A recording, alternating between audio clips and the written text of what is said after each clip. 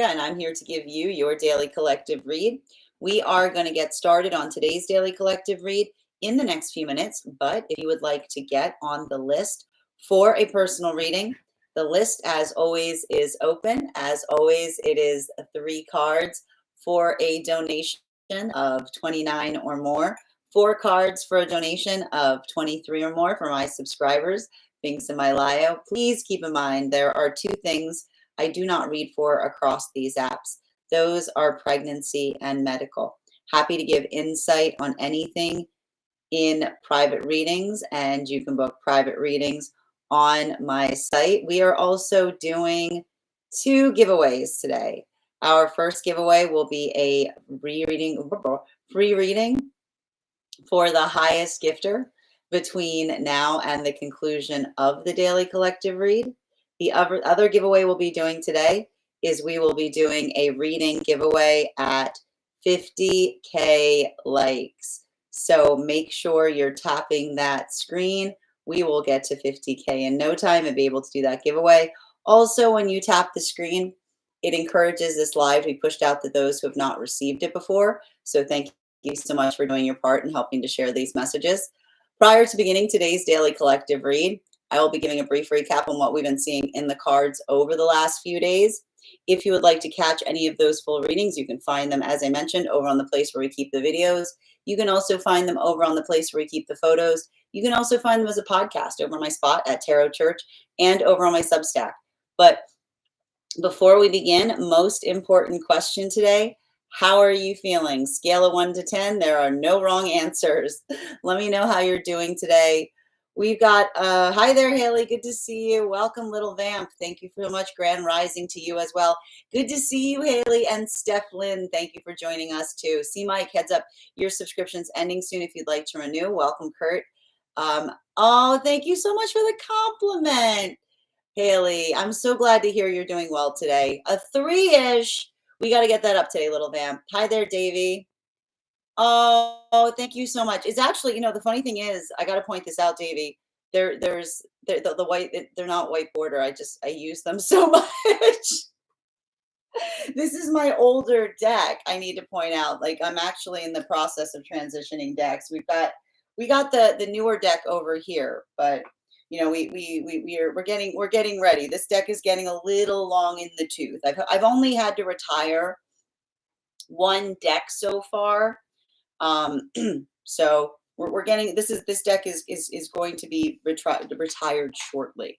So this is how they start to look. But this is also why I like this particular deck so much, because the quality, it's very hard to find quality cards that you can utilize this much and they still are able to hold the weight to be able to read for them. So I hate having to retire a deck, but I've got the last deck I was using prior to this one.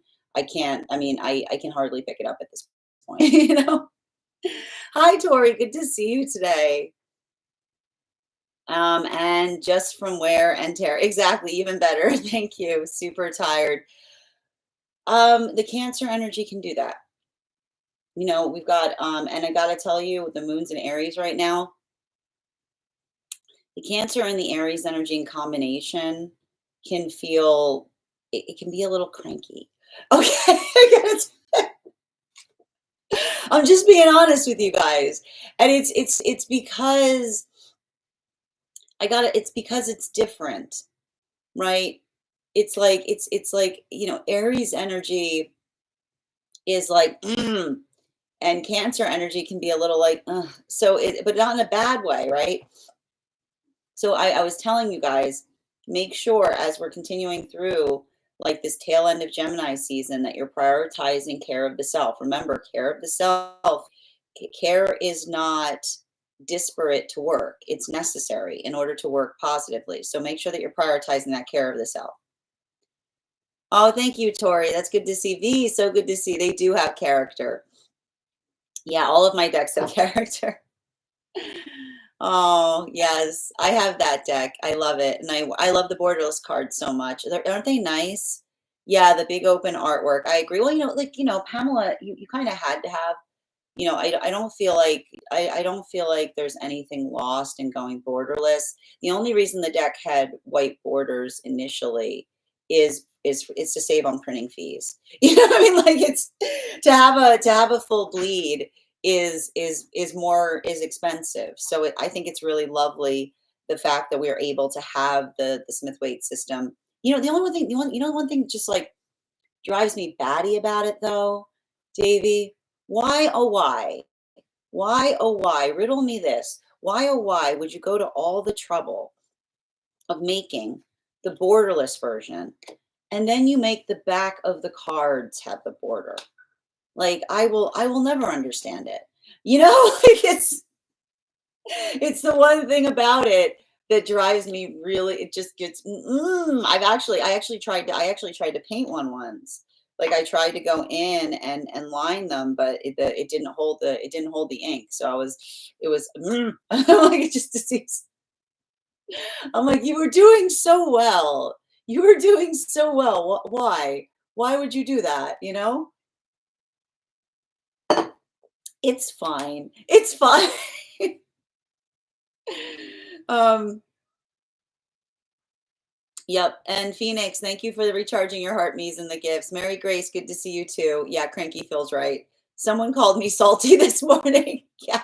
I gotta tell you, like, I will point out, like, Aries and Cancer, with all the planets we've got in Aries and Cancer right now, it's pirate energy. It's pirate energy. Yar. And that's the thing about it.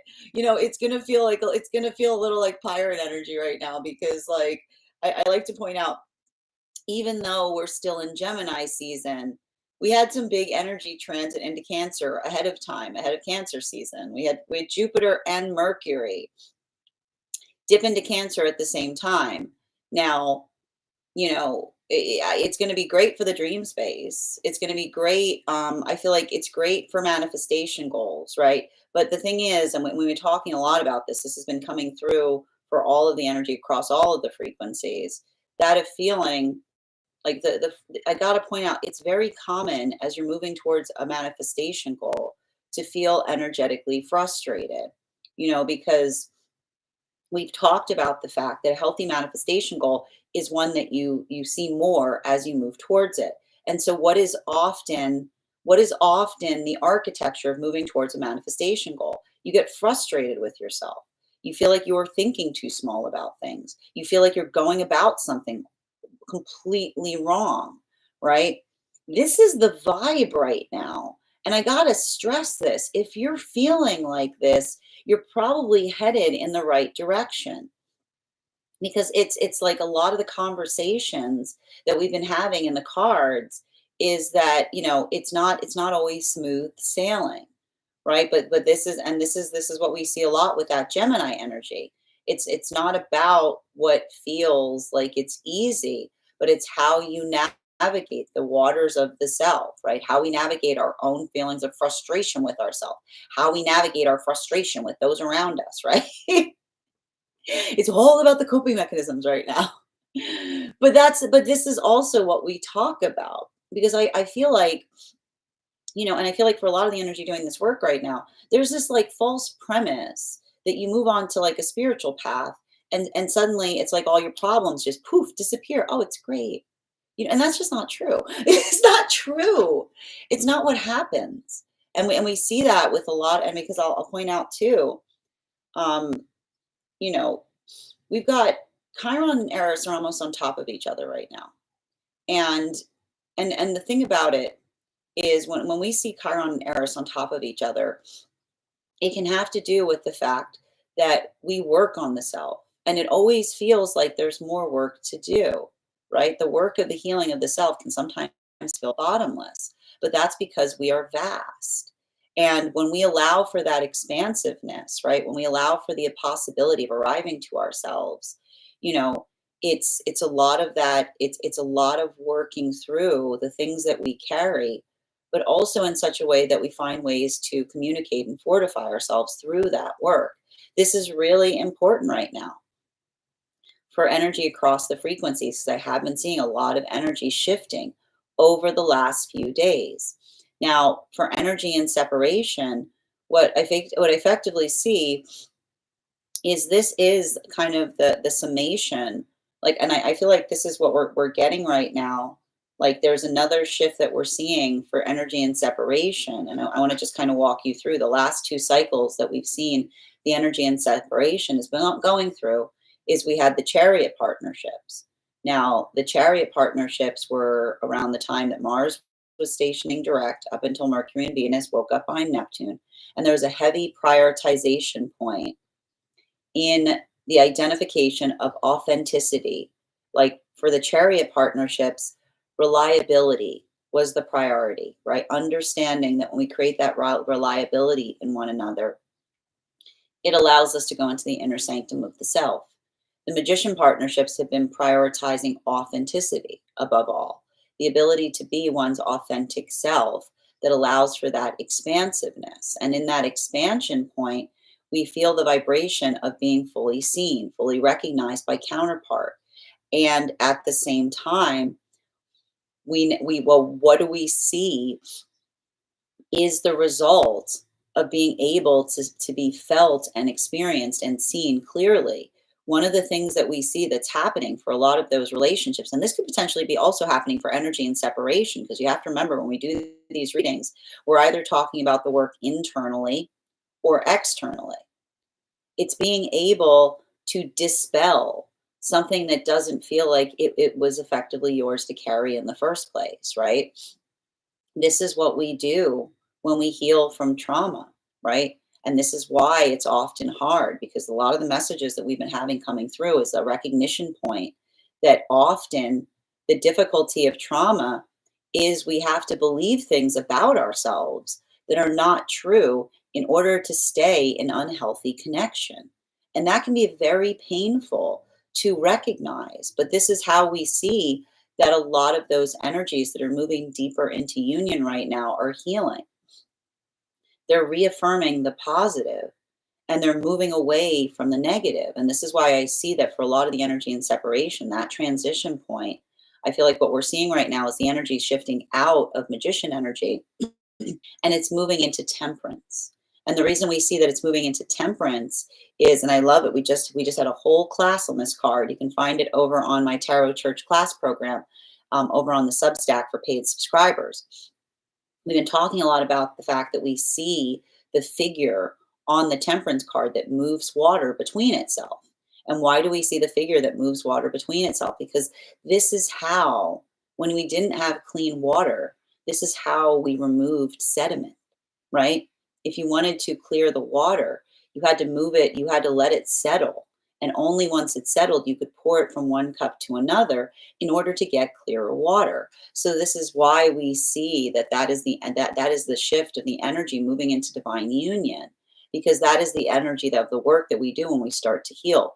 We start sifting through the things within us to identify what is ours to work on, what is ours to recognize, versus what is something that we're ready to let go of, right? Because we had to move away from it because we recognized that it wasn't something that we could heal within. It was something that another person was projecting upon us. This isn't easy work. And this is why we see that for a lot of the energy right now, moving deeper into divine union, this is a lot of that chariot energy that was moving into strength card. And I wasn't surprised to see that as well, because for a lot of the energy right now, deeper within divine union, the work that we're seeing is that rigor that is required, understanding that the reason that healing is not linear is because, first we have to work to build the standards, right? And we never want to have standards. The truth is, like, we'd much rather prefer not to have standards, because of the space that we feel safe is when we don't have to go around articulating our standards all the time, because another person holds them for us. And this is the beauty that we see in relationality to the work that the energy is doing as they move for divine union, because it's the ability to allow for the inner child healing that occurs respective and in adjacent to another, whom allows us to feel safe, because we're not constantly having to articulate our standards towards them. And that's why we talk about the healthy relationship is one where another holds our standards as we would our own, because it allows us to be able to do that deeper work and being vulnerable. This is why we find that we have exceptional relationships. and exceptional doesn't mean that the energy that's closest to us has completely different rules, but it is the energy that is excelled to us that allows us to be more vulnerable. And we do have a lot of the energy right now deep within divine union that was moving into Wheel of Fortune. So we see that for a lot of the energy moving into Wheel of Fortune, that was a lot of that work in relationality to Mercury, Mercury and Jupiter moving into Cancer, the dream that gets bigger, right? Because the healthy relationship is one that the dream accommodates the experience of being within it. And this is often why, as we progress in relationship, so too do the manifestation goals of the relationship, right? Being able to see the bigger picture, being able to identify what it feels like, finding that comfortability point. So we identify that there's a lot of maturation that's happening right now. All of this is going to be a big conversation on what we're going to see in Cancer season, because I love the conversations that come up with Cancer season, because it talks about the strength of a healthy ego. That is where we find all of the energy prior to beginning today's daily collective read. But let me know in the comments how you yourself are experiencing this, because it will be different for each and every individual. If you'd like to catch that full reading, you can find it over on the place where we keep the videos. You can also find it on the place where we keep the photos. You can also find it as a podcast over on my spot at Tarot Church and over on my Substack. That said, we are going to get started on today's daily collective read in the next few minutes. If you would like to get on the list, it's a perfect time to get on the list. You will be the first person read for. The first person read for will always have an additional card in the reading. 3 cards for a donation of $29 or more. 4 cards for a donation of $23 or more for my subscribers, links in my bio. Please keep in mind there are 2 things I don't read for across these apps, pregnancy and medical. Happy to give insight on anything in private readings, and you can book private readings on my site. All right. Grand Rising Heather. And good to see you. Channeling. Yes, cranky feels right. Someone called me salty this morning. My Aries Sun, Cancer Moon, Aries Riser are all having a party. I totally understand right now, little vamp. Channeling, I need you to know how excited I get every morning to see that you're live. Oh, Channeling. Thank you so much, dear. So good to see you today, too. I hope you're having a beautiful day. Also, a reader in the collective message mentioned, a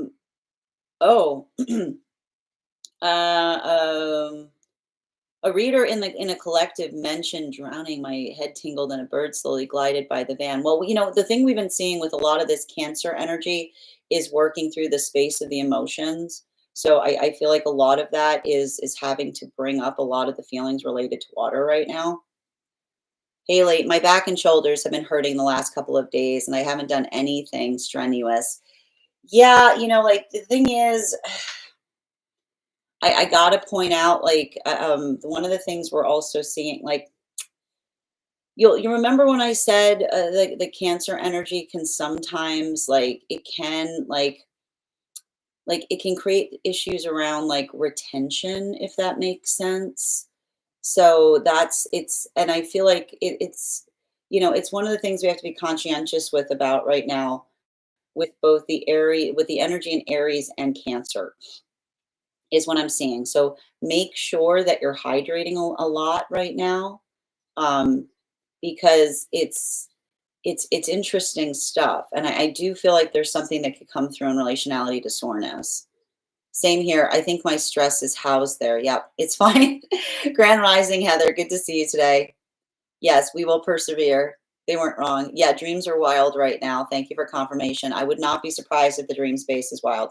They're probably getting more wild. We've got the sun about to head into Cancer too. And the thing is, Cancerian energy is all about that dream space. Whitney, thank you for the follow. Pops, your subscription's ending soon if you'd like to renew. Channeling, I did a reading in person last night, and the querent wept. It wasn't my goal, obviously. I know it's always difficult when that occurs.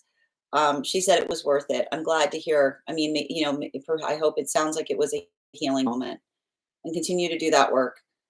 Isabel, thank you so much for the follow. The more I embrace my spiritual side, the more folks hit the road. This is characteristic, and this is something that happens, you know? That's often what happens when we start to hold our energetic standards around things. I'm sending you so much support on that journey, Ella. And thank you so much for sharing the live channeling. I appreciate you. Hi there, Euphoria, Spark. How are you doing today? Gemini, I hope that that is not the case. Make sure that you're taking prioritizing care of the self. And if you're feeling overwhelmed in a mental space in any way, shape, or form, I would definitely encourage you to seek outside support on that. Okay. Remember, there's a lot of spaces you can go. You're not alone. Make sure that you're communicating your needs to have them fulfilled. And Gemini, thank you for the follow. Ash, thank you for sharing the live. Good to see you today, Audrey. Grand Rising, Tay. Lots of water in dreams. I had water in my dreams last night too, Ella. It's the Cancerian energy. And with Aries, with the energy in Cancer right now, and Aries, like turbulence in that way too. It's raining where I'm at. The water spirits are getting things done. Well, that's good. I mean, rain is good. Good to see you today, Sarah. A big focus in my dream last night was taking in the nature in my dream. Yeah, that makes, I mean, again, we can definitely, it's interesting what comes up when we start seeing nature in the dream space. Just a reminder, I do dream interpretations here. So if you'd like a dream interpretation and would like to get on the list, you can include the information on the dream in the notes when you send the donation, or you can post it if you're a subscriber in our subscriber only Discord channels in the appropriate channels. Haley, I started working with Morgan last night. Held on to my obsidian palm stone all night. That's a really protective stone. Mary, I had an ex in my dream. Would have rather had water. Oh, gotta love those karmic dreams, man. You gotta love, surprise, surprise. I would be the same. Sadie, we're just about to get started on the Daily Collective. And if anyone wants to get on the list right now, you will be the first person read for. You will also have an additional card in your reading. Whoever gets on the list first always has an additional card in a reading. We're also doing 2 giveaways today. When we get to 50K likes, I will be gifting a reading back to the collective. We are already at 4.1K. So keep on tapping that screen. We'll get to 50K in no time. The other giveaway we're doing today is we'll be giving a reading to the highest gifter between now and the conclusion of the Daily Collective read. I also want to let you guys know, I want to thank everyone who attended our recent class on the Temperance card. It was a great class. I could have gone on longer. That card is like, there's so much to review. Next class is going to be on Wednesday, July 16th at 6 p.m. PST, 9 p.m. Eastern. We will be continuing our studies into the tarot with a focus on the Devil card. If you would like to become a part of that tarot class program, all you need to do is head on over to my Substack and become a paid subscriber. Your paid subscription to my Substack is your ticket of entry into our live classes each and every month. You will also, as a monthly subscriber, have access to over 9 hours worth of material in the Tarot Church Library archive. So if you missed the Temperance class in person, it's still available for you right now. You'll also have access to a one-on-one chat with me and the other students to ask any questions that you may have in relation to anything we have studied or have learned thus far. And if you become a founding member, not only will you receive a discount on the whole year's worth of classes, you will also have full access to the entirety of the Tarot Church Library archive. That is access to over 15 hours worth of material in an ever-expanding library. You will also have access to, if you choose to receive it, a complimentary one-on-one mentorship class with me, where I will meet with you personally to assess where you are on your personal tarot journey and give you the best insights in terms of how to utilize those classes to the best of your impact towards your personal tarot goals moving forward. One of the things I tried to do with these classes was make them accessible to the absolute novice tarot reader, as well as the seasoned reader. There's definitely something there for everyone. Don't let your lack of experience or your robust experience prevent you from joining us in these classes. And even if you don't become a paid subscriber to my Substack, I would encourage you to follow me there to stay up to date on any new offerings or services. I also post my weekly newsletter there, which will let you know about my in-person events as well as my online live schedule. You'll also be notified as to any new offerings. Speaking of offerings, on top of my standard life path readings, I also offer mentorship classes. These are for any of my students that are seeking a more personalized educational experience with me. I take a limited number of students for these reasons, as those classes are focused on each individual's personal spiritual goals and journey work. Those classes can be purchased on an individual level or as a monthly class series, weekly or bi-weekly as your schedule permits. Also, for my students that are seeking more consistent weekly tarot support, I'm very happy to offer weekly tarot insight packages. That is a package of 4 30-minute readings, again, weekly or bi-weekly as your schedule permits, so that you can stay more consistent on your personal journey. I'm also very happy to now offer dream interpretation readings. You can purchase these per dream or as a series. If you purchase the dream interpretation series, I would encourage you to start to keep a dream journal, as we will meet weekly or bi-weekly with that journal and utilize the tarot to understand the key themes and messages coming towards you in the dream space. That said, we are going to get started on today's daily collective read in the next few minutes. But if you would like to get on the list for today, the list is open. You will be the first person read for, and the first person read for will always have an additional card in their reading. 3 cards for a donation of $29 or more. 4 cards for a donation of $23 or more for my subscribers. I'm going to take a minute to read over some of the comments that came through as I was reading. Gemini, thank you for the follow. Ash, thank you for sharing the live. Always appreciate when you guys share the live. Grand Rising, Tay. Everybody's having a lot of water and dreams right now. Yep, I'm not surprised to see it with all the Cancerian energy. And Grand Rising, Ashley. I knew it was a dream, but I didn't want to go. Excellent. That sounds beautiful, though. All right, where were we? And nope, you haven't missed anything yet, Sadie. Perfect timing. Hi there, Adam. Good to see you today. Alex, thank you for charging your heart me. Dragon, thank you for charging my heart me. Remember, guys, recharge your heart me's if you'd like to have an animal spirit guide card later when we do the 1 cards. Hi there, Alex. Ella, my goal is to be able to join your classes within the next year. Anytime you're ready, dear. We'll look forward to having you there. And no pressure, though, either. And thank you as well. That's so great. I recently joined. Thank you, Mary, for joining us as well. Good to see you today. Grand Rising, Chiefs Mama. As I mentioned, friends, we are going to get started on today's daily collective read. Just a reminder, if you get on the list and have information that you feel is relevant to our reading, for instance, if you have a dream that you would like to get an interpretation on, or if you have a past life that you would like info on, you can post that information in the notes when you send the donation, or you can also post it if you are a subscriber in our subscriber only Discord channel in the allocated channels. Alexandra, thank you so much for getting on the list for today. You will be the first person read for. You'll also have an additional card. If anyone else would like to get on the list for today, you will be the second person read for. We're also at 5K likes. When we get to 50K, I will be gifting a reading back to the collective. So make sure that you're tapping that screen.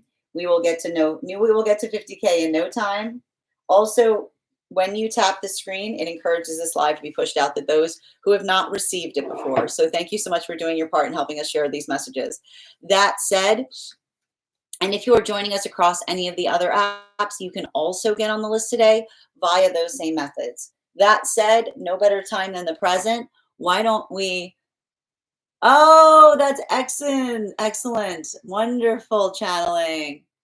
All right. That said, no better time than the present. Why don't we get started? Welcome, everyone.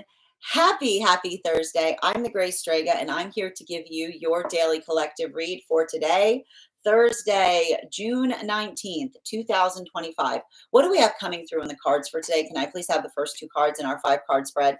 First 2 cards we are starting our day off with today. Wow, let's get through it. I want to talk about it, and I think that this is really important too. You will recall that we ended yesterday's reading on the Tower card. Now, one of the things I like to point out with the Tower card is I like to clear up a lot of the anxiety that we often experience when we see that card.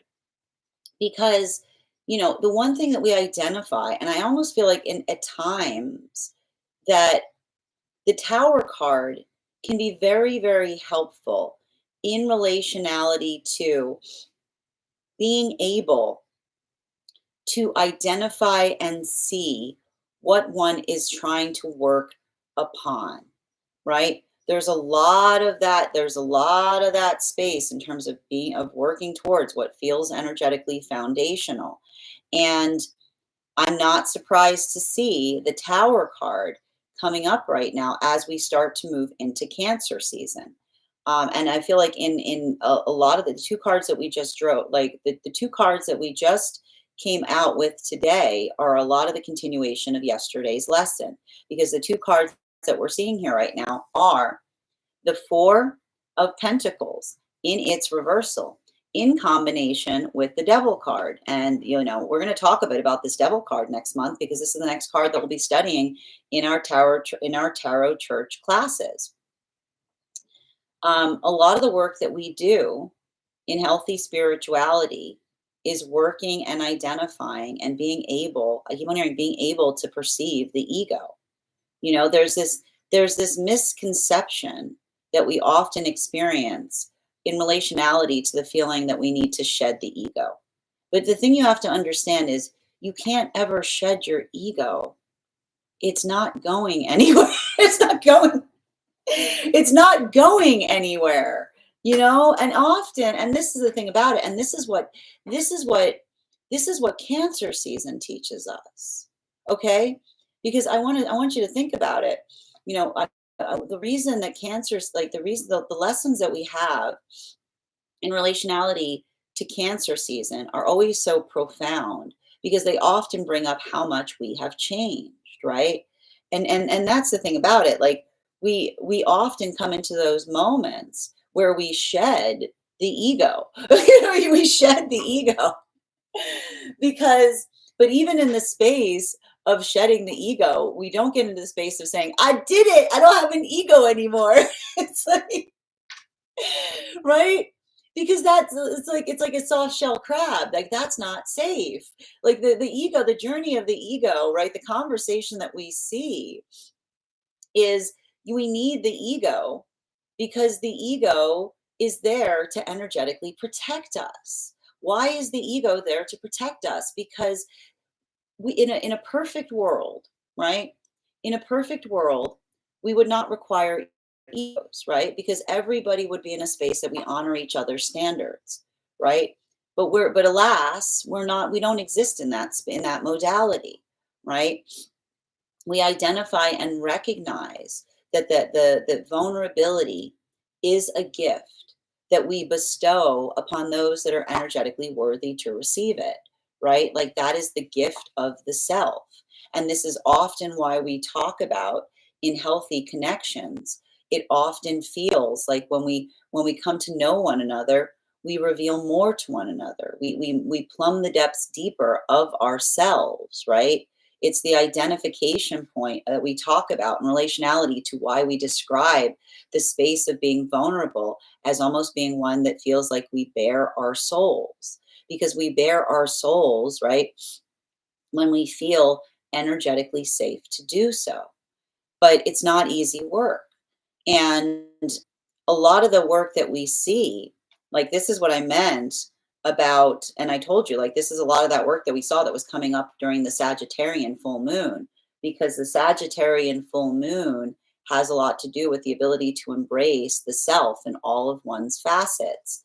And that doesn't mean, right? That doesn't mean that you're trying to, like, push back upon the ego to such an extent that you don't have one anymore. Because often, and I gotta point out, sometimes it's really like, when someone says they don't, like, when someone feels like they don't have an ego, like, they just can't see it. You know what I mean? Like, it's not about, it's like, it's working into the space of being able to identify, right? It's being able to identify. And this is what I love about Cancer season, because we can learn a lot about a healthy ego from the journey of the crab. Look at the crab, right? The shell, the carapace that we see outside the crab is not all that different from what's within it. It makes it characteristic as it relates to the creature, because it's not like a mollusk. It's not like something that looks completely different on the outside of the shell. It is the carapace that matches what's internally within. And this is often why we see that crabs go through a molting process. And why do crabs go through a molting process? They move into a space that it's vulnerable in order to change. And so I love it because the journey that we often identify in Cancer season is a contemplation on hermit energy, right? It's a contemplation on what we need, right? The environment that we need that allows us to facilitate to become what we energetically need to become. And often that journey feels like we have the ego that we are proud of, right? And what happens when we have a healthy ego? The outside pretty much matches the inside, but it's bigger. It's bigger on the inside. There's more of it. There's just more of the same. And this is why when we heal our egos, we allow the ability of healing our relationships, because that's those modalities where another person encounters us, and what they experience, right, is very much what they're going to find the whole way through. It's like it doesn't change all that much. In fact, it gets better, right? It's like it's the ability of feeling that pathwork of energetic integrity by which we find the harmony of the self. And what is the harmony of the self? It is the expression of the unification of the energetic ego and the higher self. This was all of that conversation that we were having in relation to the journey of the magician. So a lot of this work that we see right now, this is the harmonization point of, and that's why it's not a negative potentially see this energy here, because this is what it feels like right now for a lot of the energy that's moving deeper into divine union. Because we also talked about the fact that when we're healing from trauma, when we're healing from things that are not in alignment to us, it feels like they distort us. It feels like we start to change, right? We start to change into things and we don't like what we're changing into, right? It's like that moment of being like, this is often why when we're in unhealthy relationships, we start feeling like we're losing a sense of ourselves, right? Because that is the modality of understanding that the expression of relationship is one that helps us sift through what isn't healthy for us in order to understand and identify what is. And so we see even now that for a lot of the energy, that work, this is why I said, like, these two cards, I want to point this out. I know it might be hard to recognize, but these two cards in combination are effectively the temperance card, right? Because we talked a lot about the fact that the temperance card is about sifting water between cups. And when you have to remember that when you didn't have a way to purify water, this is how you would purify water. You would move it through something. Because when you move the water through something, you would be able to leave the sediment behind, right? So what does it feel like for a lot of these relationships that we're prioritizing authenticity of self, the ability to be seen, the ability to have the clarifying conversation with another, right? And articulating with one another. And even in the space of identifying something about the self that one identifies with, that another says, I got to tell you, I know you keep bringing that up. I just don't see that, right? Like, this is why it's so healthy to do the work on the self, because I keep on getting one of two different modalities that are happening right now in energetic connections. These are either situations or circumstances where someone has done the work of the self so much that something that one was working on in the self, that when another person identifies it, they say, I don't see it, because it is the metric of success by which how far you've been able to heal it, even though it feels like it's ongoing.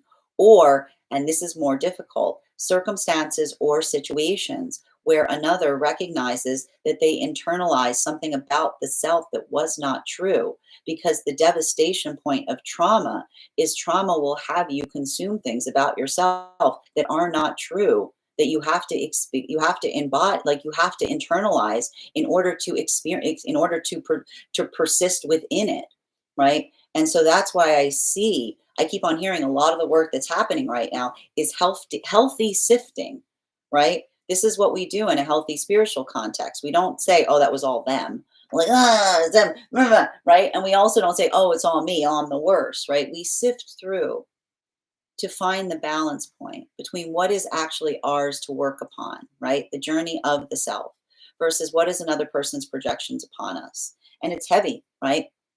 It's not easy stuff. And sometimes and what happens, this is why we talk about center card for today's spread. Often the first step in healing is identifying the audacity.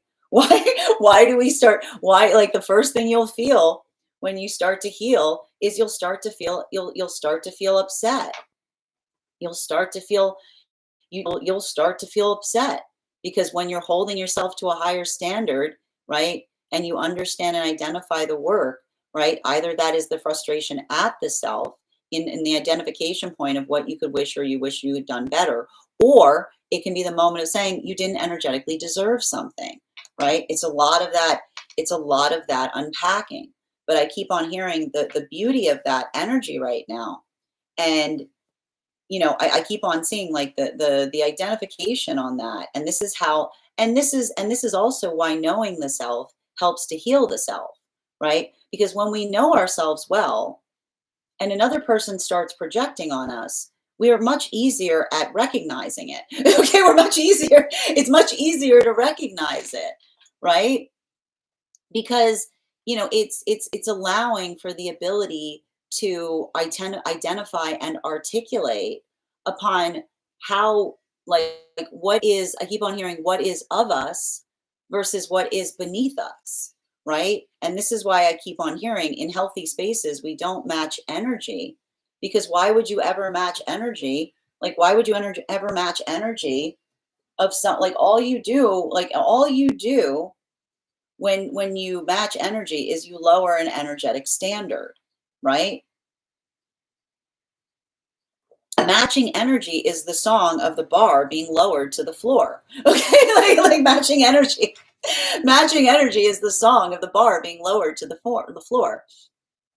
But when we identify, right, when we recognize, we simply facilitate the understanding of whether another is working towards the same goals as we are, right? And that's why I keep on seeing that the beauty of a lot of this work is healing via the identifying what is and is not a productive conversation, right? Because the productive conversation is such that I keep on, and this is what I meant. I'm going to tell you right now, I do see some energy right now coming into separation, because it says to me that, and this is what I meant in like some of this energy that we're seeing here between like the devil card and the 8 of Pentacles. When we're identifying and recognizing what feels productive, we're able to discern, right? I keep on hearing every problem is a solution waiting to happen, right? That is where remember how we talked about the big journey between Gemini season is working through the difference between fickleness and pragmatism, which is the ability to be energetically adaptable, the ability to effectively be able to, move through things very quickly as one moves towards a manifestation goal, right? It's a lot of that practicality. But what do we identify as something that is more energetically fickle? An energetic fickle point is being too changeable, right? The changeability that can often be indicative of an aversion to being resilient upon a path. So that's why I keep on hearing that for the energy that's coming into divine union, this is like the sigh of relief, but also potentially the frustration that's being released with that sigh, because this is the energy that is moving towards one another, and they're identifying the difference between an embodied manifestation versus something that just looked like a manifestation. And this is the thing we have to understand. This is why we often talk about the importance of not getting too stuck on the appearance of things when you talk towards manifestation goals. Because walking through something is, we talk about the healthy manifestation is one that effectively allows you to see more. It allows you to be able to recognize things. But when we're in those modalities, right? When we're in those modalities and this is how we end up in an unhealthy relationship, right? Because this is what the universe says. The universe says you see somebody and you go, I want that person. And the energy of the universe is like, you can have anything you want. How it feels to be in that, I can't, like, I can't guarantee you. Are you sure? Are you have to ask yourself, and here's the next card coming out, right? Like, exactly. Thank you. We've got our Two of Pentacles, right? Because the healthy manifestation is one that looks right, is right, feels right, right? It has both within it. It's the dual force of the self. It meets both energetic spaces. But often, and this is why we work through, this is why we talk about the act of surrender that allows us the context to help us identify what it is that we're moving towards, right? What do we mean by surrender? Surrender does not mean giving up on things. Surrendering means trusting the path work to allow itself to help you see something that you could not see before, right? And that's why the universe says, like, go ahead and give your manifestations, but if you don't hold on too much to what it is that you, in the way it might come towards you, you give the universe the ability to help surprise you. Like, it's like, and that's the thing with the universe, right? You're like, that, I want this. Okay, cool. I had this like totally cool thing down there for you, but you want that? Okay. Like, it works in the context of understanding, right? It's what feels energetically right. And when we work towards the feeling of it, when we identify and recognize that, it helps us learn about the self in the process, right? And so I keep on seeing that a lot of the work that is happening, I told you there's a shift happening right now for a lot of the energy and separation, and it feels like it's moving into temperance because these are the relationships that are prioritizing and focusing upon the feelings, but the feelings that feel energetically honored, the feelings that allow one to feel energetically nourished in the context of relationship. Fifth card in our 5-card spread for today we've got here our Fool card. And I love to see the Fool card because the Fool card is often one that I associate with Aries energy. I have a bit of a different take on the astrology of the cards. You can find, I talk a lot about it in my Tarot Church classes, so you can subscribe to over on the Substack. But a lot of the work that we see, right? And I love it too, because this is what it feels like when we're in a healthy manifestation, right? Like, lead the way. Like, it's not really, you're not really sure what you're going to find, but you know the feeling in your heart. You know what that feeling is. And so when we know ourselves better, right? When we know ourselves better, we're not, and I keep on, when we know ourselves better, I keep on getting, we're not hooked on feelings. We are attuned to them. And what is the difference between being hooked on feelings versus being attuned to them? So being hooked on feelings is looking for a feeling. Okay, like it's looking for something, but not necessarily knowing what you're looking for. Like, you haven't found it, right? It's a lot of that type of energy, and that can often be fickle. Okay, like that can be fickle. That can be fickle because that often, right? Like when you say to someone, "What are you looking for?" "I don't know." Okay. Well, how are you gonna recognize it? "I'll know it when I see it." What? Did you just you know what I mean? Like, you see what I mean? Like, and we just talked about the fact that the healthy manifestation is one that we understand the emotional nature by which we are seeking something. And that's often because why? We've embodied it within, right? We've arrived to that feeling within the self. So that's why when we talk about working in the service of our bliss, Okay, and now we're going to talk about bliss right now, because bliss does not mean doing whatever you want whenever you feel like doing it. Okay, like bliss, that is not bliss. Bliss is trying to do the best that one can in relationality to trying to articulate and share, like spread, as it were, to spread that feeling to those around us, right? And this is what we often do, right? This is often what we do in the context of love. What do we do in the context of love? We share our bliss, right? We share our bliss.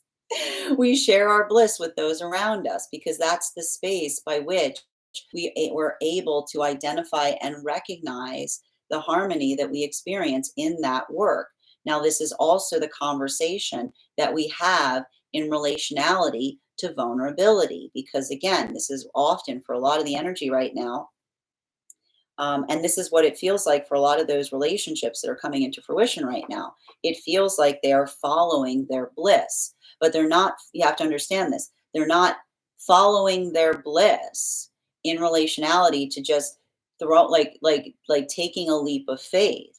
This is the energy that has built the stability in one another. They're healing from the wounds of the past via the clarifying conversations, the ability to feel seen and to be seen in accordance. They're following, they're allowing the space but for their feelings to arrive. And it is the stability of the energetic feeling, the harmony that they have via those reaffirming conversations that are giving them the energetic courage to follow their bliss. This brings us to a lot of the energy right now that is coming into divine union, clarification between our Four of Pentacles in its reversal in combination with our Devil card in its upright. We've got here the Nine of Pentacles in its reversal. So what are we seeing right now with a lot of that Nine of Pentacles in its reversal? A lot of the work that we're identifying and seeing in relationality to the Nine of Pentacles in its reversal, this is a lot of that continuing effort that we identify and recognize in relationality to healing from spaces of trauma. For a lot of this energy, you'll recall we talked about the fact that these are a lot of those chariot partnerships. These are a lot of those relationships or a lot of those situations wherein we feel a lot of internal volatility, right? We always, I keep on hearing, like, the thing about trauma is that it echoes through us. You know, like, this is the problem with trauma. It's never entirely gone, right? It's never entirely gone. If trauma, I wish there was a space that I could say successfully, like, and here's the thing about it, like, there's no place that you embody, even in a healthy spiritual journey, where all your trauma just goes away. It does not like puff. It doesn't disappear, right? But how we experience it, right? How we identify it.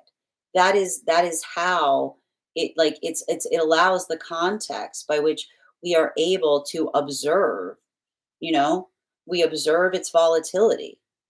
We see it within us. Like, and I keep on hearing, like, we arrive to it and we observe it, but we're not affected by it, right? And it's that moment, and I feel like that's what I'm seeing for a lot of the energy right now that is moving deeper into divine union. And this is what we can expect with, like, a Pluto retrograde, because and I actually love the energy of a Pluto retrograde, because Pluto in retrograde is all about confronting the fear that we hold within ourselves, right? And often this is why the work we do, the more that we are able to confront the fear within ourselves, the more that we are able to energetically love in a way that feels safe. Because when we embody, right, here's the difficulty point with carrying fear, right? The amount that we love, when the proportion that we love is often the proportion that we hold fear, right? Because where the love is, so too arises fear. But our ability to be brave in the space of fear, we've all had those moments, right? We've had moments where someone feels like they try to articulate that they love us, but what we receive from them doesn't feel like love. It feels like something else. It feels like something that often frightens us, because when we don't heal the fear within us and we try to love, we inadvertently project the fear we feel on that love to those that we care about. And this is something that we always need to be conscientious about. And this is why we talk about the fact that being in a healthy spiritual journey is one that we talk. I mean, we use the term shadow work, but I feel like it's about confronting. Like, I feel like it often feels much more ominous describing that word than it needs to, because it's the ability to confront the things that we worry about, right? Not in order so that we don't project them onto the things that we care about, right? And in that way, our love becomes a safe space, because we assure to others and say, I do the work of releasing the fear within, not without. I don't project them onto you. I don't give them to you to deal with, right? We work through it. It's the internal, it's like it is the internal engine that we create within ourselves that allows that to become more of the expression of the love that we feel. And that's why I keep on hearing conversations right now between the devil and the eight of pentacles in its upright. Yeah, there's that hangman in its reversal, right? This is why, right? And this is what I keep on seeing that's happening, that's so beautiful in a lot of these relationships. Talking about, it's good to get things off of our chest, right? Talking about the things that worry us, talking about the things that concern us. Because when we get to a space, right?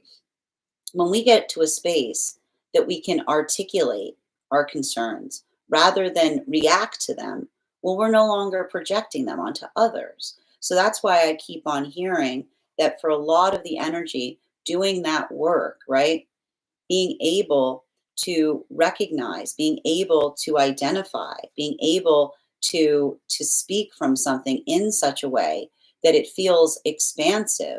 Welcome to a lot of this. I keep on hearing like a lot of this Mars in Virgo energy, because Mars in Virgo energy says, do not confuse weakness for vulnerability, right? Because weakness is the state by which you aren't able to be energetically strong. It takes incredible strength to be vulnerable. Why does it take incredible strength to be vulnerable? Because when you have to build all of those walls, when you have to build all of those barriers within the self, and then still you aren't impacted by the trauma, you still find the ability to be the vulnerable expression of the self. We allow for that context of being able to feel, right? That creates this the strength that we see in the strength card, because the strength card is not about heavy lifting. It's working through hard feelings, right? It's overcoming our own tendencies, right? That's why we see the figure of the individual who basically looks like they're putting their hand into the mouth of the lion. Continuing to get clarification between our Eight of Pentacles in combination with our Two of Pentacles in its upright, we've got here our Wheel of Fortune in its reversal. I have to point out, we've had this Wheel of Fortune in its reversal coming up very frequently. We had it yesterday, very similar position. Yesterday, it was in the center of the spread. Here, it's still there. And this is the thing that we identify and recognize, because the Wheel of Fortune in its reversal has to do with the ability to, I keep on seeing, the ability to remain consistent, right? I always like to point out the cards in their reversal don't just mean the opposite of the cards. So we see right now, it is, I keep on hearing, the consistency is key, because when we are consistent with ourselves, we allow for that energetic adaptability, right? We allow the context by which things are possible. So everything I keep on identifying there, it feels, I keep on saying, it feels supportive. It feels energetically reaffirming. It allows for a lot of that ability to be able to, I keep on hearing, recognize and identify where the work is. And this is why we see even now that when we talk towards manifestation goals. The healthy manifestation is not one, I keep on hearing, it's not one that you like reach for things. It's the ability to, I keep on hearing, like expand upon the self, sharing something greater, doing something in a bigger way. So everything I keep on seeing here, and I would not be surprised that this is happening for some energy right now with a little bit, and this is the thing I keep on seeing with like the Cancer energy in combination with the Aries energy. I will articulate that there is some tendency here to feel a little spread thin, okay? And if you're feeling energetically spread thin, I'm going to say, I want you to focus on articulating upon what you can do in a way that will help alleviate that, right? Because everything I keep on seeing that's happening right now, particularly for energy in separation, I keep on seeing it's working through the frustration that often feels, and I keep on hearing the trauma always demands more, right? The trauma always demands more of us. But when we're able to be energetically healed, we start, I keep on hearing, we don't work into the context of fearing that we're not doing enough. We just work with, I keep on hearing, we work with determination in the way that we can, right? Because I keep on hearing, and this is the issue with a lot of that. Remember when I said that the Mars and Leo energy is one that articulates that expression of compassion, right? The ability of trying to do as much as one can, right? The ability of trying to, like, compassion always can sometimes feel difficult because there always feels like there isn't enough compassion, right? There isn't enough of it. And there's a need for it everywhere. So I want you to calibrate, if you're feeling like that you're enough. Everything you can is enough, right? If you're in a modality where you're saying to yourself, I'm doing everything I can and it still doesn't feel like enough, that is often those spaces of the trauma, right? Because it's the ability to identify and recognize that when we move in that space, we do everything we can, but we don't, I keep on hearing, we don't start punishing ourselves for not being able to do more if we're doing everything in that direction. And this is what I meant in relationality to a lot of that healing that's happening, because I keep on seeing that there's a lot of energy that is recovering from energy that did not appreciate someone's everything. I'm going to say that again. I see a lot of energy in separation that is recovering from another person not appreciating someone's everything. And often when we're not in a space of energetic appreciation, right, that is the demanding relationship. That is the relationship that says you're not, like, it's the energy that just keeps on, like it. And that's what I meant about the difference and why I can see some energy right now going into separation, because the difference and the recognition point between, I kept on hearing boo and do, right? And what is the difference? What is the difference between boo and do, right? Boo, like, it's very easy to find flaw in things, right? It's very easy. Like, if you look for flaws, you will find flaws everywhere, right? It's like when you look for flaws, you will see flaws everywhere, right? But that's why, again, when we see flaws, we bring our solutions with them, right? The ability to be energetically pragmatic, the ability to work through something in a way that feels productive. This allows the context by which we're able to be, like, this is what allows us to find that point of productivity.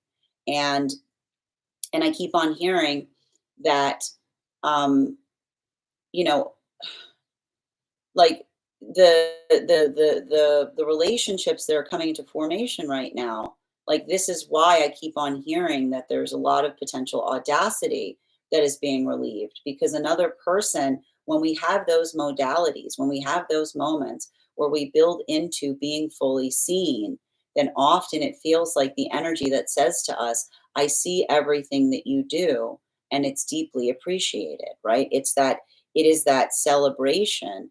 And often it brings up a lot of feelings. It's like I told you, the echo of the trauma that still resides within us that made it feel like those moments that we offered our everything to another, and another found it energetically lacking, right? That's a lot of heavy energy to work through.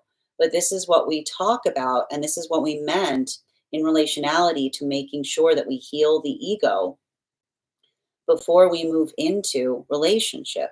Clarification between our Two of Pentacles and our Fool energy is, and we got two cards sticking to the bottom of the table, so we're going to pull them up. Man, these two cards right now, they were in yesterday's reading too, and they were really close to, yeah, these are, I got it. Make sure you pop on over, to our Substack. So you take a look at the cards that we saw, because these two cards were stuck together yesterday, and they're stuck together today, right? The healthy relationship, okay? And this is why, and this is coming through across all the frequencies, right? The healthy relationship is one that honors the standards that we hold towards it, right? The beauty of the healthy relationship is one that we feel like the relief, because we don't have to hold our standards all the time, because we feel the security of another who holds it for it. But the unhealthy relationship is one that punishes us for having them in the first place, right? It's like, it's the energy that says you got to get rid of these things. They're in the way. And this is why I keep on hearing, this is why we have an ego, right? Because we wouldn't need an ego if everybody held our standards. We wouldn't need an ego if everybody held our standards. It would be great. But alas, alas, this is what we find in the space of choice, right? The ability to, the healthy manifestation is one that is mutually shared. And that ability of doing so, right? When we are and the irony of it is, when we're in a space that is comfortable for us, when we articulate our standards, it almost feels silly, because it's like another person that says, obviously, why would I know? It's the energy that, like, I keep on seeing. It's like the obviousness of a standard that's held. But that's often in those moments when we experience that we suddenly realize what we're healing from. Because often in the articulation of a standard that another person says, obviously, and then they go, why would you have to say that? It's the understanding of the fact that a standard, right? The reason we have a standard is because when another person pushes back on a standard, it has to become a boundary, right? And this is the difference, right? This is the difference between weakness and vulnerability. The ability to identify that our vulnerability is a gift, and it's a gift that we give to those that are energetically worthy to receive it. So this is why we do that work, right? We do a lot of that. We take our time. We take the time, and this is why I keep on hearing too, when we're building into relationship, never are we in more danger than we say, let's just see where this goes. Because when we say, let's just see where this goes, it's very possible that one person wants to go this way and the other person wants to go that way. And now you've got an energetic connection, and you got two energies trying to pull in different connections. And now you got a karmic issue happening, right? So a lot of the work that I keep on seeing right now has to do with and this is often, like, this is what happens when we got a lot of Cancer energy coming up, a lot of feelings there, right? The feelings beneath the surface, right? The unconscious space. But I like to see the sixth and the seventh swords together, because it says to me, it's understanding that the thing that separates you from yesterday is who you are today. Is all I keep on hearing. The thing that separates you from yesterday is who you are today. And a lot of that energy, this is why I keep on seeing that this is the energy that I almost hear the energy collectively saying, I'm stronger now. Because it's that space of strength that we often feel like, I feel like it's working through a vulnerability to such an extent that we understand and identify that the healing of the journey of healing is effectively becoming stronger in the sense of self. Continuing to get clarification between our Nine of Pentacles in its reversal in combination with our Hangman card. We've got here our King of Pentacles in its upright. Now this is some very lovely stuff that we're seeing. Now remember, you'll recall that we talked a bit yesterday about the difference the masculine and feminine experiencing energy right now, and a lot of it has to do again with that Mars moving into Virgo. Um, for feminine energy, I keep on seeing that there was a lot of feminine energy on the table yesterday. You can go ahead and go back to that reading to see it. And so that's why we see that for a lot of the feminine energy doing this work right now, it is healing from others' expectations by being able to embrace the self in all of one's facets, right? And that's why, again, when another person, like, and I keep on hearing, it has to deal and navigate with working through another, like, and I keep on hearing, like, when someone says to us, I'm really disappointed in you, it's often the conversation that leads to the next question that says, what were you expecting? Is what I keep on hearing, right? Because that's the energy that identifies the space of understanding that we don't, I keep on hearing, we don't expect things of each other. We should celebrate one another, right? And when we come into the modality of expectation, right, that is often an energetic projection, right? Because so long that ability of doing so, right, like that ability of being able to identify and articulate, I keep on seeing that this is the energy of the feminine that is not feeling like that is the work that often happens. And we keep on hearing, like, the work of the feminine, unfortunately, when it comes about the healing path, is feeling like the song you will hear is often, you're disappointing me. But the disappointment that we often hear is the understanding and the recognition of what another person is trying to project upon us. As I keep on hearing, it's not about expectations, it's about celebrations, right? And that's the celebration of the self. And that's why I keep on hearing the feminine exists in a space that when they feel energetically celebrated, when they're doing everything they can, and the energy feels seen in the space that they're doing everything that they can, and they feel energetically motivated to do more, right? It's not coming through by way of a demand, it's coming through by way of, like, encouragement. You know what I mean? It comes by way of encouragement. It's like it comes by way of, like, cheering. You know what I mean? Like, it feels less. I keep on hearing, you hear cheers instead of hearing like the frustrations. And so that's what I keep on seeing that's happening right now. But this is hard for a lot of the feminine energy that's working through that, particularly because, and this is what we identify, and this is often the difficulty point that we recognize, the same quality that the feminine tries to find, right? The ability of being multifaceted, the ability of doing different things. For masculine energy, if masculine energy does that, they're celebrated for it. Like, the masculine energy is like, look at them being all cavalier. Like, it's a lot of that energy of, it's a lot of the masculine that is encouraged to be in that modality, right? But this is why we see, and that's why I keep on seeing that for a lot of the masculine energy, what do we see that the masculine energy is doing right now to help the feminine through those hurdles? They're also working on being energetically supportive, right? You remember when I said that there was a lot of masculine energy yesterday that was reading into the space of actively listening, right? Because this is the masculine that understands and recognizes, like, in the space of being able to articulate upon the feelings, right? This is a lot of that energy that is doing that work that keeps on, I keep on hearing they're reshaping the perception of masculine in the process, because this is a masculine that says feelings are not like, feelings are not anthemic to being a masculine, right? And when we don't learn how to express our feelings rule us. Because when we feel them and we try to suppress them, we never learn how to get stronger within them. So I just keep on seeing that for a lot of the masculine energy, finding like there's a frustration that comes through. And this is also the frustration of the masculine healing from their trauma,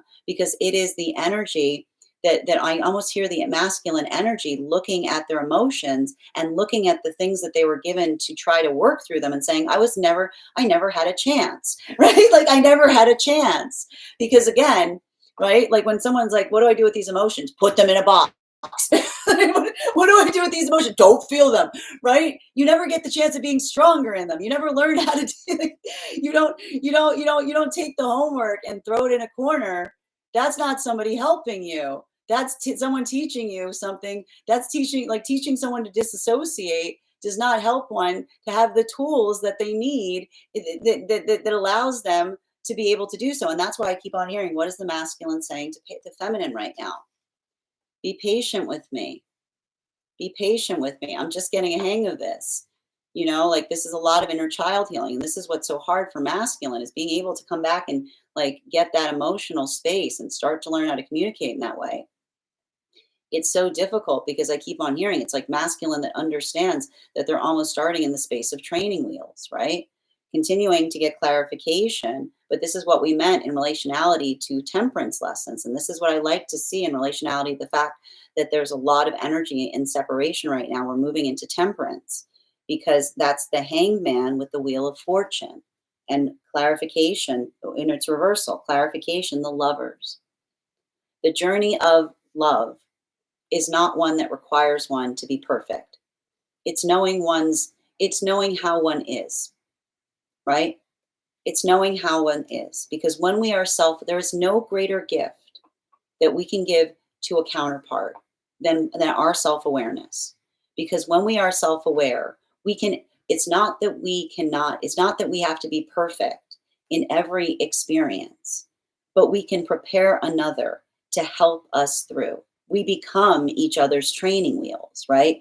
But you cannot be a training wheel for another if you aren't able to admit that there's something, if you aren't able to recognize and identify and articulate what the work is. So I just keep on seeing that, like, I like a lot of this temperance energy that we see, that the energy in separation is arriving to, because this is the energy that is working on the awareness of the self, understanding that that awareness is the gift that we offer another in partnership. No greater gift can you bring to the door of the counterpart than an understanding of the self, because this is the energy that says, here, I don't need you to try to figure me out.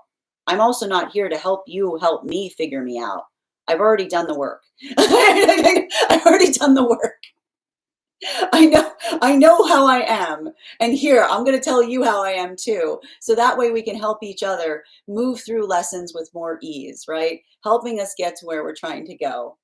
And that becomes the energy of the counterpart, because the counterpart, again, the temperance energy, which is often connected to the lovers, says that we don't need to be each other's perfect for something to work. We just need to know what it is that we're working on and then be able to help one another with it. Continuing to get clarification between our Wheel of Fortune in combination with our Six of Swords and our Seven of Swords, and it's upright.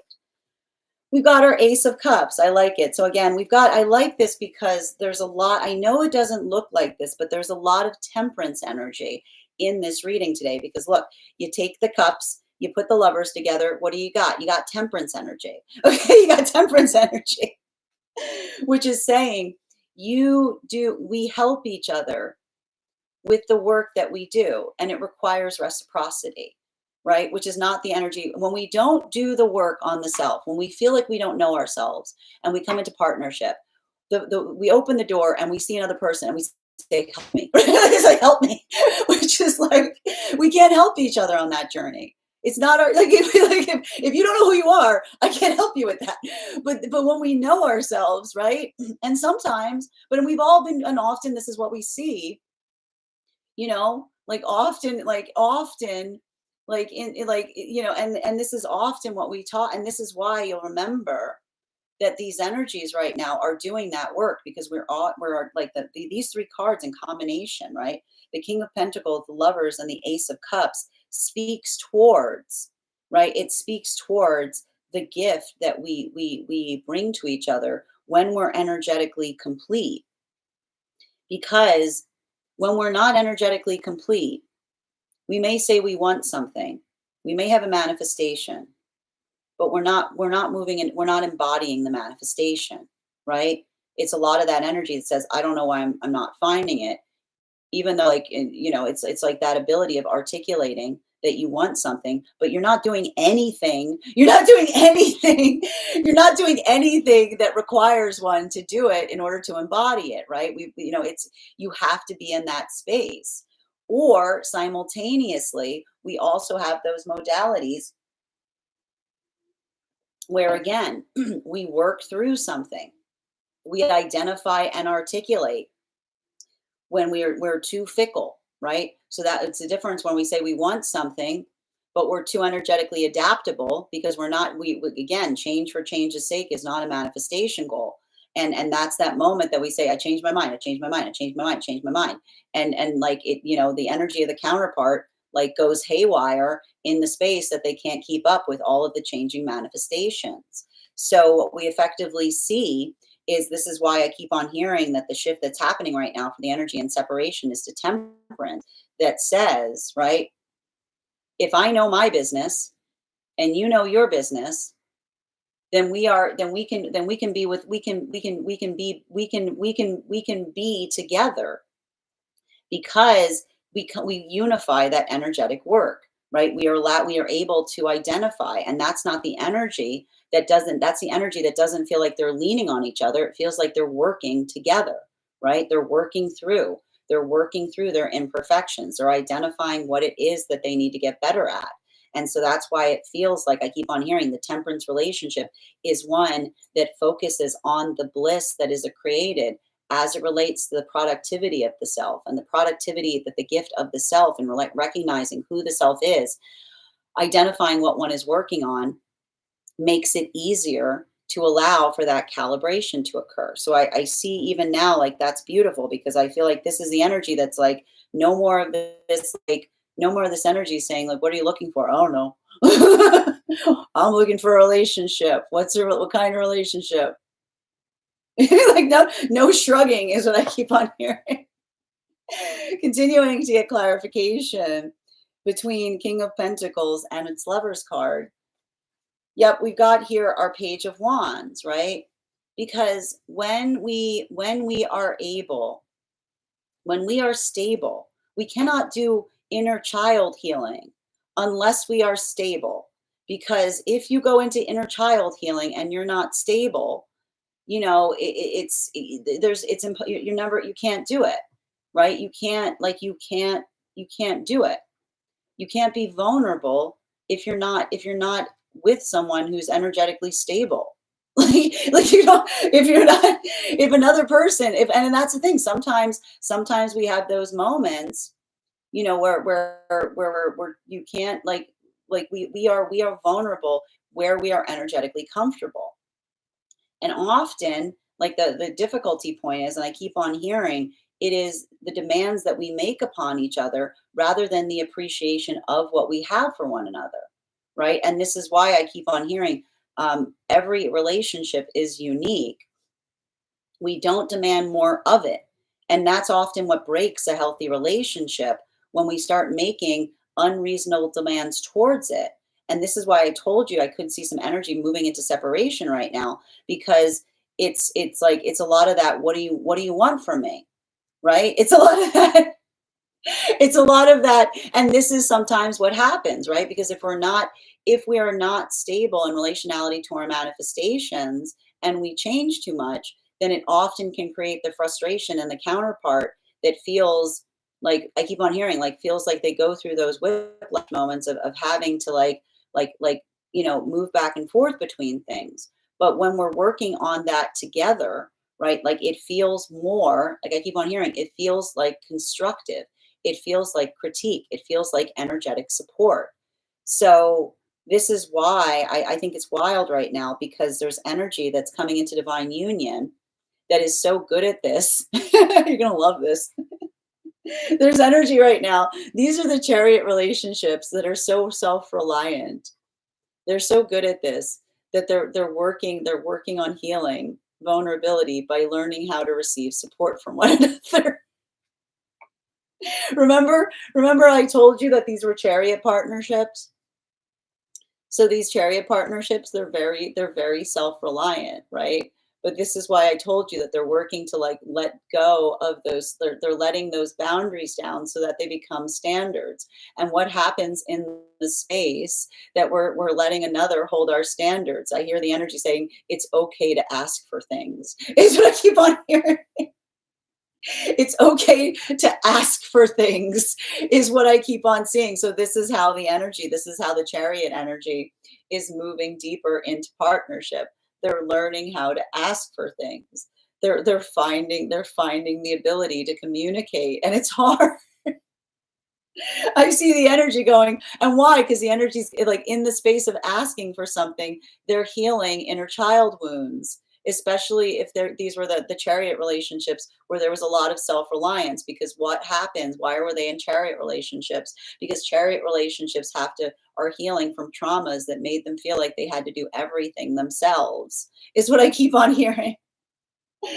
Continuing to get clarification between our Lover's card and our Ace of Cups, we have here our Page of Swords in its upright. So there's a lot, I feel like there's a lot of this energy that I'm identifying right now. And the thing about it, and I want to describe, and I want to show you what's happening here. And I like this because this is showing me a lot of the work that's happening deep within divine union, right? And I do want to show it to you because I feel like it's going to show you the difference between masculine and feminine energy right now. Bearing in mind, this is not based on gender, but what one feels most aligned to. Um, we've got our Page of Wands here in its reversal and our Page of Swords. And this is the difficulty point as it relates to, I keep on hearing, there are conversations deep within divine union right now that are happening in relationality to the nature of equality, is what I keep on hearing.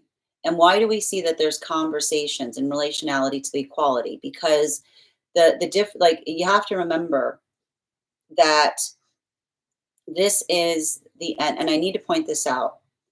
When we are working towards balance, we understand and recognize that masculine and feminine have to go through journeys of healing in different ways. And this is why it's very unhealthy to project a dynamic, especially when we use the word like all, right? Like all men are like this. Like when you say all men are like this, guess what? You've become a part of the problem, right? Because you're entering something already carrying a whole cynicism to an entire energetic union, right? You can't be saying that you're trying to move towards divine union, be like, man, are awful. And then and similarly, if you can't, like, as a masculine, you can't go towards feminine and be like, woman, right? You can't say, I want divine feminine, like I want to be in a divine union with divine feminine, but all feminine energy is like this, right? Because you're already, and that is when you've allowed the trauma to inform you, right? You're not approaching something with a state of hopefulness. But that's why when we're in healthy paradigms, we understand the challenges that we each experience, right? And for feminine, like, this is a lot of the journey of the feminine that looks towards masculine and says, it's unfair. If I move as you do, if I prioritize the self, if I move towards my dreams, others will say I am failing at my roles, right? This is the tragedy of being in the feminine experience. When you move towards your dreams, the sound you will hear is you are failing at your roles, right? That is the architecture by which the feminine needs to move, right? It's the energy of the feminine that has to come to terms with the fact that the song they will hear as they move towards their dreams is the energy saying, you're really failing at your role here. You're really failing at your role, because it's others' projections of them that say, this is what I expect of you, right? And for masculine, this is the masculine that looks to the feminine and says, I am in a modality where I cannot express my emotions, because when I'm told that I express my emotions, then I'm told I'm acting like a child, right? So this is the masculine that heals and says, this is the identification of the difficulty of the work right now, that why it brings out different qualities and characteristics in masculine and feminine energy, bearing in mind this is not based on gender. And this is the masculine that says, and this is the energy of the audacity. This is the masculine that says, it's not fair that I'm finally understanding that the thing I should have been doing is learning how to work through with something. Everyone was just telling me to suppress, because when you suppress something, you don't learn how to get stronger at it. So this is the energy that says, I feel ill prepared to navigate the emotional challenges, because I was taught, instead of experiencing something, I should just stomp it down, right? That's not something that allowed me to be able to be strong. So that's the energy of the masculine, working through a lot of the energetic trauma of that unfairness. This is a lot of the feminine that's working through the energy that says, why is it every time I try to follow my dream, it's others articulating that I'm not fitting their role? Because that's the feminine saying, when others say you're not fitting a role, that's another person's projection towards you. So we see even now that a lot of that energy, what are they doing? They're supporting each other. They're holding each other's frustrations for one another, right? They're not articulating that one is better or worse. They see each other with clarity. Because when we love one another, we don't look at each other and say, it's harder for me. We say, I see what you hold, and it's not easy. Final card for today's spread is, we have here our 7 of Cups in its reversal, right? And this is having to do with the beauty of healthy partnership. And what does a healthy partnership say? I see you. I see you. Right. And it is the gift of being seen. I want you to see the 3 cards that we see right now in the relationships, like in the space of divine union, right? We've got this beautiful seam that runs throughout this reading today, the 8 of Pentacles with the Lover's card and the 7 of Cups. I see how hard you work. Like, right, this is the energy. This is the energy of the expression. Like, this is the ability, this is the clear mirror, right? Because when we're and this is how, and I keep on hearing, how can you tell the difference between a projection and a reflection? You can often identify a projection because someone will say, you're not fitting the role. You're not fitting the role. You're not fitting the role. This isn't a bakery, right? The projection is often another saying, you're not serving what I expect you to serve in the experience that I demand of you. But when we're in a healthy relationship, it's not about roles. There are no roles in healthy relationship. We arrive to the counterpart in a way that is energetically needed. And it is the song of being seen, right? It is the energy that says, I see what you do. I see how hard you work. I see the difficulties you carry. I see the burdens. I understand that you may be carrying and working on something completely different, but I see your struggle, and your struggle is my reality, because that is what we see with Mars and Virgo, the struggle that is made real, but it is the struggle that is made real in the ability of not demanding more from one another within it, but holding each other dearly throughout it. Bottom of the deck on this reading, especially with the 5 of Wands in its reversal, right? Often, like, this is where, like, and a lot of it comes through as it relates to the relationship or the rationality point of the healthy energetic connection, right? Because it is the definition of compassion. It is the articulation upon that experience by which, I keep on hearing, we do what we can, right? In any modality. And we feel celebrated by those that say, your everything is enough, right? It is the reaffirming of the self that helps us feel that the encouragement to continue forward. But this is often what feels like it's energetically debilitating because we often experience trauma when we're doing everything we can and another person is demanding more, right? Like and that's often why and sometimes that is the nature of an energetic relationship, right? This is why I keep on hearing when we work through problems, right? We don't work through our problems and give the problem to the counterpart to solve. We come towards it with our solutions, right? We identify what can be easier, right? It's not. I keep on hearing it's not leaning on each other. It's rising to the energetic challenge, and we rise to the challenge by first doing what? Articulating our needs. Because I keep on hearing, but that is hard because often trauma makes it difficult to express it. Like you got to clear that throat chakra. That is our daily collective read for today. I want to thank you so much for being here and experiencing these messages. Just a reminder, if you would like to book a private reading with me, you can book one on my site. Please keep in mind, if you book a private reading with me, it is a two-step process. You have to book the reading, you have to pay for the reading. Please make sure you do both if you'd like to have that reading.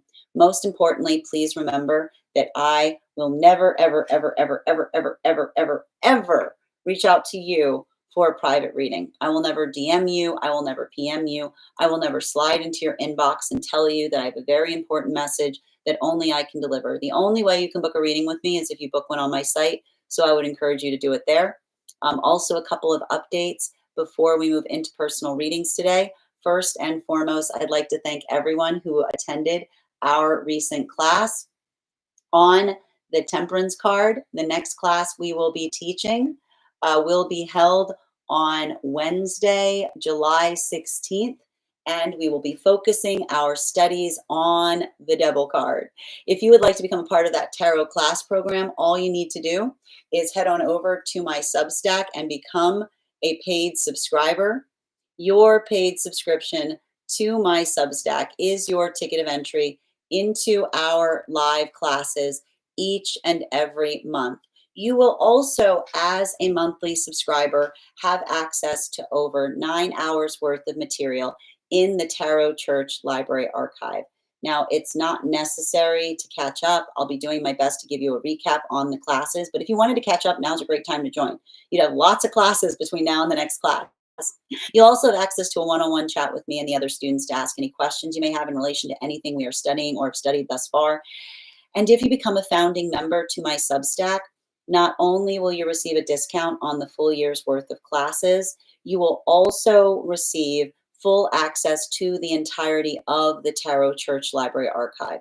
That is access to over 15 hours worth of material in an ever-expanding library. You will also have access to, if you choose to receive it, a complimentary one-on-one mentorship class with me, where I will meet with you personally to assess where you are on your own personal tarot journey and give you the best insights in terms of how to utilize those classes to the best of your advantage towards your personal tarot goals moving forward. One of the things I tried to do in these classes was make them accessible to the absolute novice tarot reader as well as the seasoned reader. There's definitely something there for everyone. Don't let your lack of experience or your robust experience prevent you from joining us in these classes. And even if you don't become a paying subscriber to my Substack, I would encourage you to follow me there to stay up to date on any new offerings or services. I also post my weekly newsletter there, which will let you know about my in-person events and my online live schedule. I also post my mystic meditation articles there. I just wrote one to help you navigate this recent full moon in Sagittarius most effectively. I also want to let you guys know that on top of my standard life path readings, I also offer mentorship classes. So these are for any of my clients that are seeking a more consistent, more personalized educational experience with me. I take a very limited number of students for this reason, as those classes are focused on each individual's personal spiritual goals and journey work. I also offer I also offer, for those who are seeking more consistent weekly tarot support, weekly tarot insight packages. That is a package of 4 30-minute readings, again, weekly or bi-weekly as your schedule permits, so that you can stay more consistent on your personal journey. I'm also very happy to now offer dream interpretation readings. You can purchase these per dream or as a series. If you purchase the series, I would encourage you to start to keep a dream journal, as we will meet weekly or bi-weekly with that journal and utilize the tarot to understand the key themes and messages coming towards you in the dream space. I want to thank you guys so much for being here today and sharing in these messages, and we will do this again tomorrow. That is our daily collective read. We are going to get started on personal readings. Congratulations, channeling. You got our highest gifter today. You will be getting a free reading. And dragons, you came in second, so you will also have additional cards in your reading. If anyone else would like to get on the list for today, you will be the 5th person read for. It is 3 cards for a donation of $29 or more. 4 cards for a donation of $23 or more for my subscribers. Links in my bio. Please keep in mind there are 2 things I do not read for across these apps: pregnancy and medical. Happy to give insight on anything in private readings, and you can book private readings on my site.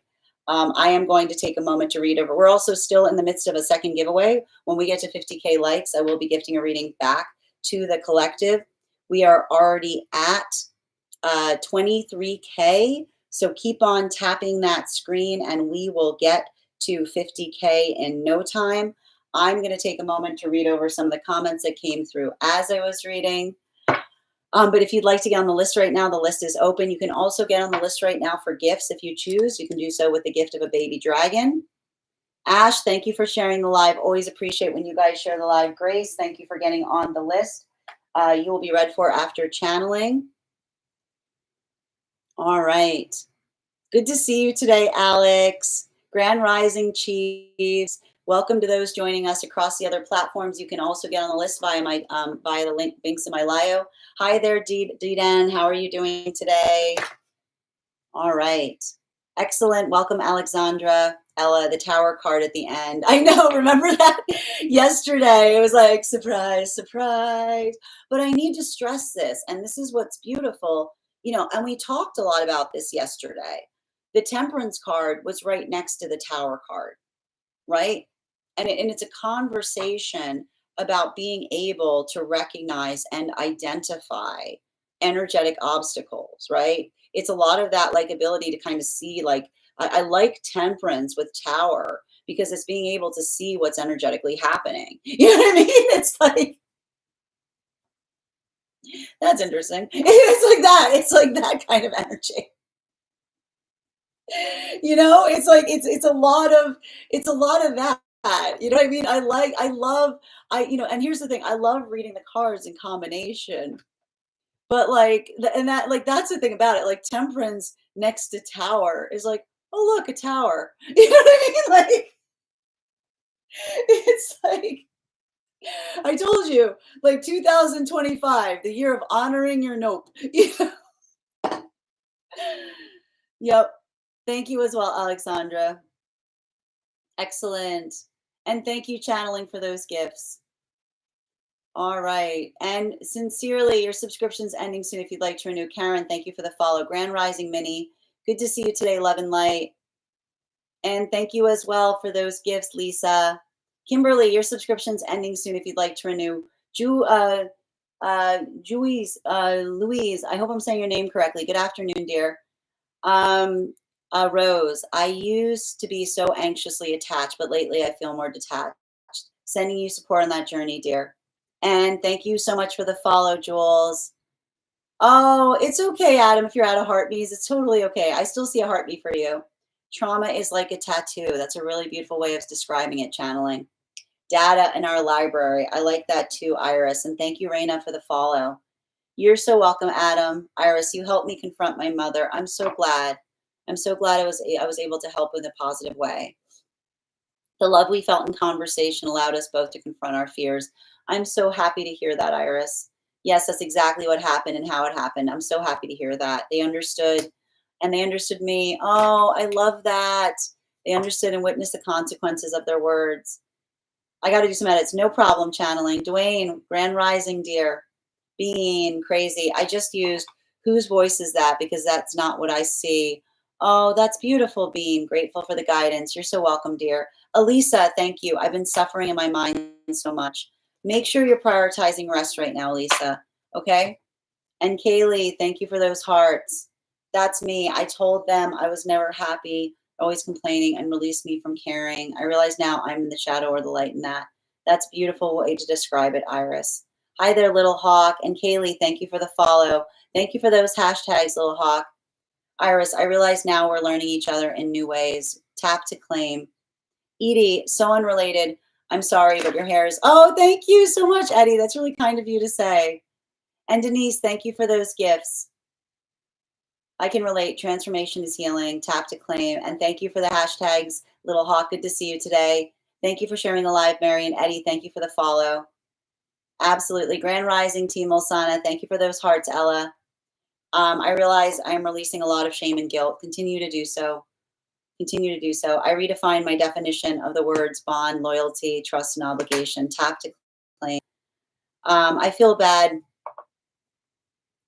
I mean, and I want to stress this. It's not about not having energetic expectations, but it's the understanding and the recognition point between how we arrive to situations versus what feels like. I keep on hearing the difference between an expectation and a demand is the ability to recognize and identify how we can work towards it, right? It's a productive conversation as it relates to healthy communication of expectations.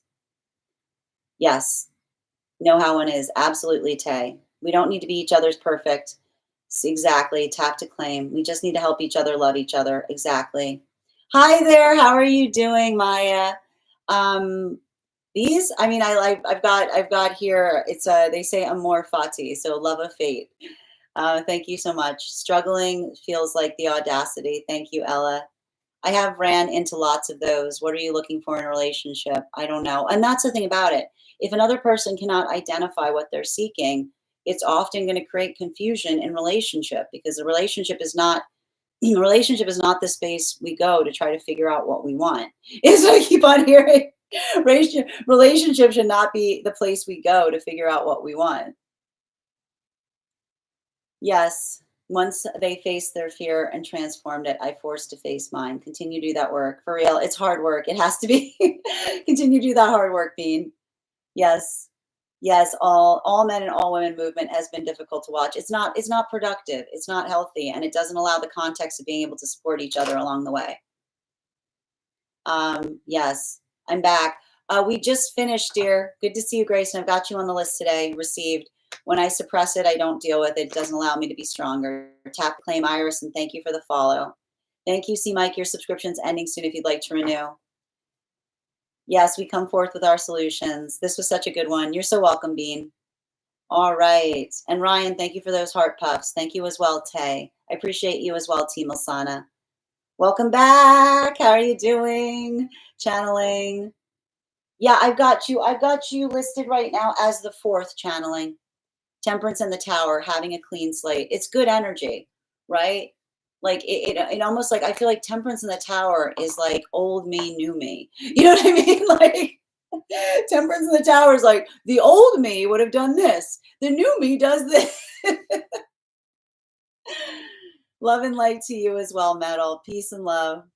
Thank you as well, Ryan, for those hashtags. Hope you're having a beautiful day. And thank you, Daisy, for the follow. Inhale and exhale. High fives. Great music. And thank you for the reading. You're so welcome, Metal. I had to take the pup to daycare. Oh, no problem. I wish you luck in that interview today, Grace. You're so welcome, channeling. All right, friends. We are going to continue now into personal readings. If you would like to get on the list is open. You will be the 6th person read for. 3 cards for a donation of $29 or more. 4 cards for donation of $23 or more for my subscribers, Binks and my Lio. Please keep in mind there are 2 things I don't read for across these apps, pregnancy and medical. Happy to give insight on anything in private readings, and you can book private readings on my site. Next thing we're going to do right now, though, is an intuition check before we get started. The first person we're reading for today is Alexandra. So let me know, Alexandra, what kind of reading you would like. If we're doing a general or if you have a specific question. Also, if you have information that's relevant, you can include it in the notes when you send the donation or post it in our subscriber-only Discord channel in the appropriate channels. Lisa, I've got you after Alexandra, so you're second today. All right, I'm going to draw a card here. We have got the Animal Oracle card. I'm going to count back from 10. Put your impressions in the chat, and we will see who gets closest to it. 10, 9, 8, 7, 6, 5, 4, 3, 2, 1. Oh, we had a bunch of people that were very close. We had water dragon. So if you put snake, if you put blue, if you put dragon, I feel like those were all they were very, very close to the mark. So good job, guys. You see, we get better when we practice. Excellent. All right, Alexandra, can you let me know if you'd like a general or if you have a specific question you'd like me to answer? Ooh, it's a dream interpretation. Inside tea or outside tea? Inside tea or outside tea?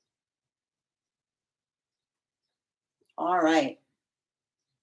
And just a reminder, if you have information you feel is relevant to the reading, you can include it in the notes or on the Discord. Where were we? Outside tea is our favorite tea. Excellent. All right.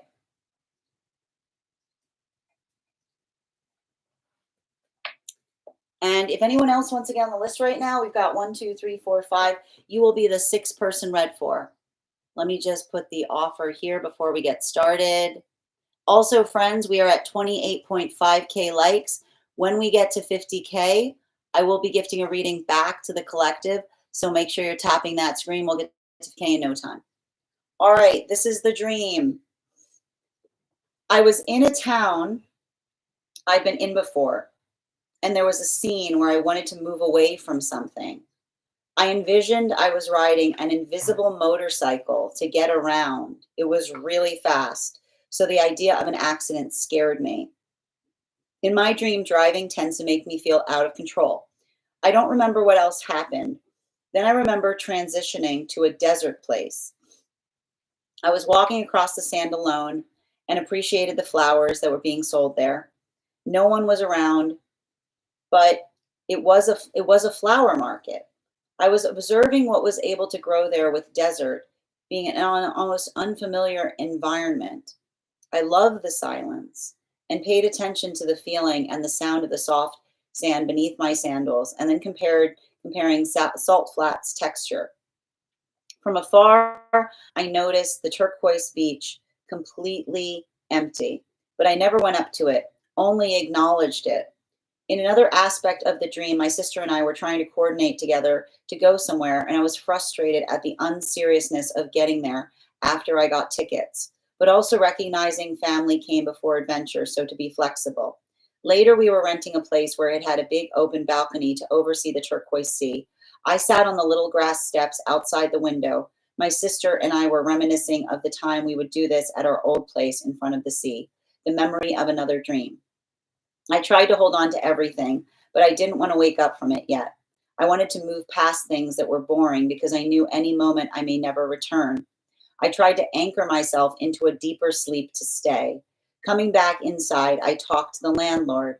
I felt the impulse to see what will happen if I told her it was a dream.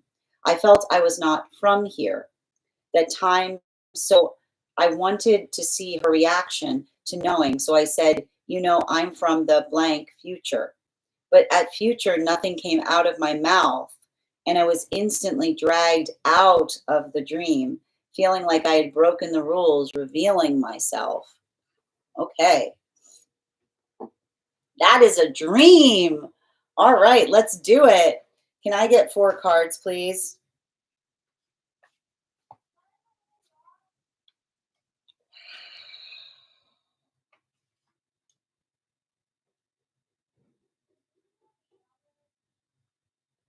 This is really beautiful because I feel like there's something about the dream itself. which is talking about your own ability to navigate through tower moments, is all I'm seeing. And a lot of it is coming through. And I want to describe. So, one of the things I like to point out is often when I'm doing dream interpretations, when we see vehicles are relationships, right? So, what do we see that you start the dream with? You talk about riding an invisible motorcycle to get around, and it was really fast, and the idea of an accident scared you. Okay. And you also said that driving in your dreams makes you feel somewhat out of control. You don't know what happened, but next thing you know, you ended up in a desert place. So this is potentially talking about a karmic relationship. So what do we see in the context of an invisible motorcycle that you were riding? This is effectively a relationship that defies definition, right? This is what it feels like to be in a relationship where another person refuses to give a name to it, right? Or to identify like or identify where it's going. So you said like this is the invisible motorcycle is a relationship where another person, you're riding on it, but no one else knows you're on it because you're not like we don't talk about it, right? We can't talk about it. It's not something that others can see. And another person refuses to tell us what it is, so we can't see it. But we know that we're moving really fast, and we feel like we don't have any control over it because yeah, how can you have control over something that defies definition, right? That just the only experience of being within it is being on it, right? And you had that feeling of making it made you feel out of control. But the thing I'm seeing in the dream is like, of course, it made you feel out of control. Who would ever who would ever feel comfortable in a relationship of that nature, right? And so this brings us to the desert, which is often the fear.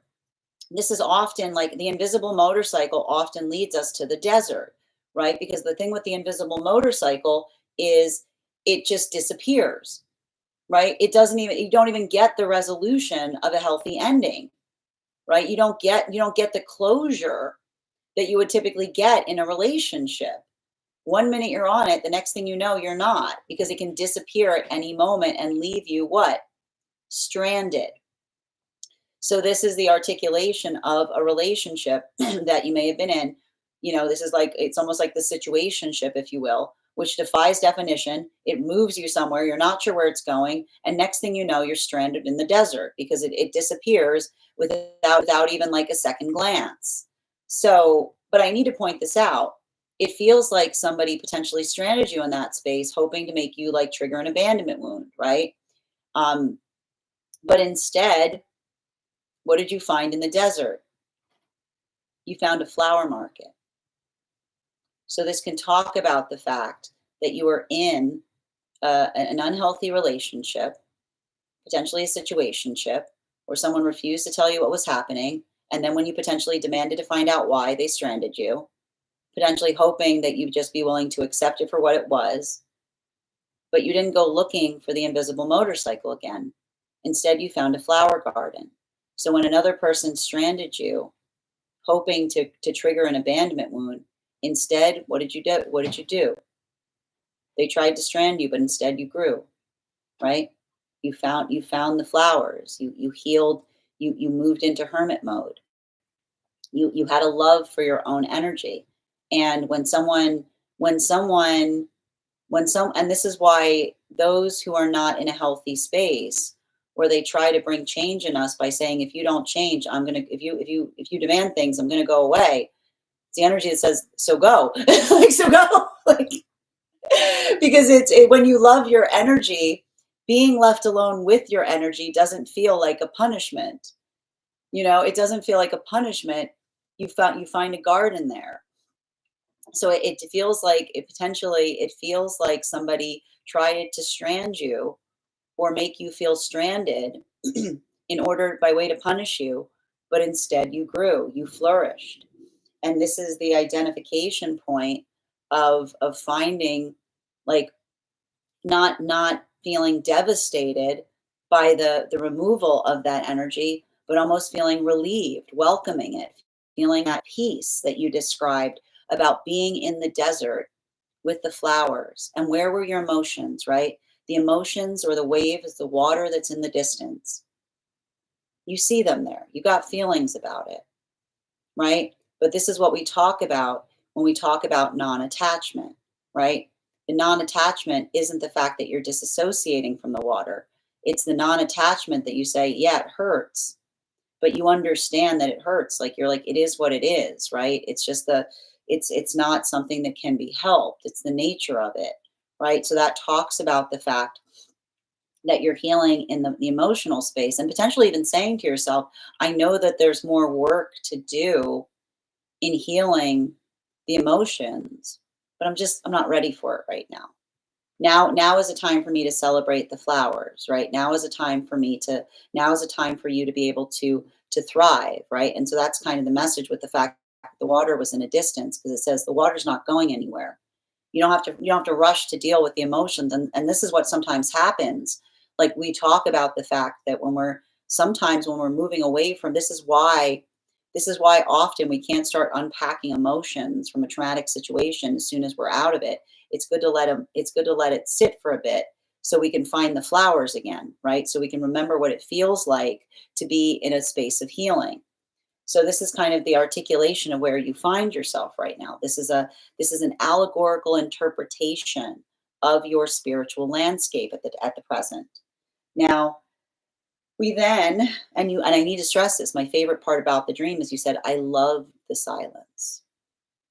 Now, this brings us to the energy with the family. And I also see that there's something about the healing that you're doing, right? It's that peaceful, like you're finding, like honestly, like this is a dream about you finding a sense of inner peace.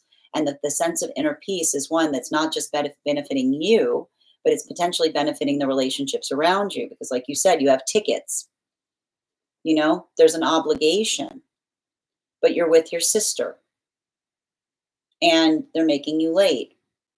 But are you pressuring them? No, because your attentiveness, your priority is fostering the healthy connection, right? The tickets can wait. The relationship with your sister is the important thing. So this is also potentially talking about the fact that something about going through that experience has also helped you build a deeper appreciation for the relationships in your life, the ones that are tangible, right? Because um, I feel like that has more to do with the fact that family comes before adventure. So this is more to say again, like and I think that this is really important because they're saying that something about the relationship with your sister is also helping you heal from whatever that karmic situation was. I wouldn't be surprised if someone was trying to tell you, or someone was trying to tell you that, you know, you were damaging, like you were trying to damage the relationship, or that your priorities weren't straight, because the articulation of the fact that you prioritized the relationship with your sister over where you needed to go. This may have been an issue in that karmic situation where someone was trying to tell you that they didn't need to prioritize that they didn't need to prioritize a relationship with you because you were standing in the way of their own ambition, right? Like you're making it hard for me to get something done. But they're saying that even in the observation, your sister arriving there is to say, when we care about people, then our relationships don't stand in the way of getting things done. They should be the priority, not the other way around. This then brings us to, I think that this is really interesting because I love the fact that you spoke about, you were renting a place with an open balcony to oversee the turquoise sea.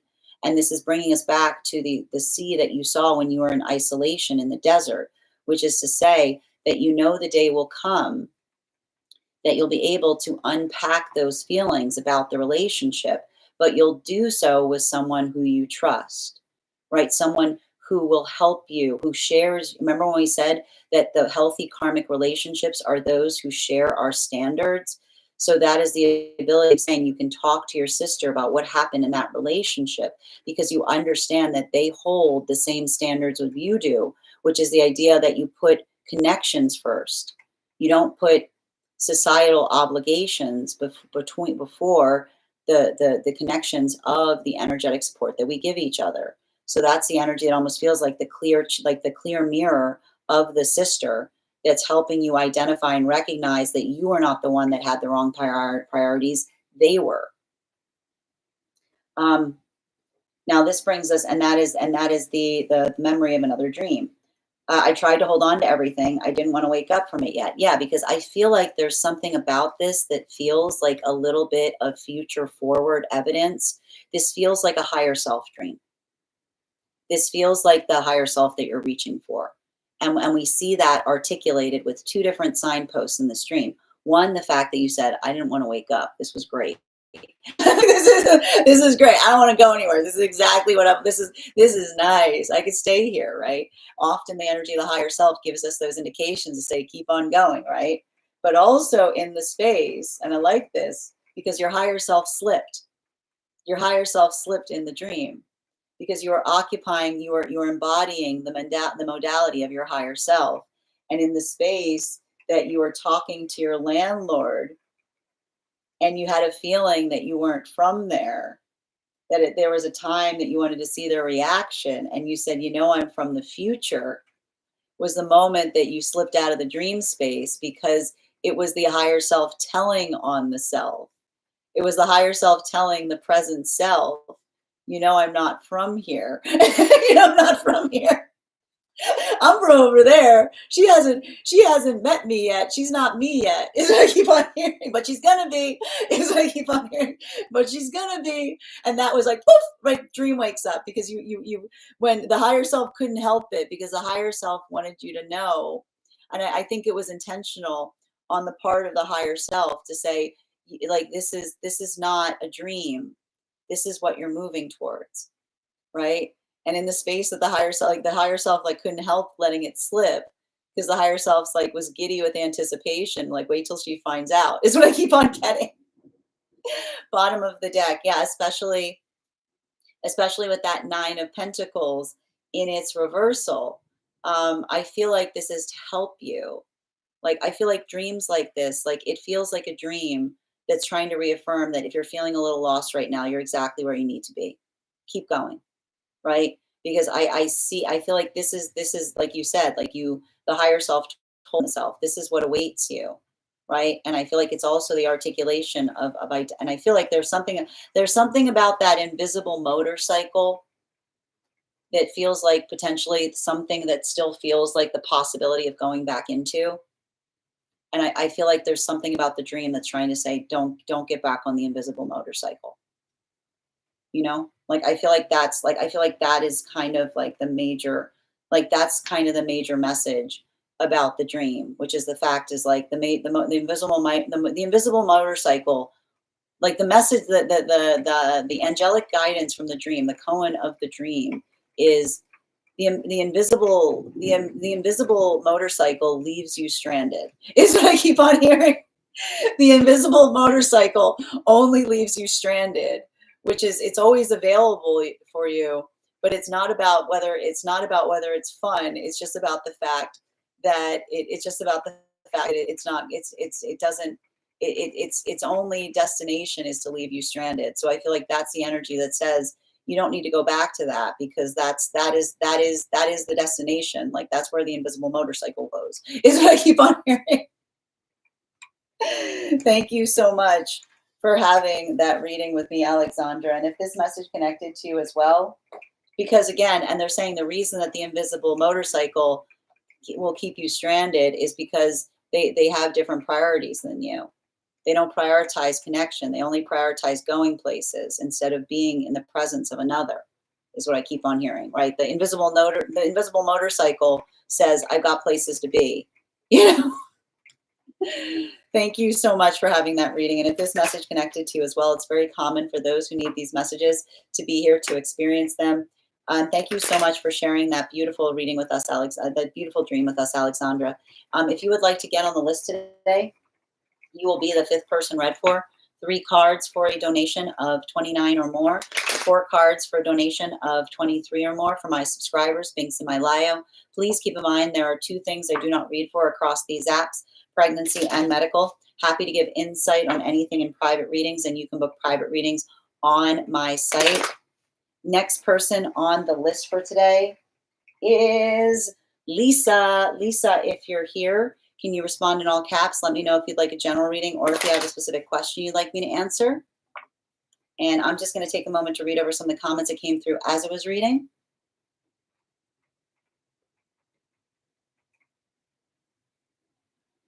Oh, thank you. No problem, channeling.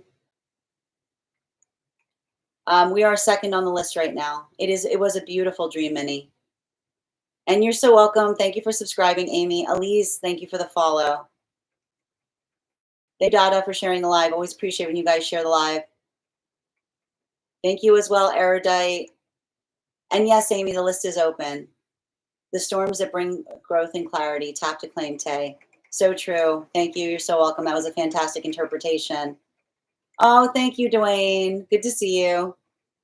I got you. Thank you for letting me know where the message is, Lisa. Amy, the gift of a baby dragon will get you on the list if you want to have a dream, if you want to have a reading for a gift. The motorcycle is also a shared interest with the person with motorcycles. Interesting. Good to know. And I think that the important thing about it is the fact that you didn't feel delighted on the motorcycle. You felt, like you said, you described it. You said it was really fast and it scared you. Right, which is saying like it's not something that's thrilling. It's something that feels like it mortifies you, you know, because that's what like there. And I feel like it's because the healthy the healthy motorcycle is the fact is the motorcycle you can see, right? You can control the healthy motorcycle because you know what's underneath you. But when you don't, like when you're driving an invisible motorcycle, it's like you have no control over it because you can't define it.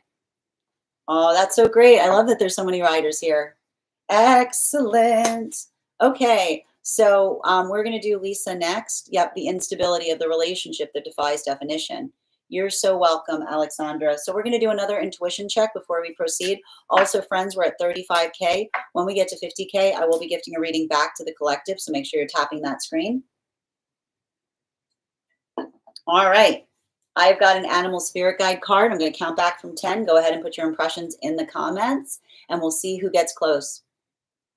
10, 9, 8, 7, 6, 5, 4, 3, 2, 1.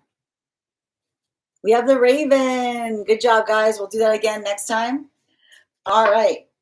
Let me just pull up the question. Also, if you have information that is relevant to our readings today, if you have a dream that you would like interpreted, or a or if you have a past life you would like more information on, you can post it in the notes when you send the donation, or you can post it in our subscriber-only Discord channel in the appropriate channels. All right, I'm just pulling up Lisa's question. Also, friends, we are at 35.8K likes. When we get to 100K, I will be gifting a reading back to the collective. So make sure you're tapping that screen. We'll get to 50K in no time. All right. All right, I got it here. And just bear with me a moment. Thank you so much for the follow, Mona. All right. Perfect.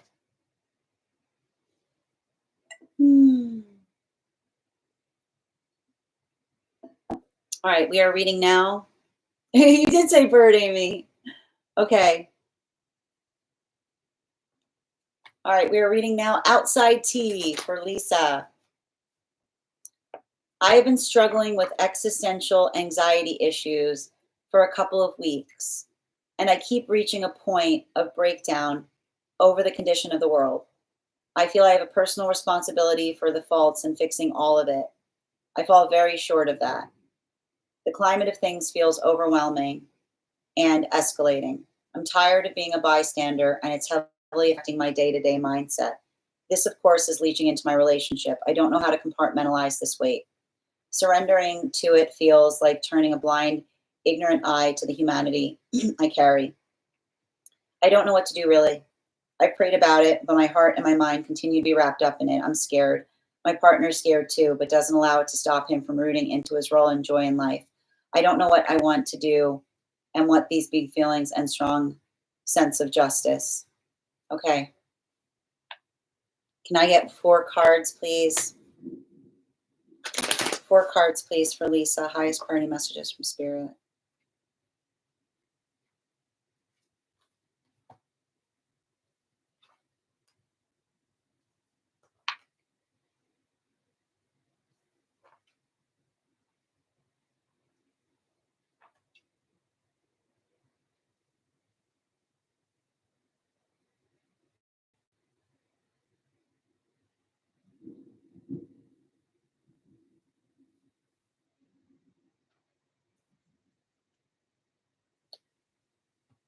So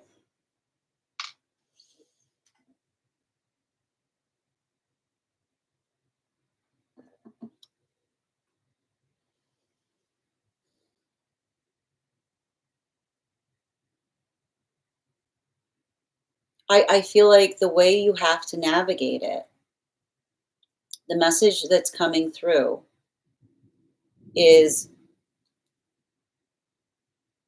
you have to hold you have to hold your rage as sacred.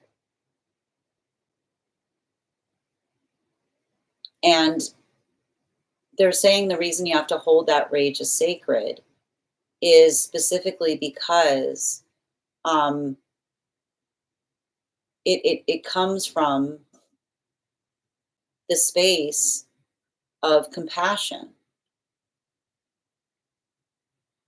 It's if working towards embodying love and you see others that aren't doing so, it is a perfectly natural tendency to feel what you're feeling. And I will articulate, you are definitely not the only person feeling that.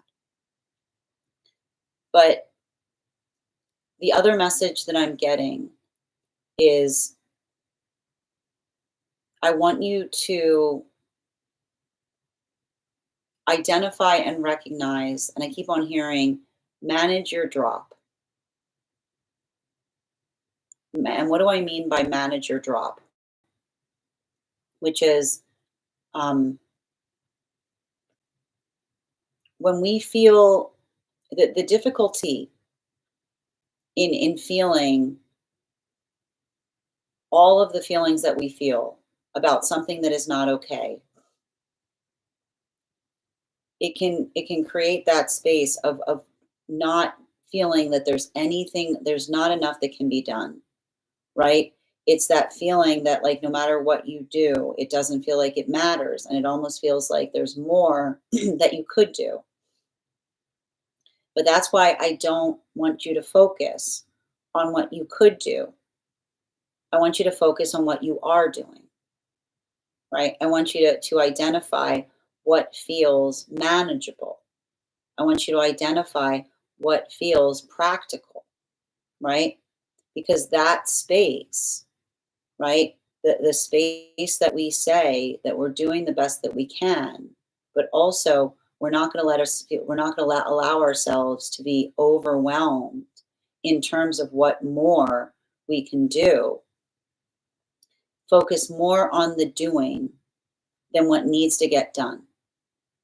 Because I keep on hearing the work is infinite and it is shared. And when you identify the fact that there are many others that feel that way, then I want you to move sacredly in the space of doing something that feels that it helps, right? because I keep on hearing if the problem is not one that you created, then you cannot be the sole force responsible for fixing it. Is what I keep on hearing. And I think you kind of told on yourself, you know? Like I think you kind of channeled the divine when you said, I feel I have a personal responsibility for the faults and fixing of all of it. Like that is the song of a good person.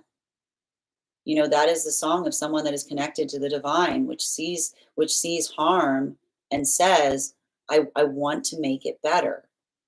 And that's why everything we do in that way, like that becomes our energetic mission. And I want you to think about it like that, which is saying, what is my mission to work towards making something better? And when we are on and when we're on a mission, right? When we're on a mission, it requires us to make choices towards that mission. And it requires us to be careful, like it requires us to do something in a way that is sustainable, is practical. So I want you to think about that. I want you to think of that feeling as the call. And I want you to think about your response to it as your mission. And that the mission is such that you say the responsibility isn't one that everything is going to get fixed by something that you do, right? It's not like you're going to be able to do this and then all of a sudden, like all of those problems go away. But the ability of feeling that you're answering that call by identifying and recognizing what that mission is, how you are working to make something better, how you are working towards making, like doing your part to try to solve something. It's remembering, like that's what we mean.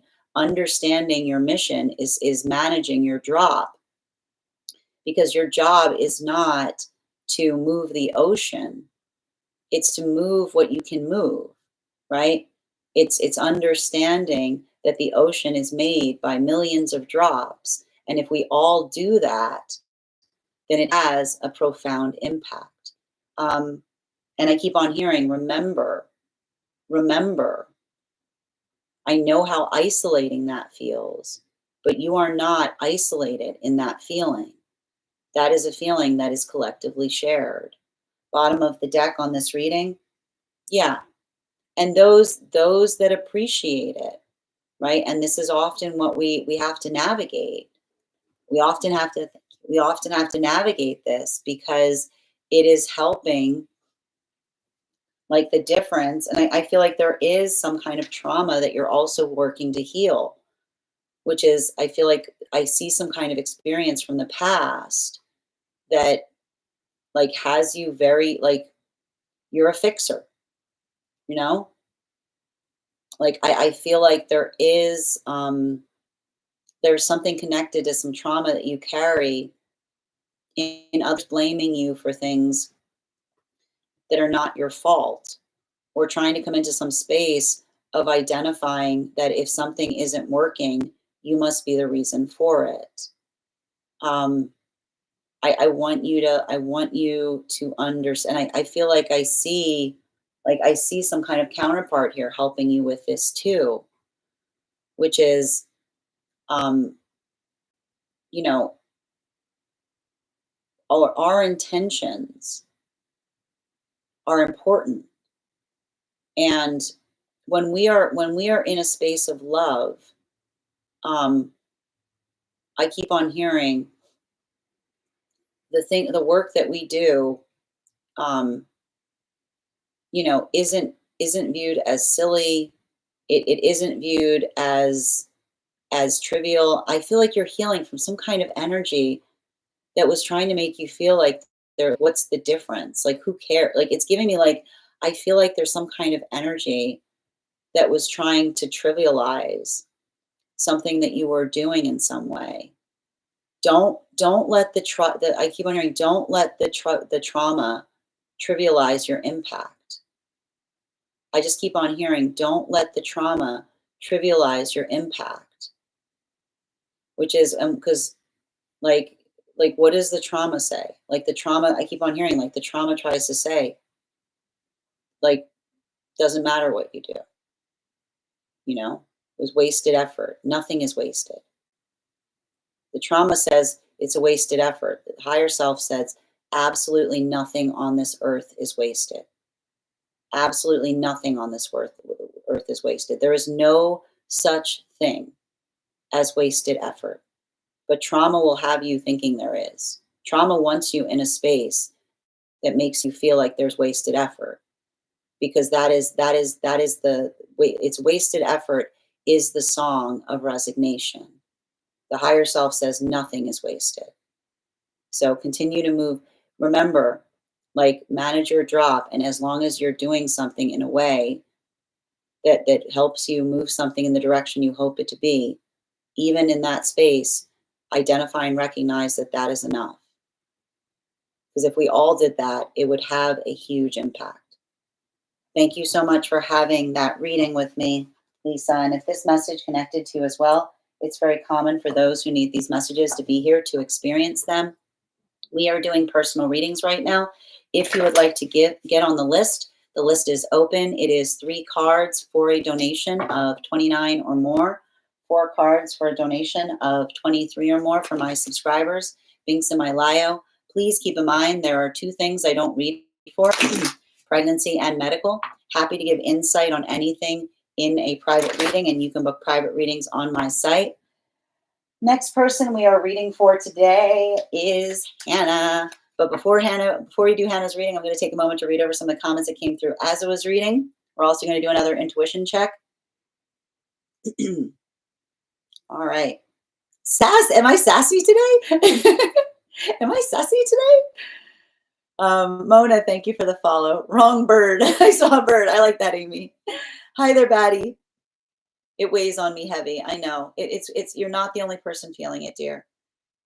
I resonate with this question as well. Thank you guys for supporting each other in the comments. And look, I want you to see it. Look how many people resonate with the message, Lisa. And thank you for the beautiful question. Can someone, if you can't find the baby dragon, can someone please let Amy know what the equivalent of the baby dragon is so they can send the gifts equivalent to it? Hi there, channeling. Welcome back. Aphrodite, thank you for sharing the live. Always appreciate when you guys share the live. My partner's doing a great job helping me navigate this. I'm coming into doing the work I'm called to do. That's beautiful. And hearing you articulate my fixing comes from trauma makes so much sense. Yes, and continue to do that work. Thank you. And I keep on hearing, like, healing from your trauma is knowing that your best is always good enough. Amy, thank you for that beautiful gift of the flowers. And thank you as well, Dwayne, for receiving this message. A lot of time my partner says my worrying is wasted. I want to stand with that, with what is love and kindness. Well, and I keep on seeing, like, I feel like I see someone who's got like a lot of Scorpio placements in that way. Like, I feel like it's somebody who's like, it's like I see someone that is trying to articulate, like, I keep on hearing somebody around your partner saying, like, worry. I keep on hearing worry is futile because it's the fear of the future, the fear of something that hasn't happened that we embody in the present. Is what I keep on hearing. Is what I keep on hearing around someone. I feel like I see them, like, saying, like, I feel like they don't want you, like, like the ability to, but I feel like that's the vibration of someone who carries it in that way. Right. So, and that's why I said, like, channel the worry into action, which is like, we let our worry, we move our worry into action to allow, to prevent what we're worried about, is what I keep on hearing. You're so welcome, Lisa, and sending you so much support on that journey. Thank you as well, Dwayne. Hi there, Bridget. Good to see you today. I needed to hear this too. I'm so glad, Minnie. Thank you for receiving it. And thank you as well, Grace. Thank you as well, Rosa. Hardy, I'm happy to read for you on that if you'd like to get on the list. Hope you're doing well today. You are not alone. It's rough out here right now. Thank you guys for supporting each other in the comments. Thank you. Oh, so Oracle Erica says that a Cooper picnic or a crystal crown is the equivalent of a baby dragon. if you'd like to give one of those gifts instead, Amy, if you see them there. Thank you. Just about to get on the road. Sending you support, Bridget. All right. Okay. I'm baking a lot of bread in these rough times. Slows the mind. A great tool. That's beautiful. I like that. Oh, thank you, Dwayne. That's really sweet of you. Okay, we're doing another, we're going to do another intuition check.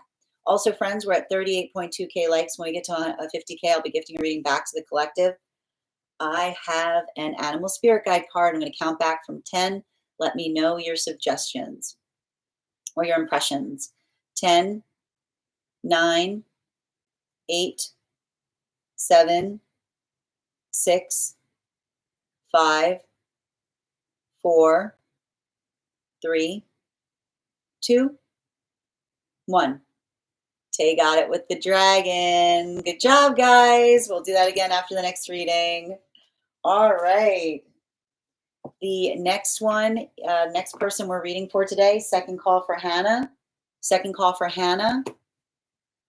I know, a lot of dragons today. We got double dragon. Double dragon. All right.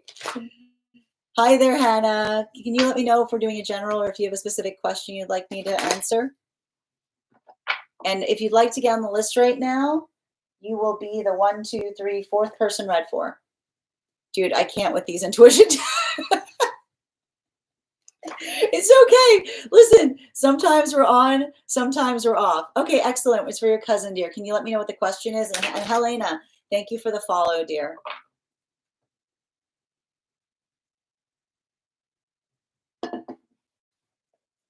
All right. General reading. I got you. General reading for Sophie. 4 cards.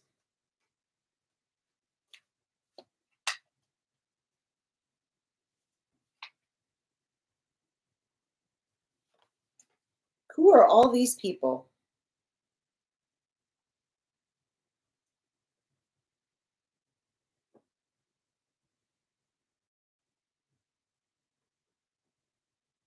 I got 1, 2, 3 here.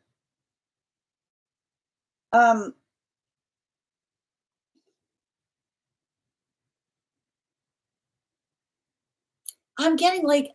getting some kind of like, you know what? Let them talk. You know? Energy that doesn't prioritize the same things as you, right? Energy that doesn't hold your standards will say you don't have your priorities straight.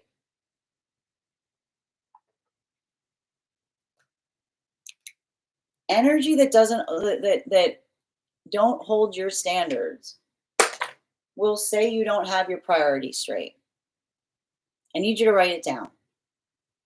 Energy that does not hold your standards will say you have your priorities straight. And so when they do, you have to ask yourself, like, you know, I feel like a lot of this here, and I'm also getting the message of like understanding too, you are not cake. You are not cake. Not everyone deserves a slice. You are not cake, but you would be shocked. You would be shocked how others, like when others, like this is some like whatever I'm seeing here, this bothers me. This bothers me.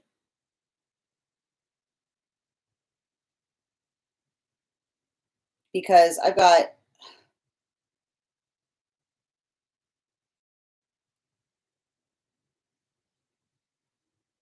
the one thing I will say is, and I'm just going to keep saying this because I don't know if this person has already met this individual, but I feel like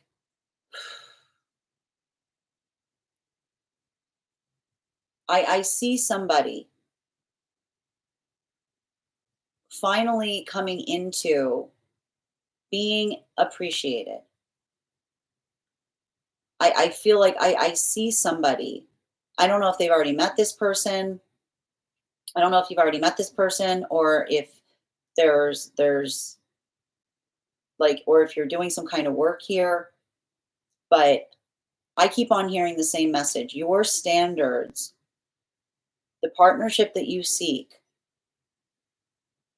is not like your desire for healthy partnership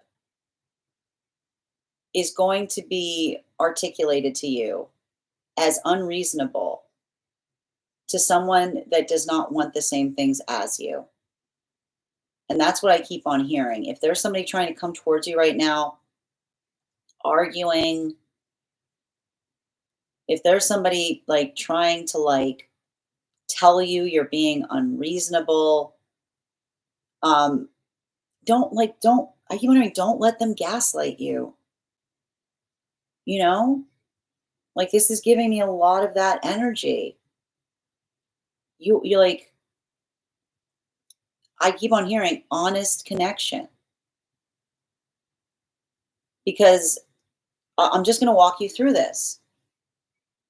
You are someone's dream come true.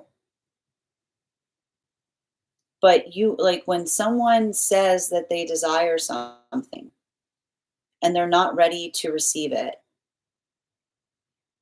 it can bring out like I keep on seeing it can bring out the worst in another person. And I just keep on seeing that there's somebody around you who cares about you deeply. But the problem is when we have worked, when we've done the work, when we care about someone and we haven't healed ourselves, then the love we get from them does not feel like love. I know it's difficult to accept, but there are people who are not safe to love for this reason. There are individuals that are not safe to love because if we have not done the work of the self, if we have not overcome our traumas, our fears, then when we care about someone, guess what? Yippee. Like we meet somebody in that space, we go, guess what? I care about you. I love you. Here's all like you get the worst. You get all the worst of me, right? Because that's often how it can feel. It can feel like you have to endure another person. And they try to say, if you cared about me, like I thought you said you'd do anything. Love is not about putting up with everything. Love is about showing up. Love is about identifying what it is that we work to in order to energetically heal. So all the stuff that I'm seeing here, I keep on hearing, don't let someone get it twisted. Don't let someone tell you that you are being unreasonable. I keep on hearing, don't let someone make you feel like if you cared about them, you would ride a roller coaster. Because it's not the space of someone saying, if you really cared about me, you would go through this haunted house with me. If you cared about me, you would navigate all of these crazy turns, right? That's not love. Love says, I'm willing to do the work on myself. I recognize and identify the problems. I'm here. I am going to show up for myself. And I'm going to do the work internally so that you don't have to put up with that. And I feel like this is really important right now because I've got at least two energies here that are very volatile around you. And volatile energy will make it feel like it's your problem that you can't tolerate them. And I just keep on hearing love is not a tolerance test. Love is not an endurance exercise. Love is not the energy that says, if you cared about me, you would be strong enough to deal with this. Love is the energy that says, this is unconscionable. I would never ask that of you. I'm being energetically ridiculous. So make sure that you're holding those standards. And remember, a healthy relationship is never going to say that what you're asking for is unreasonable if all you're asking for is something that is energetically consistent. And a healthy energy is going to raise your standards. A healthy energy is going to find you there and say, I want to show you how good it can be. Not Not if you don't not if you don't tolerate, not in that ability of saying, if you can't tolerate this, then, you know, it almost feels like someone saying, you're not who I thought you were, because you wouldn't because what, you're not gonna imbibe all of their energetic suffering. That's not your responsibility. Bottom of the deck. Yeah. 8 of Pentacles. Don't let someone get it twisted. I need to point this out. Unhealthy love. The song of unhealthy love will say, I thought you'd do anything for me. And the response of love is, I would never ask you to. Right? It is not, a love is not an experience that's trying to build into saying, I see how much you care about me by seeing how much you can take. Love is the experience that says, I celebrate the fact that everything you give is a gift. And I celebrate that. It's the understanding that we experience the space of saying, I would do anything for you. And the true love says, I'll never ask that of you. It's never somewhere, it's never the feeling of constantly being tested. It is the work of building into the care that we give one another. So I keep on hearing, make sure, I keep on hearing, make sure you're being very conscientious. And I keep on hearing, if someone has already wronged you, you can forgive them at a distance. You can say, I forgive you, but we're done. You don't owe them a conversation. I keep on hearing, and I hear energy around you saying, I want closure. There are no closing conversations. Closing conversations are openers. You get to decide what closure feels like. Don't let another person say that you're being cruel because they hurt you and you're refusing to talk to them about it.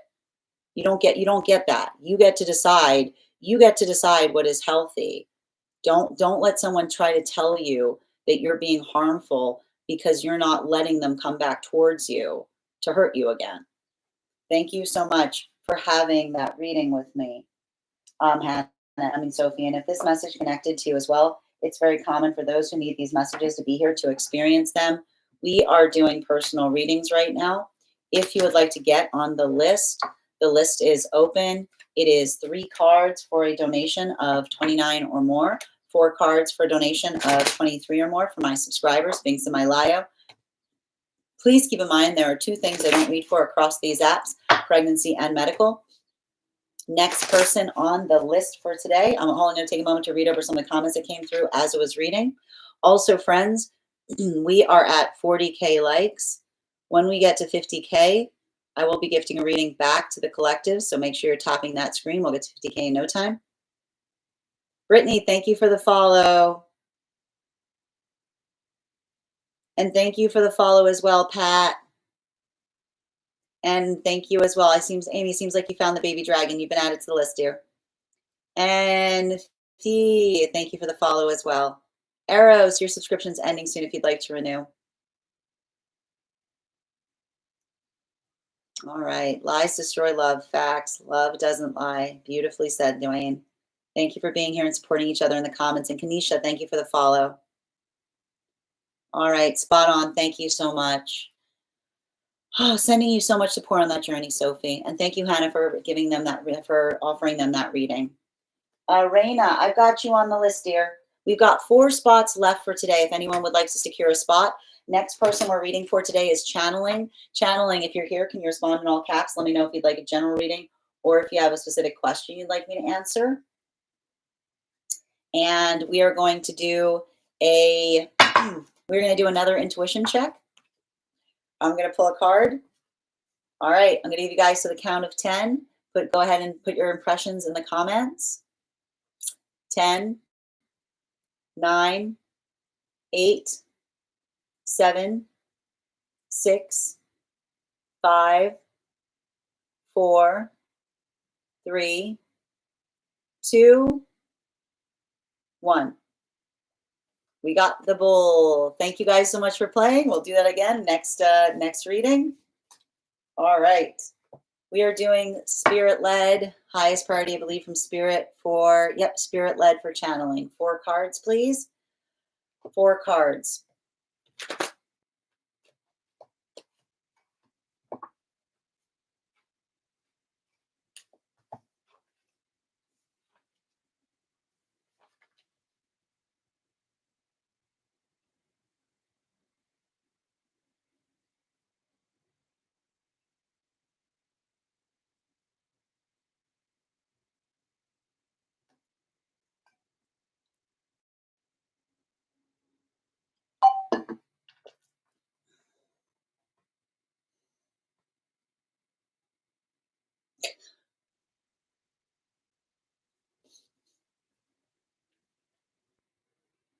It's interesting. I feel like I read for you before, and I keep on seeing,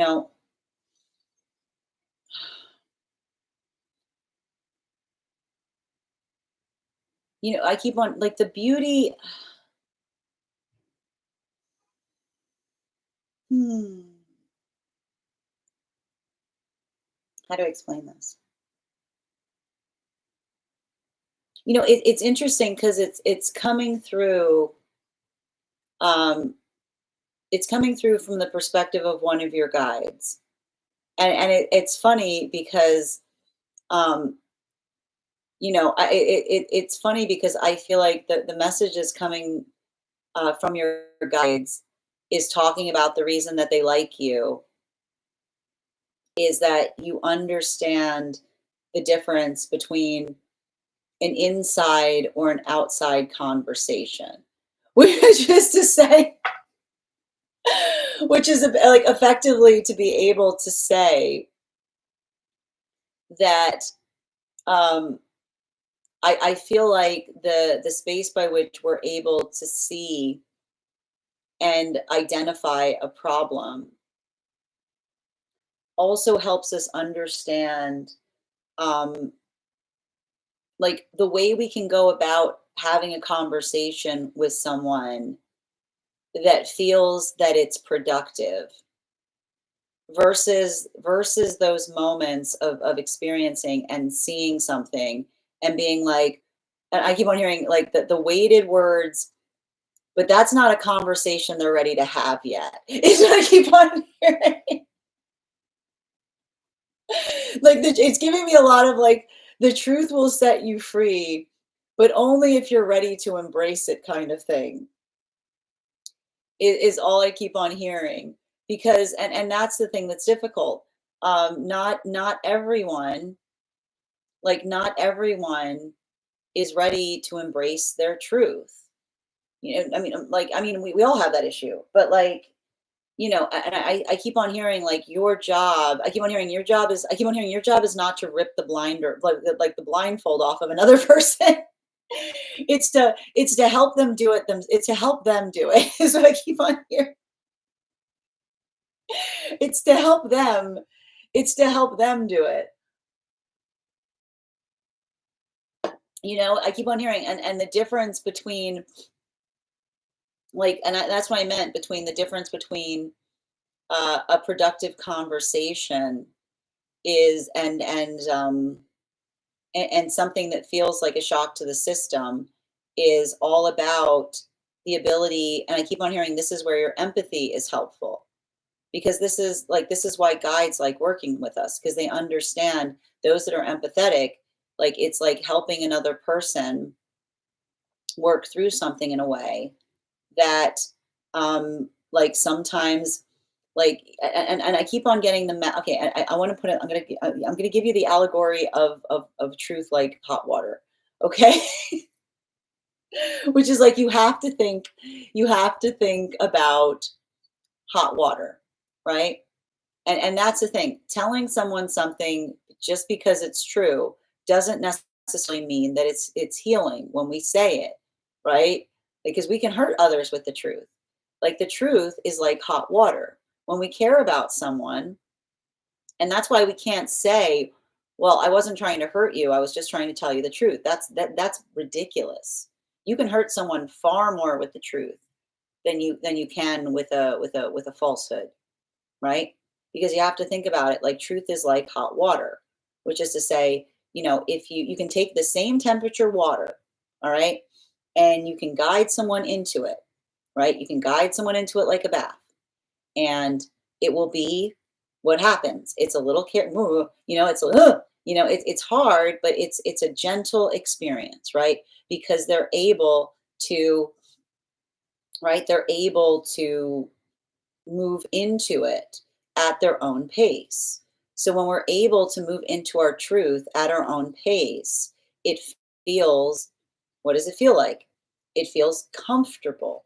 It feels beautiful. It feels like a relief, even if it's difficult, right? But when we take the truth and we take that same temperature water and we throw it in someone's face,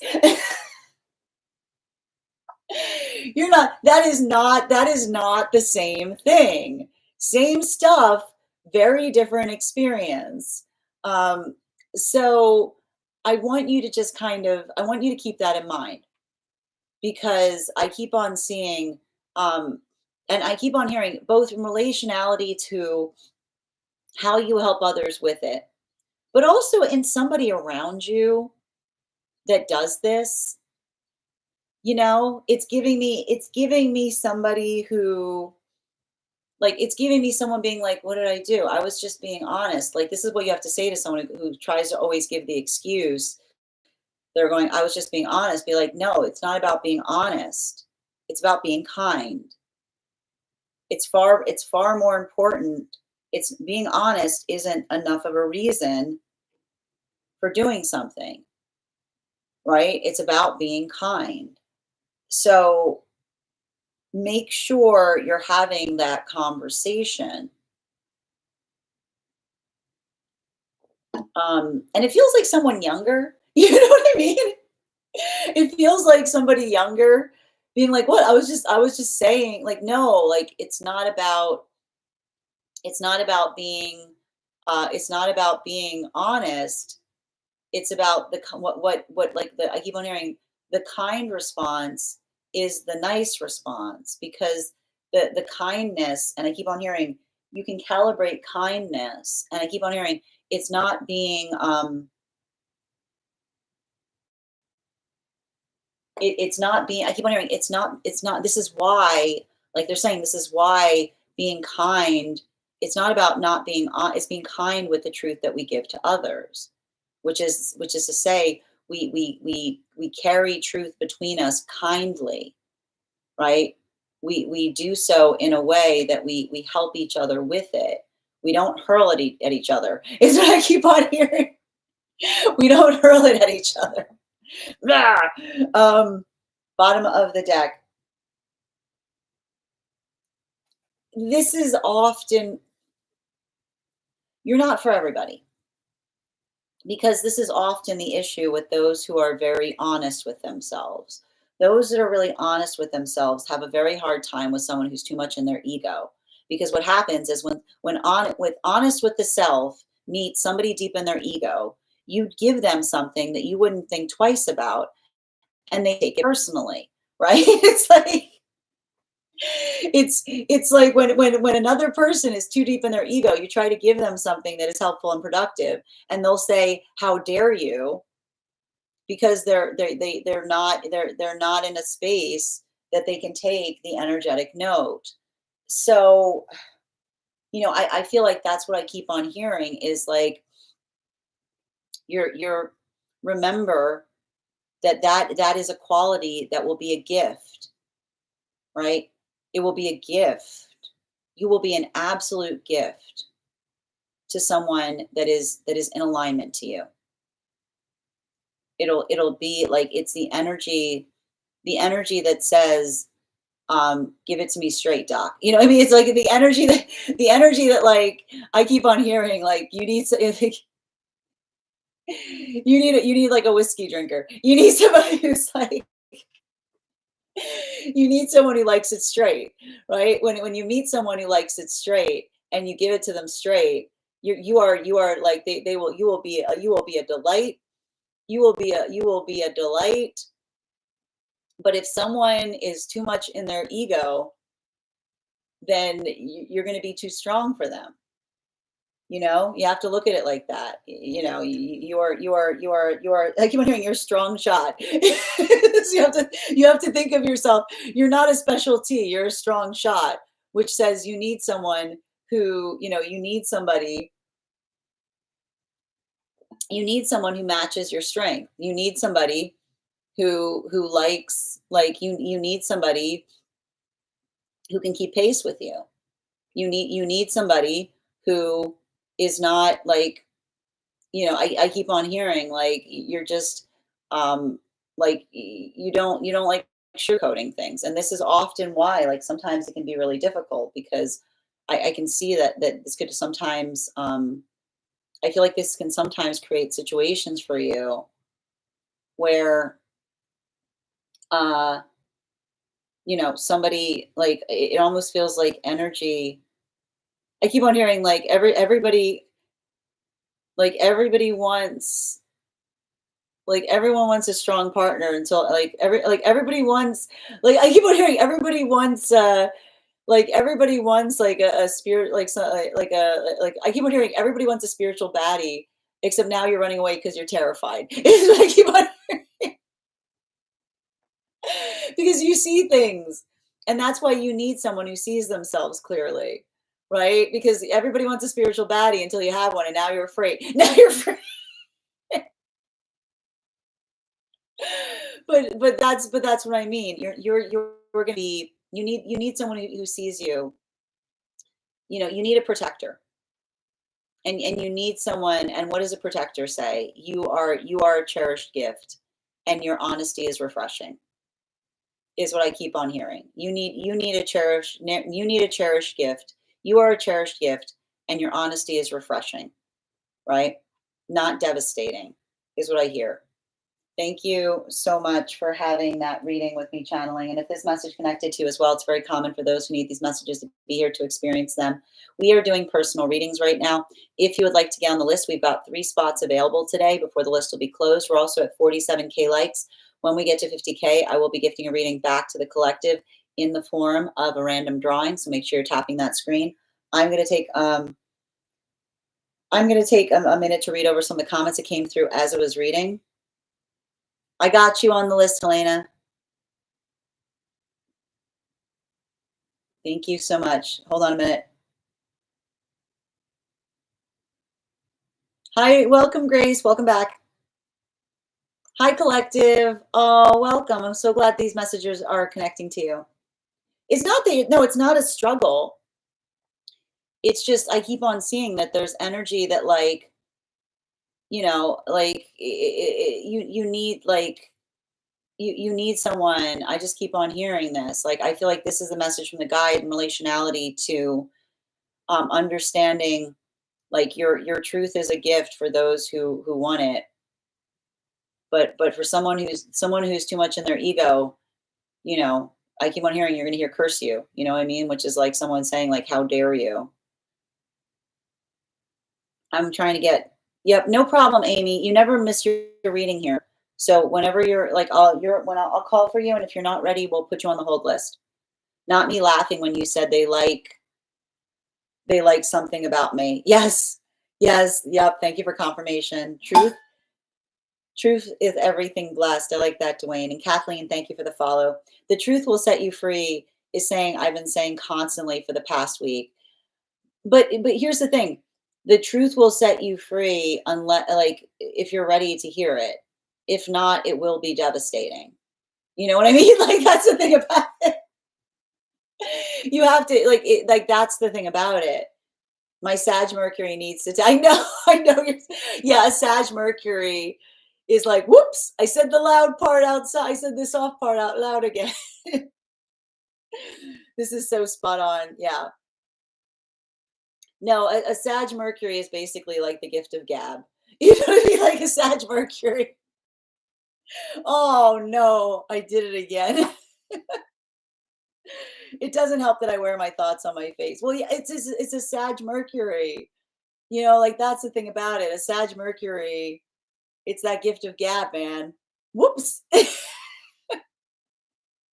It's a lot of that whoops. Yes, not us saying right at the exact same time. Yep. I got you on the I got you on the list, Helena. Thank you as well, Dwayne. Yeah, a good chaser for the shot. I like that. I believe. Oh, continue. Thank you as well, Oracle. Deep laughs about a spiritual baddie. Yeah, no, you found out. Exactly. Very Sag Mercury burning the path of communication. But I mean, like, I just keep on I mean, like, yeah, like that's the thing though. Like Sag Mercury is like, you know, preach, you need a protector. Hardy, sending you so much support on that journey, dear. Calling protectors for all of us, tap to claim. Thank you so much, Wayne, for being here and receiving these messages. I think I found mine. Oh, he told you he'll protect you in his sleep, Nikki. That's beautiful. Oh my God. Did you said it out loud? Because that's really sweet. Oh, well, and again, thank you so much for having that reading with me, channeling. All right, we're going to continue right now. The next person on the list for today is Grace. Hi, Fig, but we're going to do an intuition check before we continue. And we got to 50K. Sweet. All right. Thank you for recharging your heart, me, Fig. Guys, remember to recharge your heart me's if you want an animal spirit guide with your one card. He like rolled over and was like, I will protect us. I will protect you. My heart. My heart. Oh my God. I was like, okay, I love you. That's amazing. Fig, I haven't pulled the card yet. I think May have been asleep. I haven't asked. Oh, it's really sweet. Excellent, Elena. Welcome. Okay.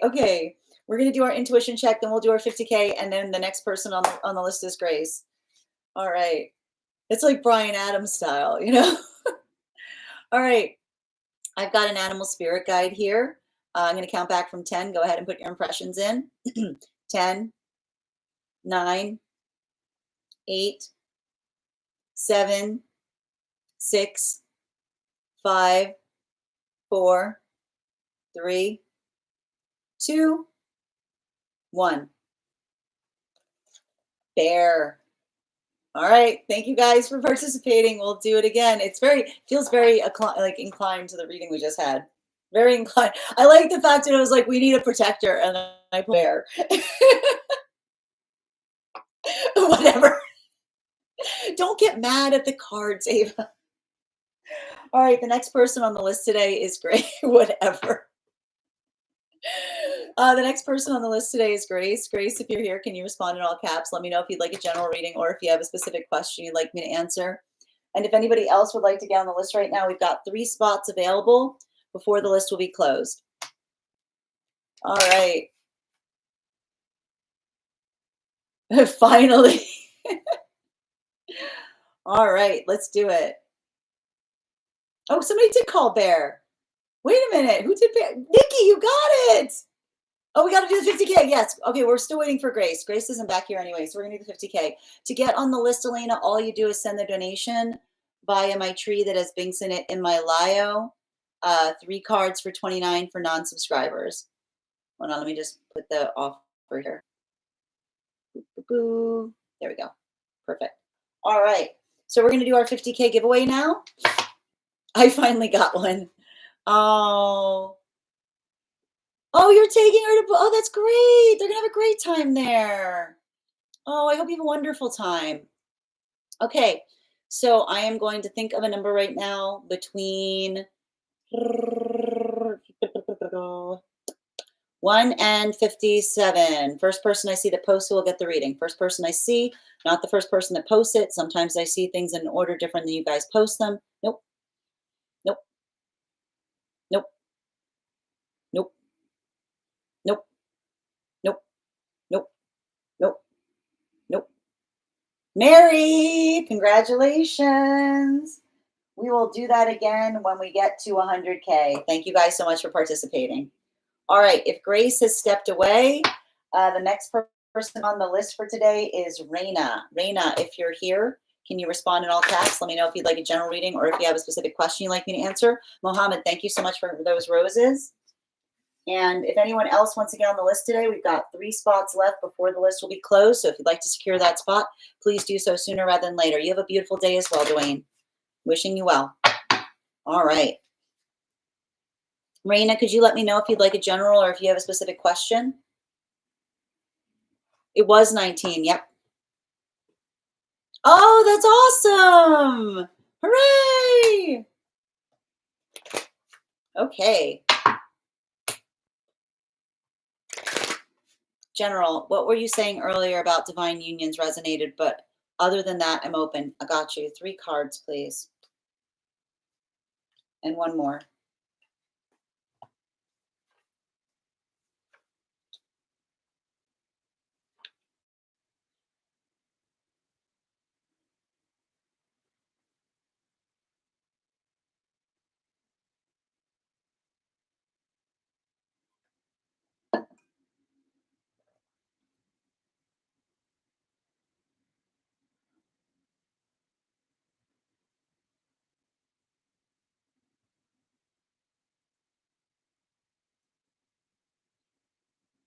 I see somebody struggling with something around you.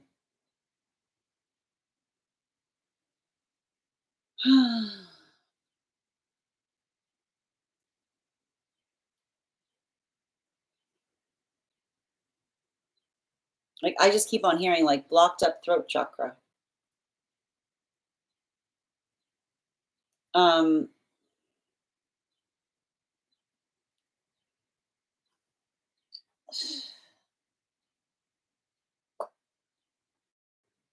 and I feel like it's almost like I keep on hearing someone say, like, I almost hear a situation of you saying to someone, like, they're apologizing for the wrong things, right? Like, it's almost like, and which can sometimes happen when, like, you have, like, I keep on hearing, like, you ever have, like, a profoundly vulnerable conversation with someone and then they apologize for it, and then you just feel sad because you're like, I wish you hadn't apologized for that because it was wonderful, you know? Um, it feels like clamshell energy, you know? And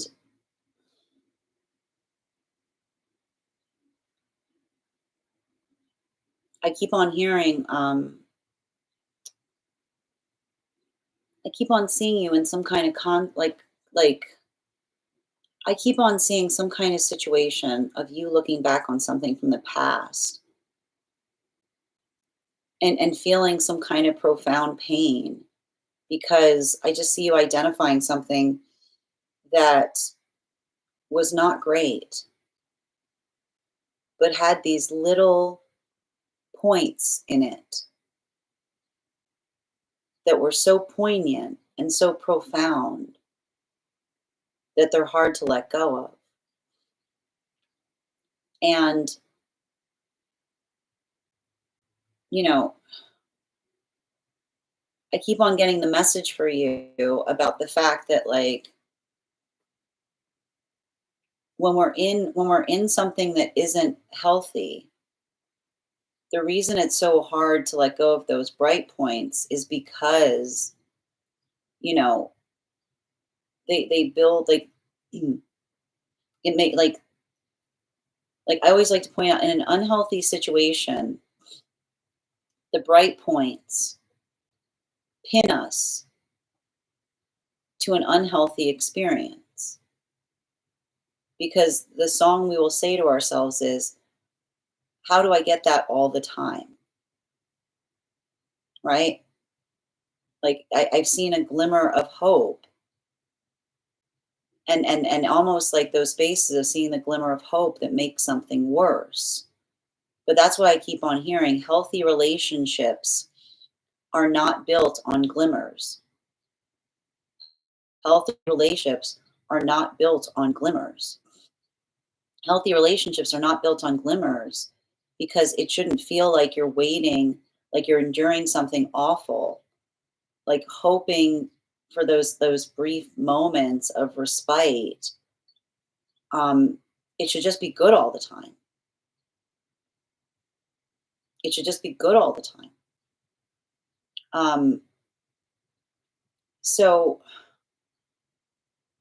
I want you to remember that, because I just keep on seeing something, like I see your mind returning back to something and struggling because um I keep on seeing you struggling with something that like um doesn't like allow one to make sense of something, or allowing one to work through um like helping you identify and recognize like what it is that it feels like that can be sustainable.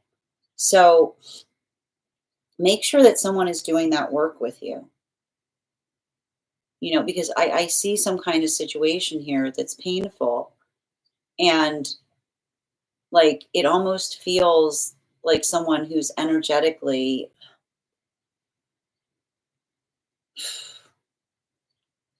like it feels like someone who's energetically closed themselves off to you.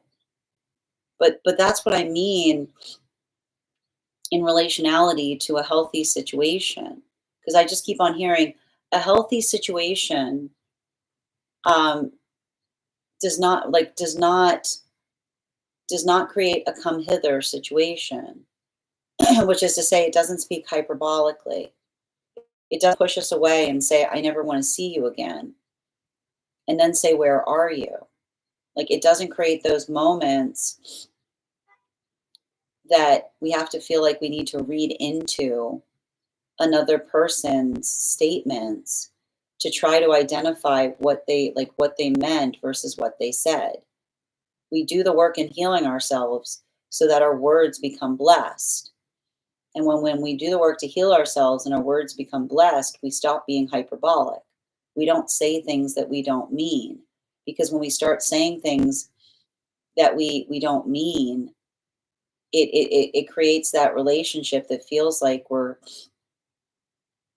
dancing on eggshells, or everything's a trap, because it feels like every moment is a situation that we're trying we have to like identify, like we have to decipher the meaning from a situation, instead of taking another person's word for it. So I want you to just kind of be mindful of that, because I feel like I see a situation that you're both I feel like I see a situation that you're both trying to heal from, but I also see somebody like coming towards you in some kind of confusing way.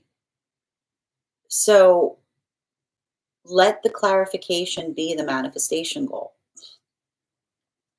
Let the clarification be another person not only being able to articulate what it is they want, but also identifying if they're saying one thing and doing another, like why we start to lose faith in them. Because this feels like I keep on seeing, like I keep on hearing, like I just keep on seeing some kind of clam situation where like somebody keeps on asking you to come closer to them, and then you get too close and then like slam, you know? Like it says to me like it's like someone else's volatility that pushes away because they're feeling vulnerable. And that's what I meant. We shouldn't apologize for being vulnerable in relationship. We should understand like that's the quality and condition that we're trying to arrive at all the time in healthy partnership. Um, Bottom of the deck on this reading, yeah, especially with the Page of Swords. Like this is what I mean. Like this is hot and cold. This is hot and cold, right? This is 1 minute everything's fine, next minute everything's not, right? The care we experience is the consistency that we create for each other, which is to say that if we see problems, we also articulate upon the solution, right? We don't just say, we don't just move into that space of uncomfortability that feels like Like, I keep on hearing love is not a moving target, which is to say that, like, one day you have, like, a really, really deep, intimate connection, and then the next day you like, it's just crickets, you know? Like, that's what I mean, like, this is how fickleness can damage relationships, because I keep on hearing, like, you can't like, vulnerability is not an on-off switch, right? It's like I keep on hearing somebody say, like, "What I gave you," like, this is why when somebody like, it's almost giving me the vibration of someone saying, like, you know, someone being, like, really, really vulnerable with you and then disappearing for a whole day, and then when you try to bring it up, they're like they get upset because 'cause they're like, we just saw each other yesterday." But that's what I mean about it. It's like, it's about consistency, right? Like, we form consistency because the consistency helps us feel reassured about the vulnerability that we expressed, you know? Like, it's not, it doesn't leave us, I keep on hearing, it doesn't leave us, like, it doesn't leave us when we are vulnerable, we often feel shaken. But that's why we check on each other afterwards, because I keep on hearing, like, that ability of being able to, like, talk about something or experience something.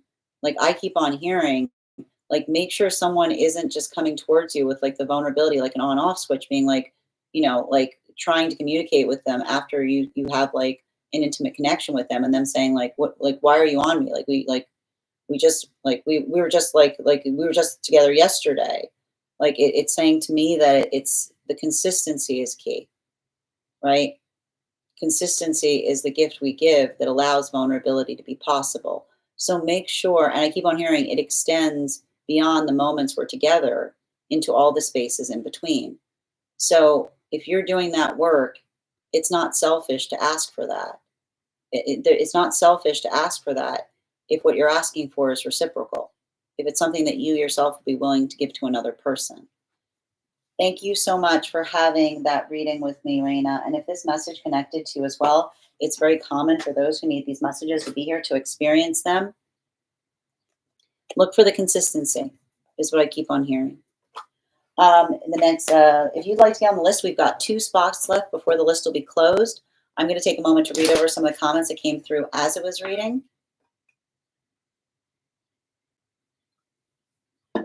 All right.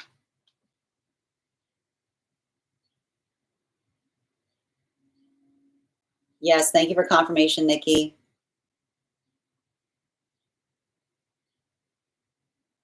Like, wait, no, why are you sorry? I thought that was a breakthrough. Exactly. Like, that's what I mean. Like, somebody has a breakthrough, then they apologize for the breakthrough, and you're like, no. And thank you as well, Katsuma. This is totally one of my best friends' situations, sending them so much support on that journey, Nikki. Yes. Thank you as well, Nathan. Yeah, this is what they're going through. Oh, sending them so much support. And thank you for helping me reach my crown goal, Nikki. Nathan, if you'd like to get on the list, all you do is send a donation. I'll add you to the list. Um, you're so welcome, Raina. And I keep on hearing, like, make sure if someone's trying to come back to you in this way, like, make sure you're having a conversation with them about consistency. You know, it's not weird. Like, I see somebody being like, why are you acting weird? And being like, I'm acting weird because you're not being consistent, you know? Love and light. Oh, good, right? Love and light right back to you as well, Scooby. And thank you for those gifts. I don't know. Hold on. I don't know if it resonated as the spam's energy, but more so other guides that have tried to keep me stuck. Well, I want to point this out. A guide is never going to try to keep you stuck, Raina. Okay, I need to stress this. A guide is never going to try to keep you stuck. A guide is going to try to show you where you are stuck, you know? Understanding the withdrawal and delays because he's struggling inwardly with what they sense. And you know, and that's the thing about it. Like you can see, like the thing is, I can see you identifying another person's internal struggle. But the thing is, their internal struggle is their responsibility. It's not yours, you know? Like it's not it, I keep on seeing it, like they have to they have to want the same things as you in order to facilitate a healthy connection. It you know, I see like your ability to understand what's going on doesn't potentially doesn't make it easier, it might make it harder, you know? Yeah, it has been very painful for me. No, I get it. Like that's the thing about it. But I keep on seeing you have to say to someone, look, I understand, but and I keep on seeing like it's not about understanding, it's about stepping up. Yeah. I do one card readings for subscribers users. Hi there, Amy. Oh, the phone knocked out your storm service. Okay, good to let me know, Amy. Do you need me to hold the reading? You just let me know. If it's not a good time, I'll hold the reading. Okay. Hi there, Julia. Thank you for confirmation, Raina. And I keep on hearing let the let the manifestation goal guide you. All right, Grace, welcome back. If anyone else wants to get on the list, we've got 2 spots left before the list will be closed. Okay, so Nathan, I mean, Amy, let me know if you want me to hold that. So we're doing Grace's reading right now. No, it's okay, Grace. Before we do so, we're going to do an intuition check and make sure you're tapping that screen because when we get to 100K, I will be gifting another reading back to the collective. Louisa, I've got you on the list. You're after Helena. Okay. And if anyone else wants to get on the list, we've got 2 spots available today. As everything goes. Hold on a minute. Be back. All right. So we're going to do another intuition check before we start Grace's reading. And if anybody wants to get on the list right now, as I mentioned, 2 spots left, 3 cards for a donation of 29 or more, 4 cards for a donation of 23 or more for my subscribers, links in my bio. Please keep in mind there are 2 things I do not read for across these apps, pregnancy and medical. Happy to give insight on anything in private readings, and you can book private readings on my site. Also, if you have information that you feel is relevant for the sake of our reading, for instance, if you have a past life you would like more information on or a dream you would like interpreted, you can put that information in the notes when you send the donation, or you can post it in our subscriber only Discord channel in the appropriate channels. All right. Perfect. And just bear with me a moment. Excellent. Next person on the list for today is, we've got Grace, but first let's do that intuition check. I've got an animal spirit guide card. I'm going to count back from 10. Let me know what your impressions are. 10, 9, 8, 7, 6, 5, 4, 3, 2, 1. Grace, you got it. Excellent. Good way to start our reading. It was the horse. All right. Amazing. All right, we got career and love, but let's just keep the train rolling. I'm going to do 2 for career and 2 for love. All right.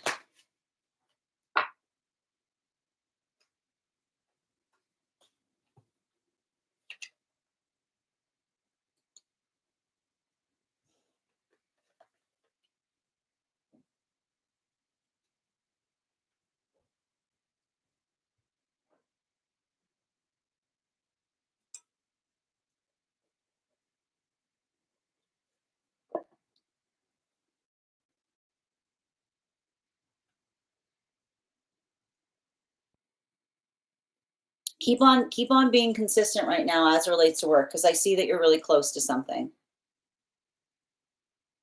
I keep on hearing you've been very close many times. is what I keep on seeing. So I don't want you to,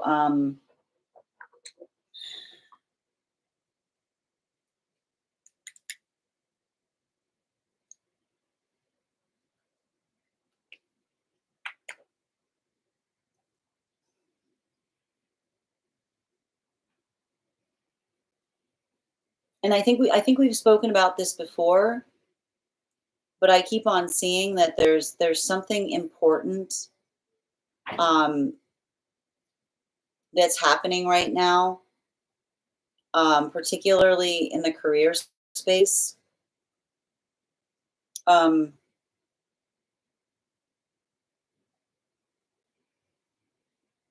why do I keep on hearing like a locationality issue is what I'm seeing.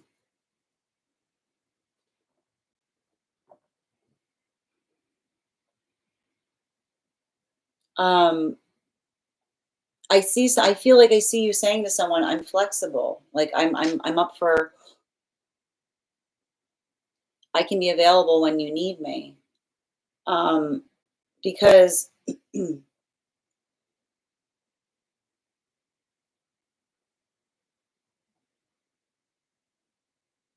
I keep okay, make sure there's something about career that's coming through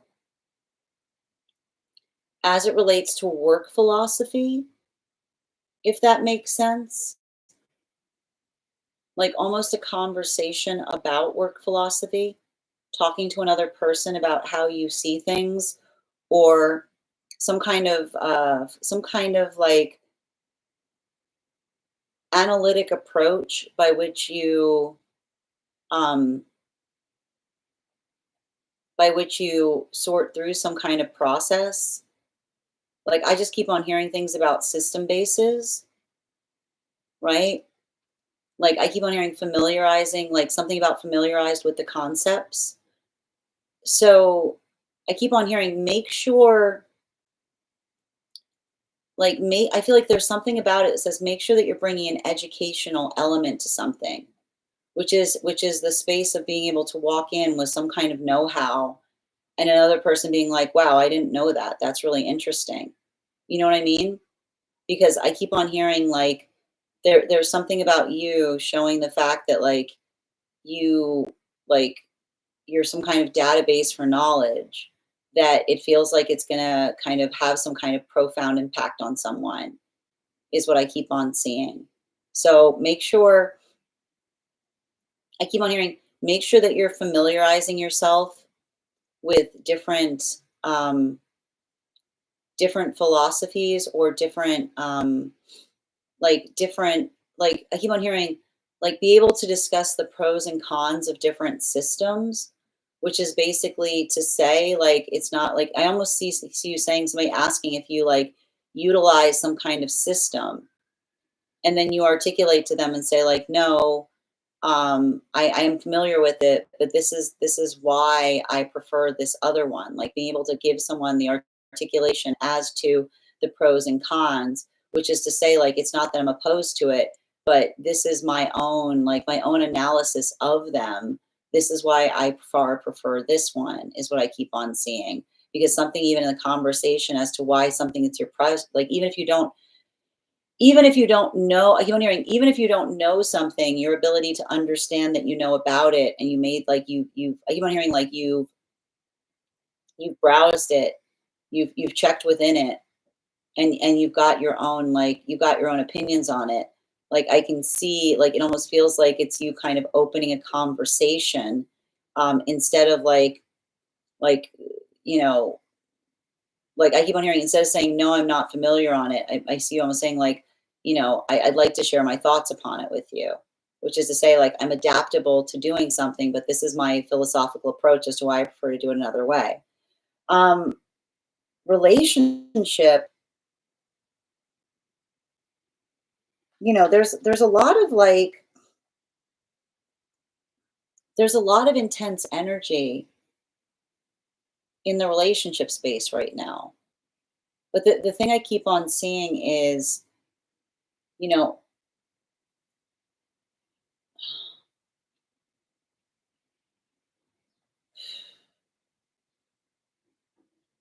Healthy relationship is one that we articulate and talk about our doubts and fears. We don't project them upon each other, is what I keep on seeing. So make make sure that you're I keep on hearing like giving someone the benefit of the doubt, but also like I just keep on hearing like healthy relationship is a good place to be able to talk about the things that frustrate us because everything is changeable, right? So make sure that you're having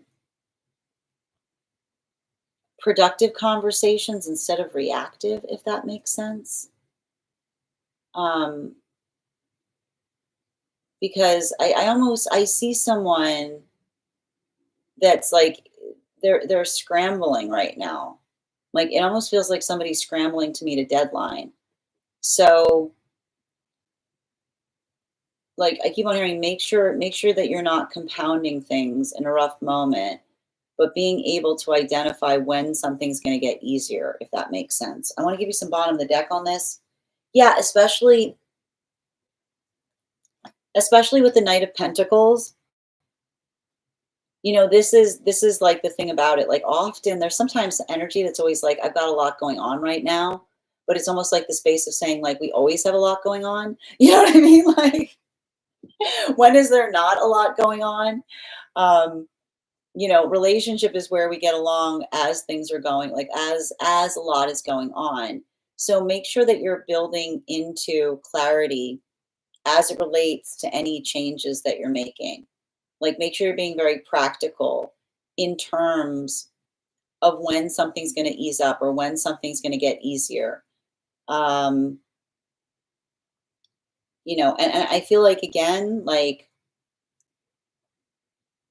this might I don't know what it is. Like I feel like there's so much transition around you and another person right now. It might not hurt to like start building into like weekly check-ins or something about um identifying what you're mutually working on is what I keep on seeing. Like almost giving each other like having that moment to help each other get motivated or to see what how you can help one another in that way, you know?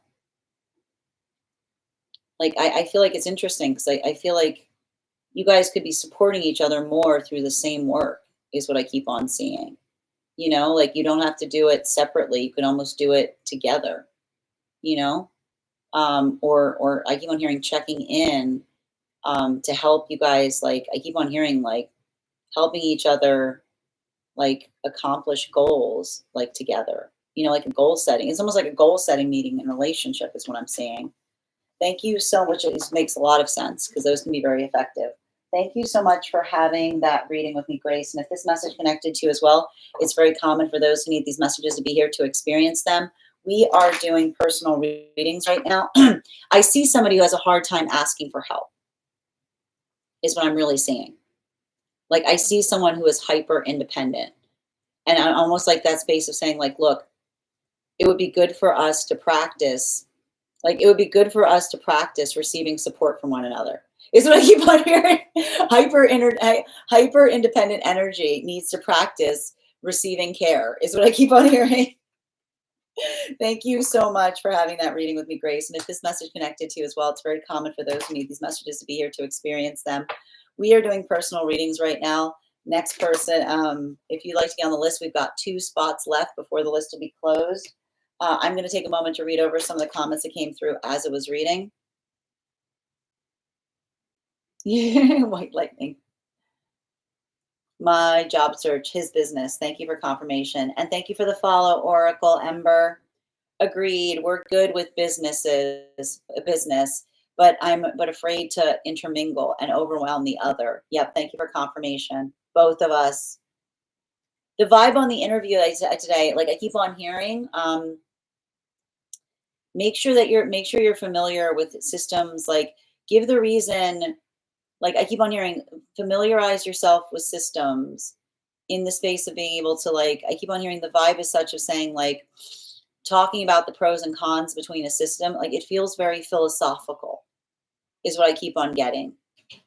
You know, like it feels like I keep on hearing a very philosophical, um, like, interview, which is talking about methodology or how one does something. Like, I almost see somebody saying, like, if I gave you this problem, how would you go about solving it?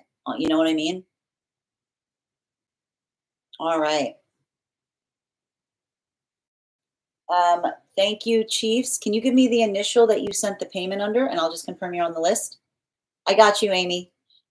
Yep. All right. You're so welcome, Grace. Critical thinking. It does. It feels a little bit like problem solving and critical thinking. Thank you. All right. Excellent.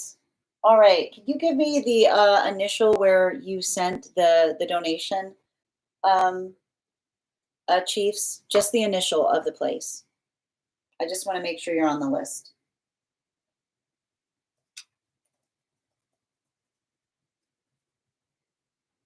Thank you. That's what I needed.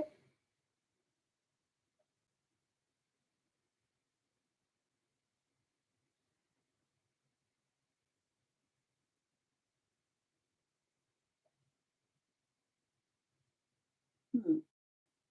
Yep, I got you, dear. Yep, you are on the list. I thought you meant my initials. No, it's okay. It's perfect.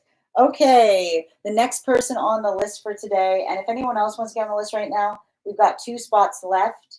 The next person on the list for today is Amy. But before we start, Amy, if you could let me know if you have a general reading or if you have a specific question, we're going to do another intuition check.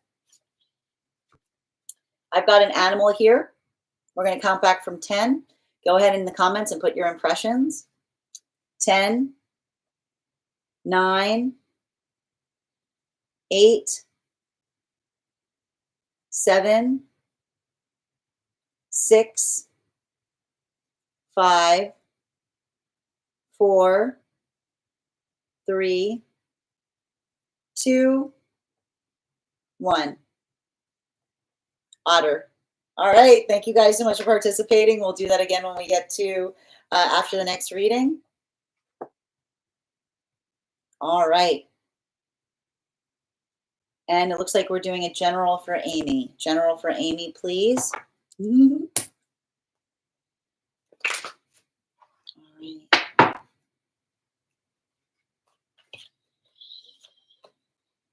And one more, please.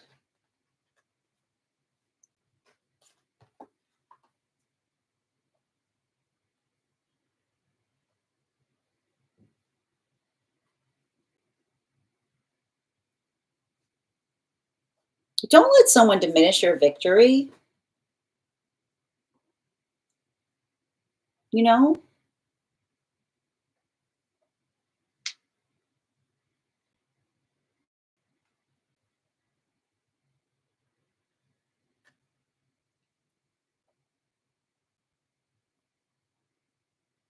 you know,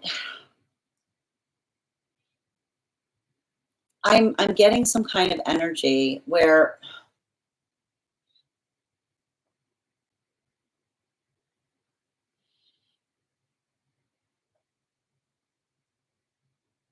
I keep on hearing something of you saying, I fulfilled my obligation, which is,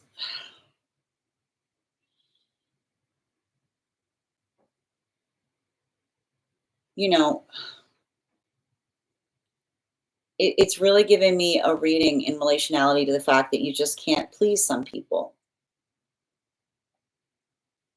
And what's so painful about that is often like some people can't be pleased, but it's very easy to build trauma um, in situations prior to us recognizing that that is a quality and characteristic that we find in another, right?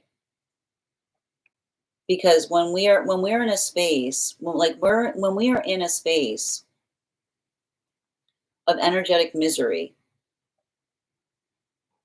We often articulate our displeasure to all of everybody around us, right? Energy that is in a space of misery likes to project their displeasure onto those around them, which can be like it's the dissatisfaction of the self that creates the modality that everyone is perpetually letting them down. But when everybody is perpetually letting another down, the question that one needs, when it's everybody, is what I keep on hearing. When it's everybody, that's usually how you can tell that someone's being unreasonable, because is it everybody, or is it them, right? Like it's one of those moments, and I see some kind of situation here that feels cyclical, you know, because and I want to say, like, non-reliable energy will often be unreliable.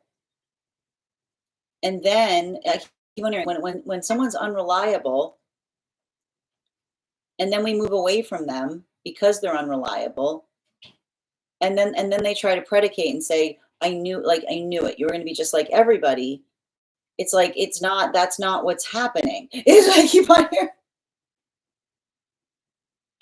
you're just like everybody else, being like, it's not everybody else, it's them, right? Because you can't, I keep on hearing, you can't be fickle.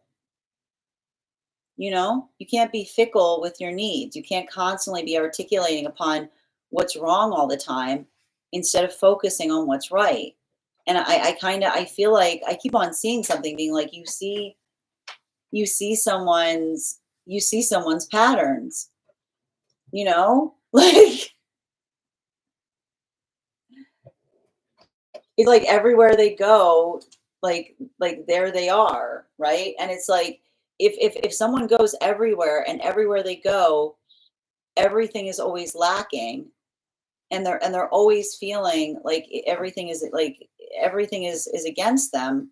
Like, is everything against them, or are they against everyone? You know what I mean? Like, it feels to me like there's just some kind of recognition point here.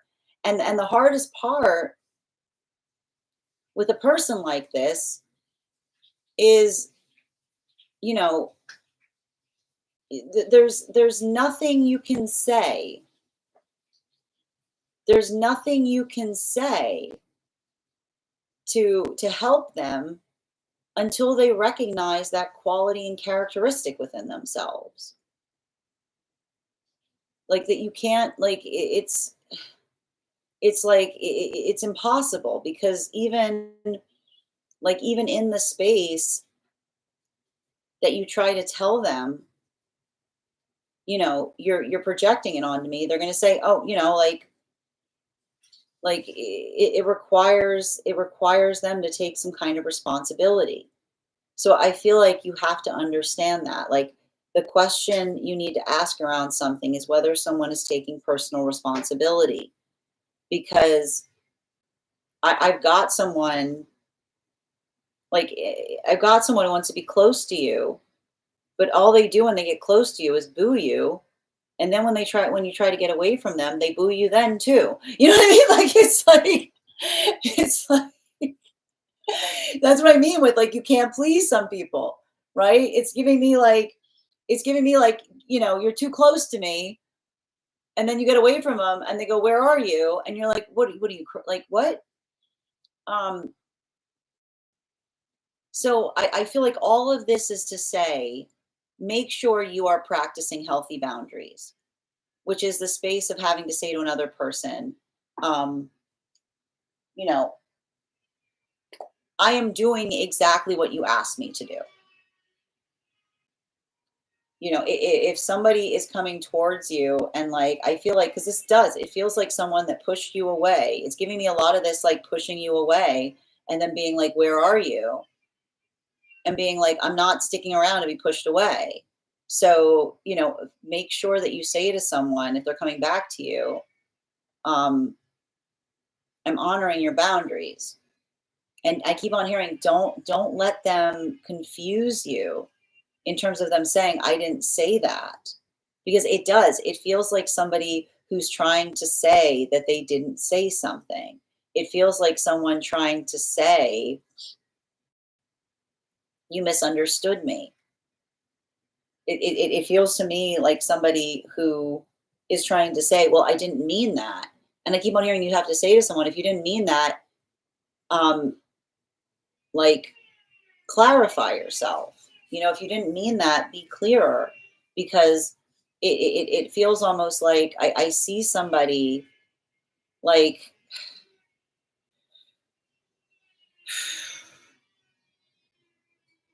and I also am getting the message, like when someone's being like, I see you seeing through somebody. Like that's the thing I see that's driving me nuts. I see you seeing through somebody and calling them out on stuff. And there's nothing more devastating than when you give someone the opportunity to explain themselves, and even then they persist in the lie, is what I keep on hearing. Even then, when you're giving them the opportunity to heal something, even then they're doubling down. Like it feels to me like somebody's about to put themselves in double jeopardy with you. And I like to describe double jeopardy in the space where you're giving an opportunity, like you've seen something in another person that is clear. You're giving them an ample opportunity to clarify it. And instead, I see them like doubling down on something rather than just having an honest conversation with you. Bottom of the deck. Yeah, and the thing about this is like, I gotta stress this. If this is some kind of situation where someone walked away from you, right?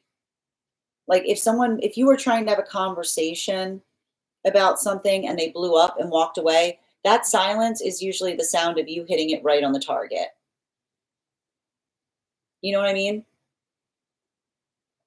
Like the sound of silence you hear when you articulate something and someone has a completely over, like somebody has like a completely overly dramatic response, like completely uncalled for, and then they march off like that is the sound of hitting something right on the target, right? Because it feels like a distraction.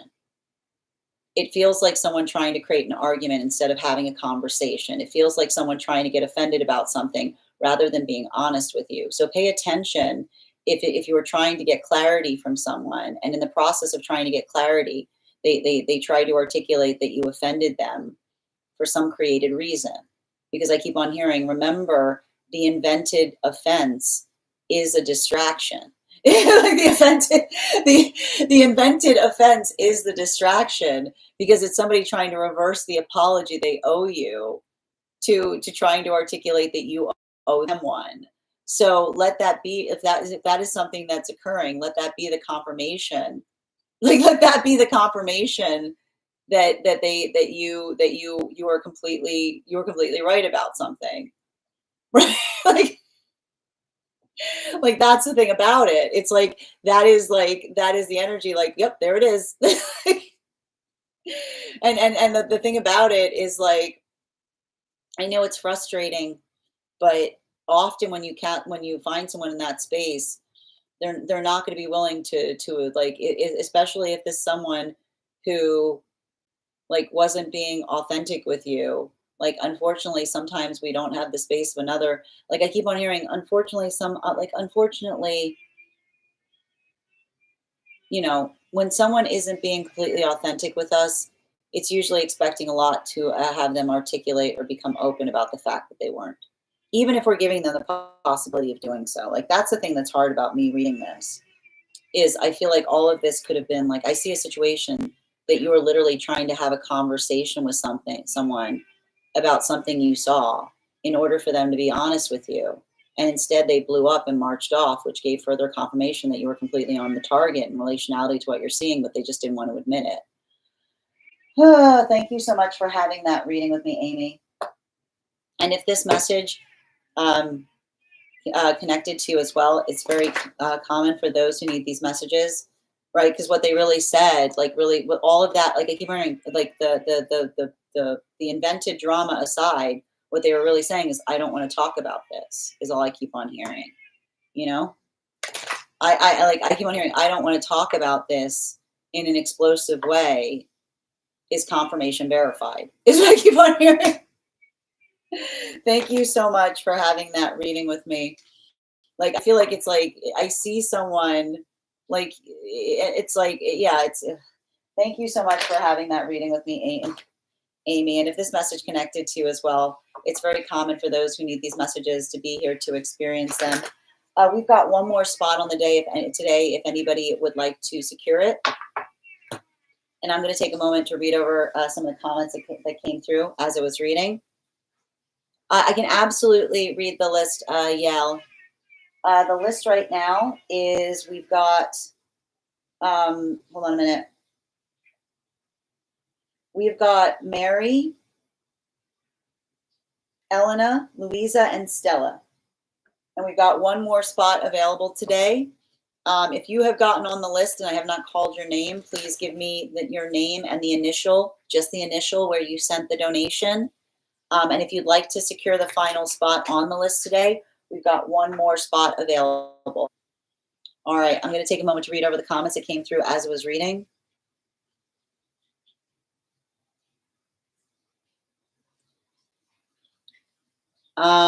Yeah, this feels a bit like a victim mentality. Yeah, that's what I was picking up. Yeah.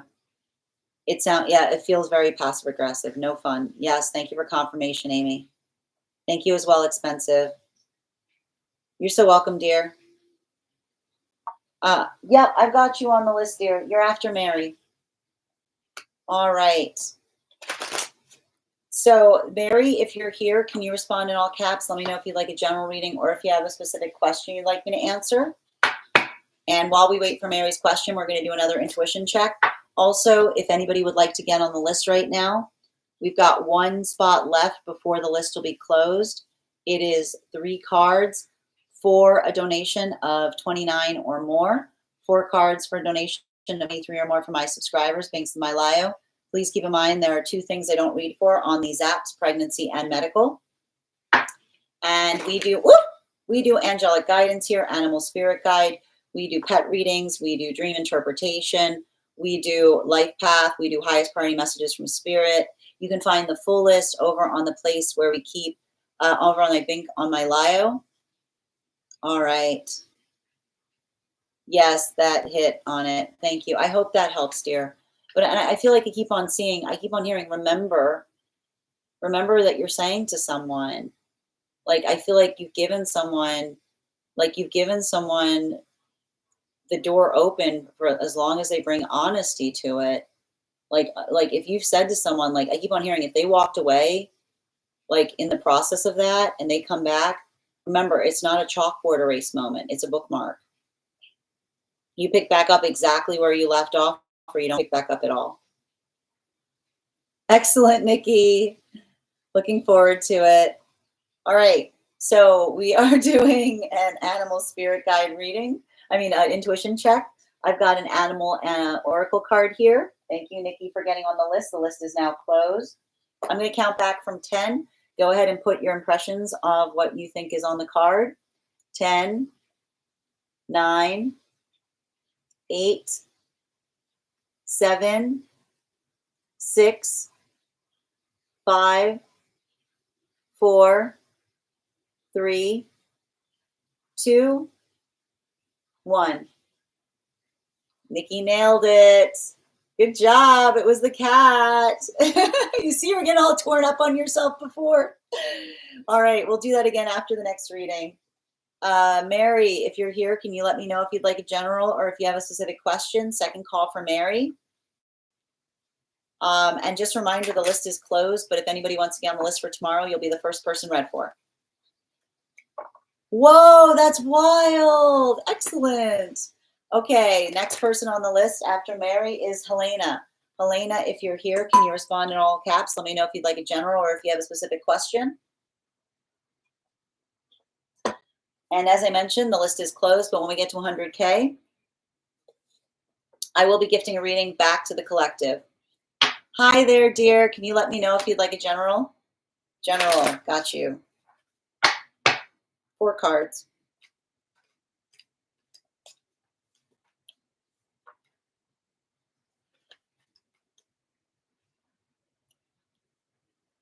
Your spirit team supports the decision.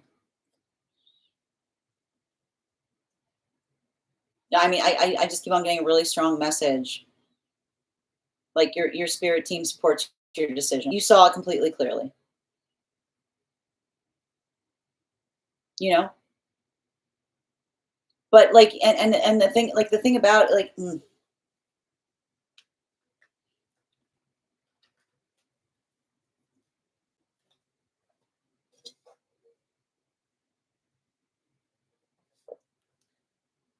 it's also giving me like some kind of like crisis averted kind of situation. You know, like I keep on hearing like crisis averted, which is like I keep on I just keep on seeing a situation of you like taking care of something. So another person didn't have to, you know? Um,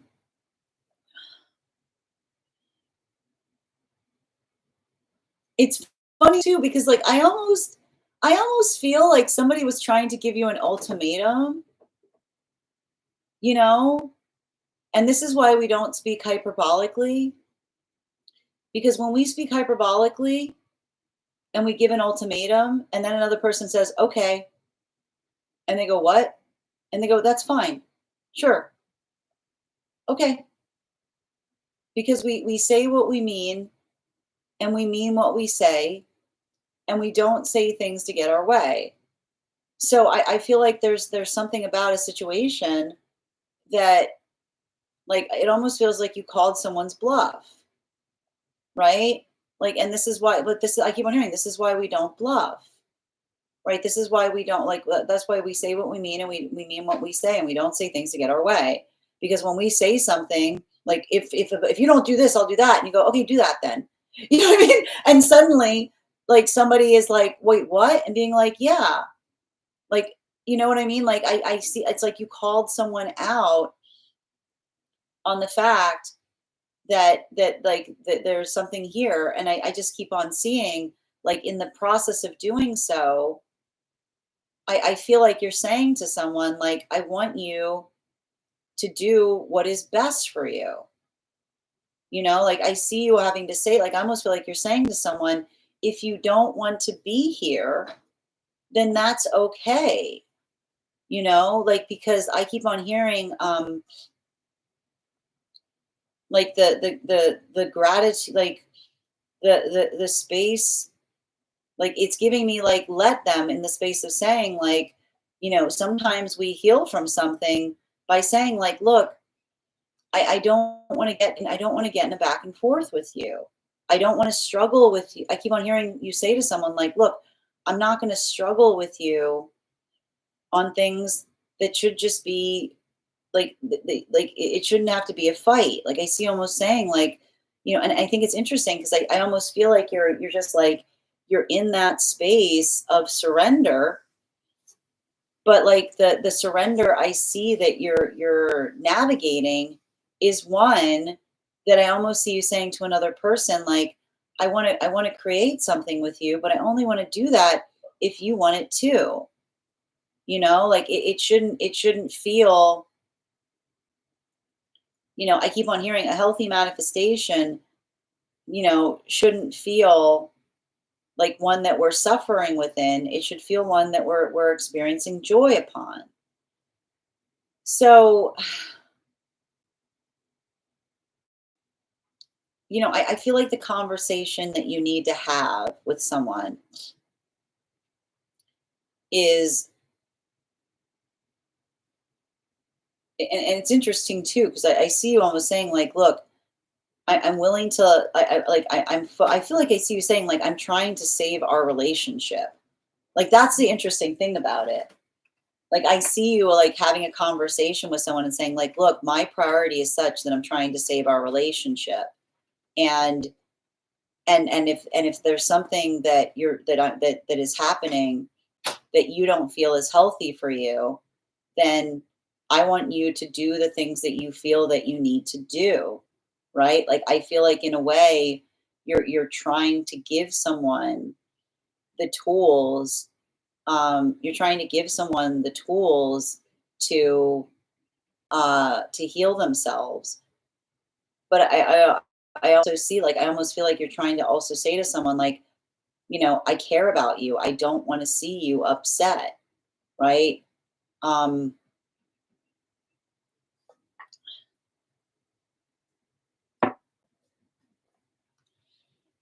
I think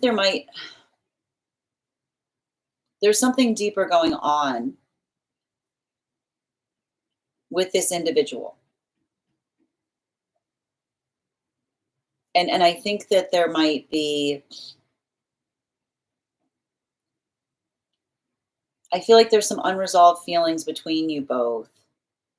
And I keep on hearing, I know it sounds wild, but this is why sometimes um, we can't we can't necessarily heal in proximity to the energy that we look up to.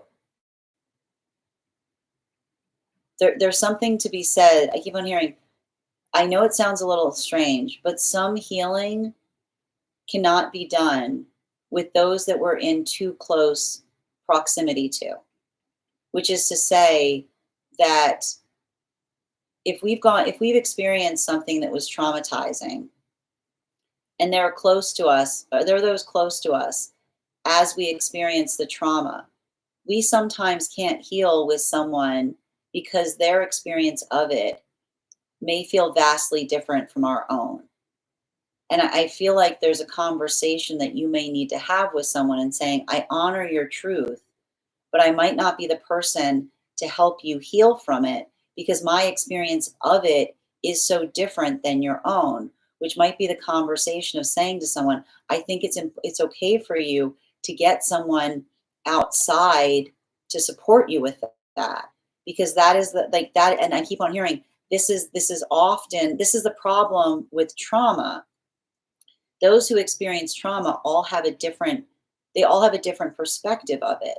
But this is why it can sometimes feel very invalidating for someone who's traumatized in a situation that wasn't as traumatizing for another person, because trauma is also nonlinear, which is to say that in some situations, some energy is traumatized more than others. But this is also why it can be very difficult to work through trauma with those who are in proximity to us when we experience trauma, because our perceptions on it feel foreign to one another. So you may want to have a conversation with someone on this to say, I believe you.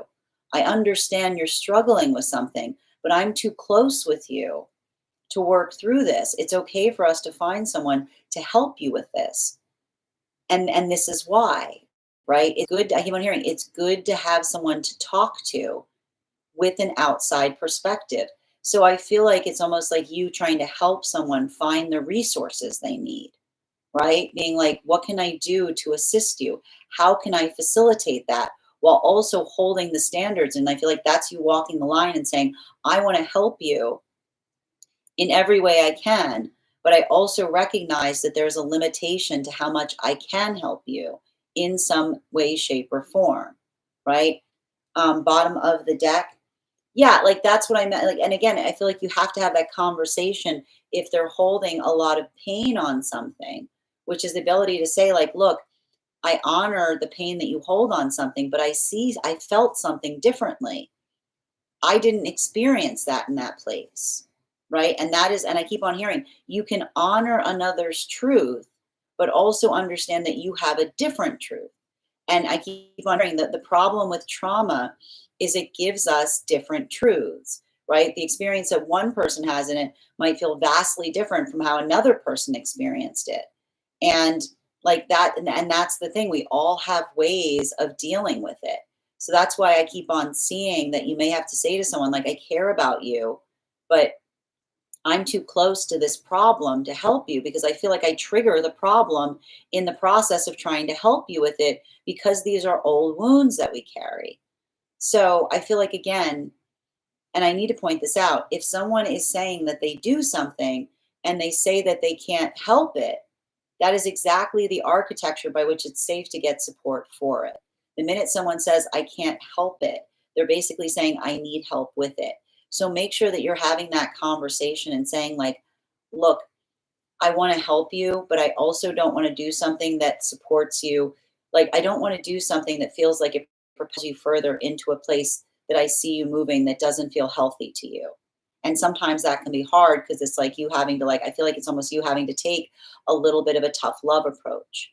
Thank you so much for having, and I keep, because that's the thing, like when we see someone that's doing something and we know it's not getting good for them, like it's the energy that says, I don't want to encourage the behavior by saying, by saying that it's okay. You know, it's like it's having to say to someone, like, look, it almost feels like the energy of an intervention, which says, I want to support you, but something needs to change.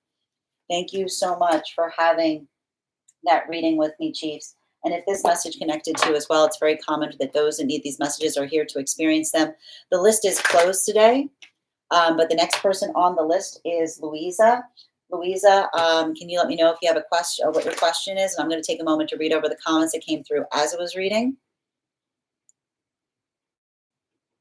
Yes, removing my sister has been struggling with. I know it's correct. Sending you support. Oh dear, I'm sending you so much support on that journey. I don't respond to threat. Well, that's what I keep on seeing. Like I see you being like, okay, you know. Oh, welcome, Bridget. Thank you as well, Chiefs. Thank you for confirmation. She can't work as a team. Oh, I'm so sorry, dear. That's exactly what I'm trying to salvage, what I can. Continue to do that. And continue to say, like, I know I'm trying to care about you in the best way I can. And Stephanica, your subscription's ending soon if you'd like to renew. She's deeply stuck and deeply traumatized, but won't seek help. Sending you so much support, dear. Oh, Chiefs, sending you so much support on that journey. And I feel like, again, like having a group coming together saying, like, look, we care about you. We want to help you through this. Like the energy that says, like, look, what do you need? I wish for clarity. I got you. Oh, that's a lot of people. Okay. So we've got, so Louisa, we've got 3 cards. So I'll draw a card for each. Okay. And Helena, I love listening to these messages. Oh, thank you for being here and receiving these messages. Mary, you can absolutely do that. Yep, we'll put you on the hold list, dear. Excellent. All right, and just bear with me a moment before we continue. I've got here the deck. We're going to do another animal. We're going to do another intuition check, and then we'll go ahead. We're going to go ahead with Louisa's reading. All right, bear with me a moment. Okay, I have got the card here. I'm going to count back from 10. Go ahead and put your impressions. When we get to 1, I will show you what the when we get to 1, I will reveal the card. All right, 10, 9, 8, 7, 6, 5, 4, 3, 2, 1.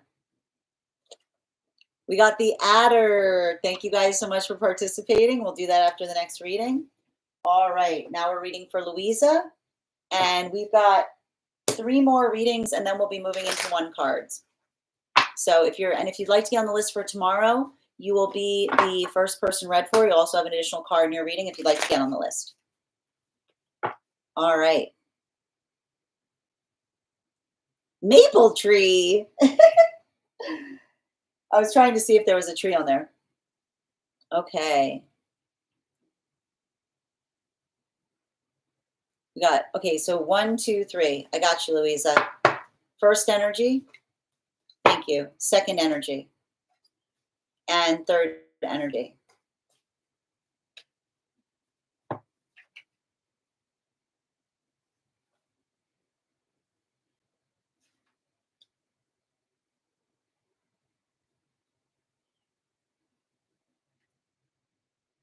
All right, I'm going to just walk you through what I'm seeing energetically between these three individuals. I want to stress, I feel like everything you need to know right now has to do with recognition as it relates to manifestation goals. I want you really prioritizing and articulating what it is that you're seeking in a relationship.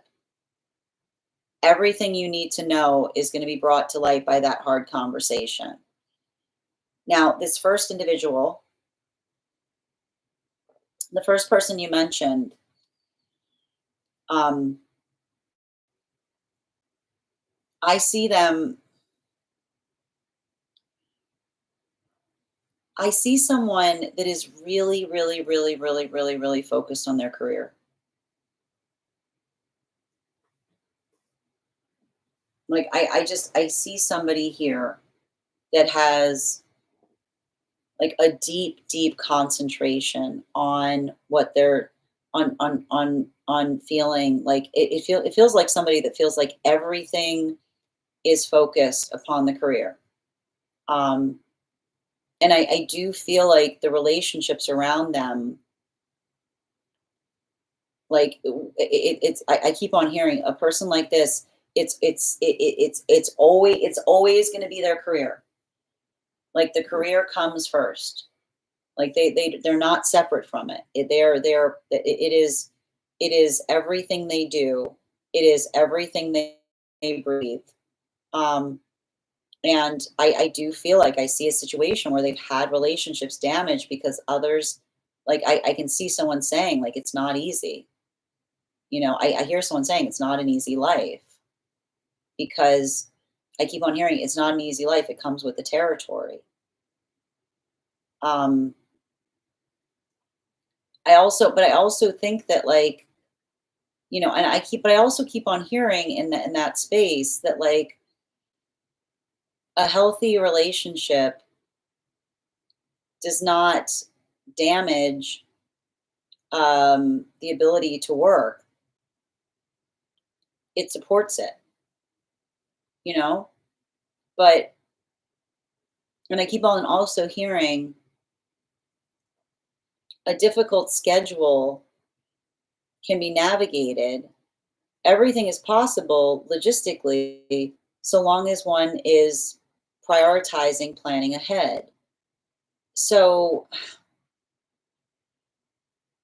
like I said, I would be very conscientious as to whether something can come into a space of consistency and reliability because I see someone here who like has a lot of feelings for you, but it's like the feelings shouldn't feel like the kind of energy that you have to like drop in upon, or those moments or modalities where um you know it's like a relationship should not feel like it exists in the moment, in the few moments another person can spare, is what I keep on getting. um the second individual that you brought up, I just keep on seeing,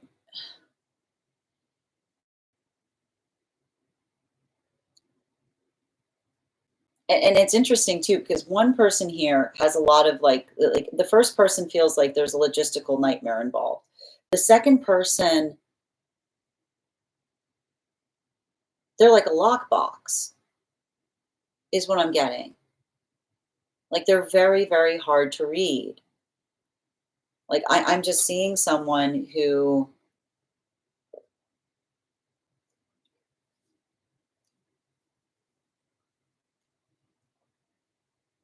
like they're being overly mysterious, or someone who's like trying to be too cool. I keep on hearing like trying to be too cool.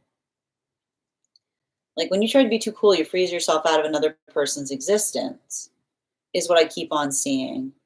Um, so make sure that they're, I keep on hearing like if that energy comes up to you, you have to kind of say to them, like, state your business. Like, what is it that you're seeking? And if they say to you, like, oh, I just want to see where something goes, be like, that's not for you.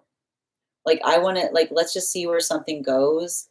can often be like, can often speak towards like devastation, because usually what happens is feelings develop, and then they surprise you with them saying, well, I never, like, I wanted to kind of keep something casual. So like, make sure that they're defining what it is that they want. Make sure that they're putting it clearly into words, is what I keep on seeing. Um, because I keep on hearing a healthy relationship is one that doesn't lack, like, it doesn't say like, let's just see, let's just see. It's like, no, tell me what you want, is what I keep on hearing. Now, this third energy, it feels like the most stable. We've got heavy, we've got Three of Pentacles here. And I feel like this is someone who probably feels like they're in the most proximity and relationality to what it is that they want to create with you. There's a lot of reliability there. There's a lot of consistency. Just make sure that you guys are on the same timeline, is what I keep on seeing. So if you're talking about goals, if you're talking about manifestations, don't just say, I want that too. Be like, like ballpark, like, what are you feeling in terms of that?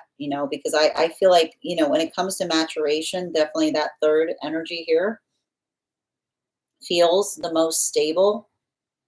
I feel like this is someone who has like a bit more openness as it relates to being able to articulate what it is that they're trying to create. Um, and that's what I meant about everything you need to know about these individuals has to do with the manifestation goal, right? And I keep on hearing, if someone says that they want a relationship, that's not enough. You have to say, can you please go into detail? What does your ideal relationship look like? What does that look like on the daily? And when it comes to that, it feels like this third energy, like this feels like someone, like the thing about this third energy, that I do feel like it might bring up a lot of intimacy wounds, because I see someone who's like, they are very clear with their intention. They're very clear. They're like, I know what I want. I know, like, I am focused on that. Bottom of the deck, the Four of Pentacles in its reversal is saying to me, I want, like, and here's the thing. I think that this is the thing that's kind of being required to you, is make sure you are being clear in terms of what you are looking for. Make sure you make sure see make sure you are prioritizing. Make sure you are, I keep on hearing, make sure that you are prioritizing what it is that you're energetically seeking. Make sure you are able to define it, because I keep on hearing like your ability, like I keep on hearing like, no testing the waters, if you will, not kind of coming into a space of seeing what another person is offering, but being in a space of really being like, I keep on hearing, the more you're able to clear your throat chakra, the more you're able to say like, look, these are my standards. Everything you need to know is going to be identified by the energy that says, I can't meet them, right? And not negotiating, right? Like, I feel like there's some energy around you that's trying to get you to settle for what they can offer you.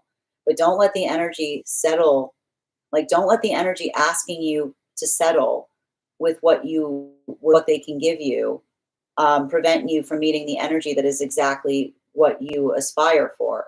Because when you're settling for energy, then here comes the energy of the manifestation that looks towards you and says, oh, I guess they're busy. Right? Like, no settling, like no settling towards your manifestation goals right now. No, but and if somebody is, and if something isn't your manifestation, make sure that you're articulating when something will change. And again, the difference between a pipe dream and a plan is a date. So, and I keep on hearing, one of the ways you're going to do this is you say, you make plans ahead of with me, or you don't make them at all. Energy that prioritizes you will make plans ahead of you. None of this, or what are you up to? None of this drop in energy, because I just keep on feeling like something about these first two energies. It feels very much like, are you available? Are you up? Like, we don't build, like, we don't, like, when we prioritize, we don't require Like we were like we don't require to just be available to wait upon another. We build plans with each other to say like you are a priority and I'm willing to prioritize you. So let another person's ability to prioritize you show you the difference between the energy that says they want something with you versus the energy that's embodying what it takes to build that manifestation goal. Thank you so much for having that reading with me, Louisa. And if this message connected to you as well, it's very common that these messages are here to experience them. The next person on the list for today is the list is closed, but if you would like to get into it is Bridget. If you would like to get on the list for tomorrow, you'll be the first person read for. I'm going to take a moment to read over the comments that came through as I was reading. I mean, when we talk about life partner, I mean, the thing is, you have to understand life partner is whatever we choose to accept. But if you're looking for someone that is seeking something that's energetically stable, that third energy I was seeing was definitely feeling like there was a lot more consistency there. But I keep on hearing everything you need to know is in the space of another person making plans with you. And I keep on hearing if they can't make plans with you, they don't have plans. If they can't make plans ahead of time, they don't have plans with you. If someone can't give you the luxury of knowing ahead of time when they're available, that's not the energy. That is not the energy that you are going to build a life with. Thank you so much. All right. Hi there, Pops. Good to see you today. All right. We're going to continue right now. The next person on the list is Stella. Stella, if you're here, can you let me know and I'll if we're doing a general or if you have a specific question? And we're going to do another intuition check. All right. I've got the animal spirit guide card here. I'm going to count back from 10. Go ahead and put your impressions in the comments. 10, 9, 8, 7, 6, 5, 4, 3, 2, 1. Seal. Thank you guys so much for participating. Excellent. And I'm still looking second call right now for Stella. One moment, just reading over the comments. Like if they see me in their future. Oh no, they all see you in their future. It's a question of what they see, like what that future looks like. You have to understand, like that's the thing about it. Like I see all, like that's the thing I keep on seeing, which is like absolutely no settling right now because I see a lot of energy that wants to come towards you. But I keep on hearing it's not about whether they like, it's not about them wanting to have a connection with you. It's whether they want the same type of connection that you yourself do. And one of the ways that you're going to identify that is making sure, like, I don't know why I keep on seeing some energy that feels like they're trying to make plans with you, like very much as time, like immediacy. No immediacy. I keep on hearing they plan ahead of time with you. You have clarity and relationality to where something is going and when you can expect to see another person, or there isn't anything to discuss, right? I keep on hearing make sure that they're not making you repeat yourself as it relates to what your standards are. All right. There were seals in your dream. That's wild. All right. I'm not seeing Stella. So I saw the pattern. Oh, okay. Well, and this is important too. Like, hi, how are you doing there? Excellent. Can you let me know if we're doing a general or if you have a specific question you'd like me to answer, Stella? And for those who are here, we've got two more readings, and then we'll be moving into one card readings for subscribers. And if you'd like to get on the list for tomorrow, you will be the first person read for. You'll also have a additional card if you're the first person on the list for tomorrow. Oh dear. All right, let me draw 3 cards, please. Highest priority messages, please.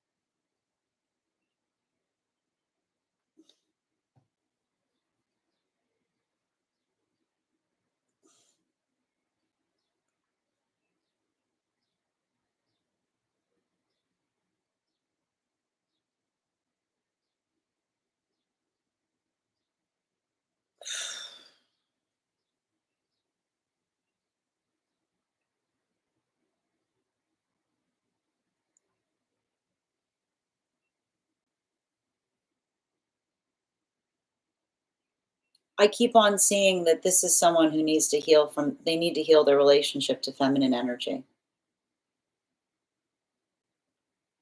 is what I'm seeing.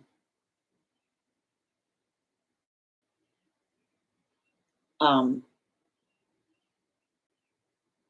I keep on seeing some kind of,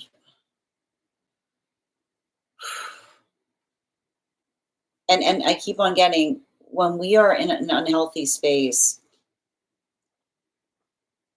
we project onto others, right? The sound you will hear with another person projecting onto you is trying to say that you don't compare to someone else. And here's the thing about it, you don't. Healthy relationship is not built upon comparison.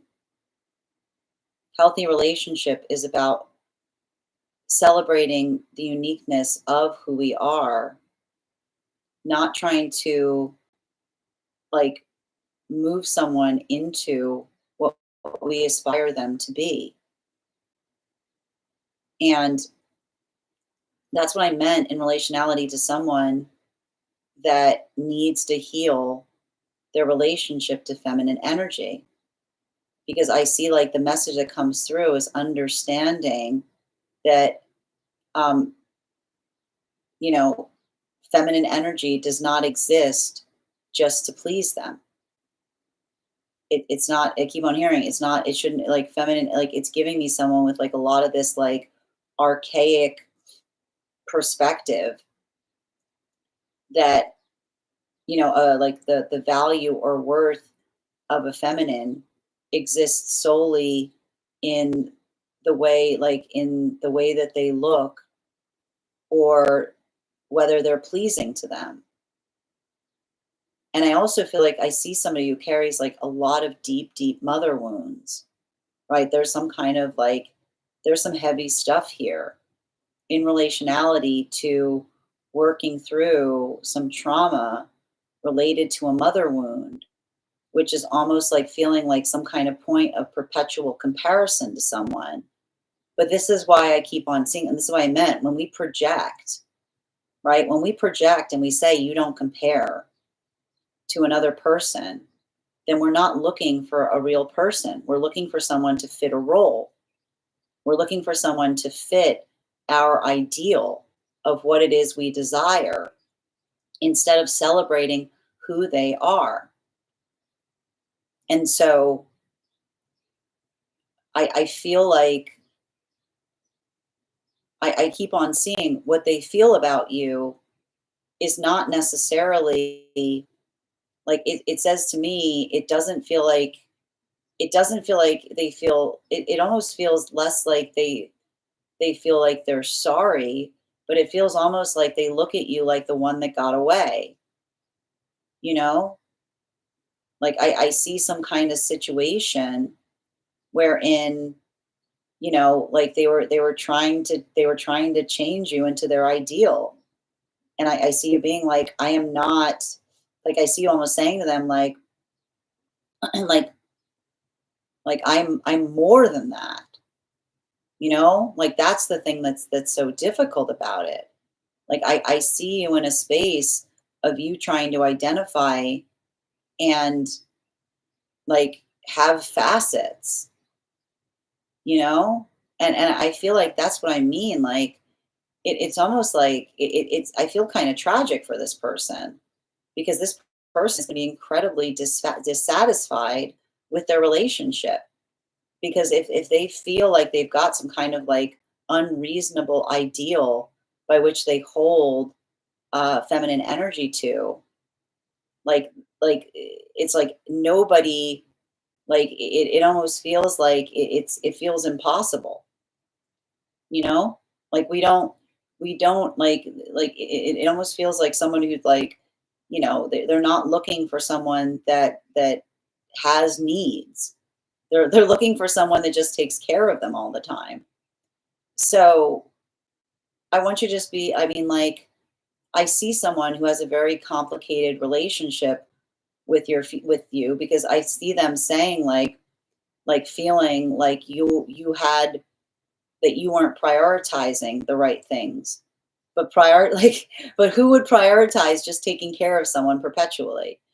Like that's not a healthy relationship. That's what a mom does. Is what I keep on hearing. Like they're looking for a mom energy. They're looking for someone to just, like someone that just exists. Like it's baby bird. You know what I mean? Like it feels like baby bird energy that says the energy of the feminine around them should just be in a space that they perpetually take care of them, instead of understanding and recognizing like they can't build into a healthy relationship with feminine that's fully formed, because feminine energy fully formed doesn't want to be in a space of parenting counterpart, because that feels weird and creepy. um Bottom of the deck, yeah, especially with the judgment card. I feel like there's some kind of energy here. I keep on hearing like energy that feels like energy that feels like they just want someone to take care of them, whose whole existence, like when we believe that our partner should just exist for the sole desire of taking care of us, that all of their existence should hinge on us, that is a mother wound. There is only one force. There is only one force on the planet that gets that kind of treatment. There's only one force on the planet that is deserving of that type of treatment. And it is a little baby. It is a little baby. It is a little tiny baby, because it needs to be in that space. But this is what we talk about that is so difficult with mother wounds. Mother wounds don't necessarily mean that you didn't like your mom. Okay? Mother wounds mean that you're still stuck on the fact that you're like, that's what all the feminine energy should do. What do you mean? What do you mean you've got thoughts beyond taking care of me? What do you mean? What do you mean you want to do something that's not me? What are you talking about? You are completely right, because the mom, like the mother wound expressed in the masculine, is usually the song me, because that is the mother wound that says feminine energy exists to take care of me, to take care of me, to take care of me, right? That is the expression of someone that still hasn't healed from the mother wound. So I see someone that, again, like they have a complicated relationship with you because they only respect the energy that gets away. Like but that's the thing also, when like if they had an unhealthy relationship with their mother, then often if the energy is taking care of them and then they push back, like they're projecting the relationship that they had with the mother in the space that they want someone that takes care of them, but also puts up with all of their, like, puts up with all, like, this is also what we do with mothers. Like we put up, like if the mother didn't have boundaries, then they're used to the energy of the mother that gives them everything, but then puts up with anything that they give them, which creates the unreasonable standard. So that's why I see that this is an energy that needs that they have a complicated relationship, because I see that they miss you, right? And they feel a lot of feelings about you, but it's complicated because what's really underneath the surface is they're working through the wound that they didn't feel like you were taking care of them enough. But because, like, and that's the thing, like, this is a type of energy. This is why we have to heal wounds like this, because if we don't heal a mother wound, then the person closest to us gets treated like garbage. So I see, like, it's not, I don't feel like they're sorry. It feels like they have a very fraught relationship with you, is what I see. Because I feel like you walking away, like I keep on seeing, it's like you being like, I am not them. I don't exist in the projection, you know? Oh, sending you so much support on that journey. Thank you so much for having that reading with me, Stella. And if this message connected to you as well, it's very common for those who need these messages to be here to experience them. We are doing personal readings right now. If you would like to get on the list for a personal reading, the list is closed, but you can get on tomorrow and you'll be the first person read for. Next person on the list for today is Nikki. Nikki, if you're here, can you respond in all caps? Let me know if you'd like a general reading or if you have a specific question you'd like me to answer. All right. And I'm going to take a moment to read over the comments that came through as it was reading. And Mandy, thank you for the follow. Hi there, Michael. How are you doing today? Thank you as well, expensive. I do my best, dear. Woohoo! Dream! Outside tea on the dream. Oh, absolutely, Fig. I would love to. All right, we'll be doing a dream reading for Nikki. But before we do so, I'm going to be drawing a animal oracle card. You guys, I'm going to count back from 10. Go ahead and put your impressions in. 10, 9, 8, 7, 6, 5, 4, 3, 2, 1. Bridget, you got it. It was the cow. Well done. All right. Outside tea, dream reading for Nikki. Bear with me a moment, please. All right. And as I mentioned, the list is closed, but if you'd like to get on tomorrow, you'll be the first person read for. Sorry, this is long. Do this what you're called to. All my dreams last night were full of animals. First one took place strange house, like I was on vacation with my family. Maybe because my mom's in Hawaii right now. That's nice. Both my cats were there, Pepper, who lives with me, and Nala, my childhood cat who lives with my mom and is getting old. The cats were roaming around outside, and I kept calling for Pepper, but a bunch of cats that looked like her kept showing up. Pepper clones, but not her. I was like, "You're not Pepper." Then some bigger, intimidating cat showed up, and I got nervous. I called for Nala, too. She eventually came and stuck by me, but still no Pepper. We had to leave soon for a flight, so I told some random person I'd pay them to find her. And they actually did. At the airport, one cat was in a carrier, the other in a weird bag. When we got home, there were so many bags, I panicked. And we left the cats at baggage claim. My uncle and my whole family were there, but the cats made it back, and I was so relieved. There were still tons of Pepper clones, only one Nala. No clue what it meant, but it felt intense. In another dream, I was swimming, maybe snorkeling in the ocean. I was underwater watching seals and sea lions swim by. I pointed them out to my partner and was like, "Aren't they cool?" There was this circular current in the bay, like the East Australian current in Finding Nemo, pulling all the sea life around. I watched the seals riding it and wondered where they ended up. It wasn't scary, just beautiful. Then I woke and saw two huge red-headed woodpeckers outside, possibly mating. I haven't seen any around lately, and those were big. It felt like a sign. So yeah, lots of animals, especially cats. It feels all connected somehow. No idea how. 4 cards, please. hmm This is you going through the transformation of the self, and it's being articulated in animals. So, the interesting thing, it's interesting too, because yesterday we had a reading where we were talking about cats. And cats in our dream often have to do with our confidence. It can also be very identification as to our egos. Now, you said that the first one took place in a strange house. So remember when we talk about the fact that we often see houses in the space of dreams as the mansion of the self. So this could be talking about the fact that you're currently going through something that you feel like you are changing, right? You may find yourself in some kind of transitional space. You may find yourself in something where your own life is changing in some way. So you're going through a transition, and you said both of your cats were there. So that's the cat who lives with you currently. So this is the current version of self, but also Nala, the childhood self, or that's the inner child. So the two cats being represented are the identification point of your own egoic self now and the inner child work that we often do. We always carry the inner child with us, right? So even in the space that you said that the cat is getting old, it's still very dear to you. So that is the energy of the inner child, because it's always like the first impression of who we are. Now, you said that there were cats roaming outside and you kept calling for Pepper, but all these cats looked at her, looked around and kept showing up, but you didn't know that they were them. So this could be talking about the fact that you're potentially in some kind of new experience and you're trying to orient yourself within it. You're trying to identify what it looks like. Who are you in this space?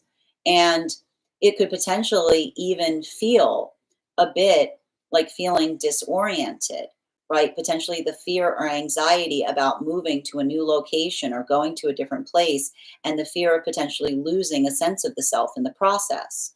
But this is also what's really beautiful about this, because it's conversation from your higher self about understanding what makes you uniquely you. Because even in the space of the fear, the anxiety of saying, how am I going to identify my cat from all these other cats? You could easily tell, even if they look similar, you immediately knew. You're like, no, no, no, these are not that cat. Because when we build into healthy relationship, right, we never get lost in it. We are always embraced. We are always in that space that we can, it's like accept no imitators, right? It's like the energy of the higher self that says, Rest assured, what makes you uniquely you is divine." There's there and don't worry about comparing yourself to others, right? Because it has a lot to do with the fact comparison is the thief of joy. And when we forget, even if someone looks like, even in that space, right, it's easy to start feeling insecure, right? It's easy to start feeling insecure because you're like, how am I going to stand out? But I need to point this out. Even with all of those cats around, you told a random person you'd pay to find her, right?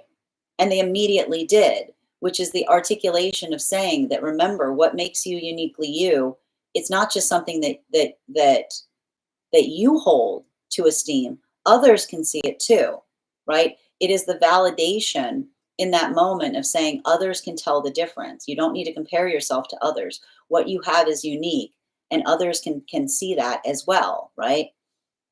Now, when you said that your uncle and your whole family was there and the cats made it back, right? You had that anxiety point of the cats being left at baggage claim. That is more of the continuation of, again, going through a transition and fearing that you'll lose yourself in the process. But it's just further confirmation of saying, don't worry, right? Because even in the space of the family unit, we see that, like, this is often what's nice is like having that reorientation point. Sometimes having family there will ground us, even if it's shown us how much we've changed, right? Even because they hold the old cat or they hold the inner child, we can see and orient ourselves in relationality to coming back to them. That helps us remember where we are or who we are, right? In another dream, you said you were swimming in the ocean, and you were underwater and you're watching the seals and the sea lions swim. So this is a continuation of that same experience. You said you pointed them out to your partner, and there was a circular current in the bay, pulling all the sea life out. You watched the seals riding it and wondered where they ended up. It wasn't scary, it was just beautiful. So this is understanding, and this is beautiful because this is almost like the guided work in terms of how we see ourselves, right? Because with all of the sea lions, like, this is talking towards how we all move in the same way, but what makes us unique is also collective, right? So it talks a lot about, like, I keep on hearing, it's the conversation of the individuated self, but also the movement of a collective, right? So when we're individuated in the self, when we identify ourselves, we don't struggle, right? We don't struggle so much about trying to stand out. We move in harmony with what's around us. We celebrate the sameness, because in the celebration of the sameness, it's the understanding that we're all pulling in the same direction, right? So it's a lot of that conversation that says, like, the identification of the beauty of moving in harmony, that doesn't feel like a sense of sameness and worries about the fact that one isn't standing out, but the easement by which we don't compare, that wherein we are able to do things to profound effect, because it's the identification of the collective energy that says, that celebrates seeing energy that moves in accordance to us, because it is the power of seeing the singular self that brings the collective whole into being, right? And that's not the energy. When you see sameness in another, you get mad. You're like, yeah, keep going. Like, yeah, that's great. Let's make a whirlpool. But this is why we have to heal the egoic self, right? Because like that is the energy that says like it doesn't celebrate when we feel that sameness. We sometimes like get like, right? This brings us to the two red-headed woodpeckers that were outside possibly mating. I haven't seen anyone around. These were big. It felt like a sign. So yeah. And I think that I feel like that is the energy between you and counterpart right now. So this would say, and I like this, which is like the two red-headed woodpeckers is saying to me the ability of feeling like you found someone that matches your vibration. Especially if you felt like in the past there was energy that said that you were too intense. The thing about two red-headed woodpeckers is it's they're hard-headed. They're hard-headed.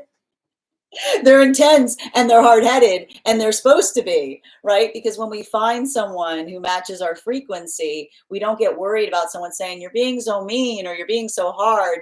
It's the energy that feels like they celebrate, because that's the energy that says like, yeah, we work the same way, right?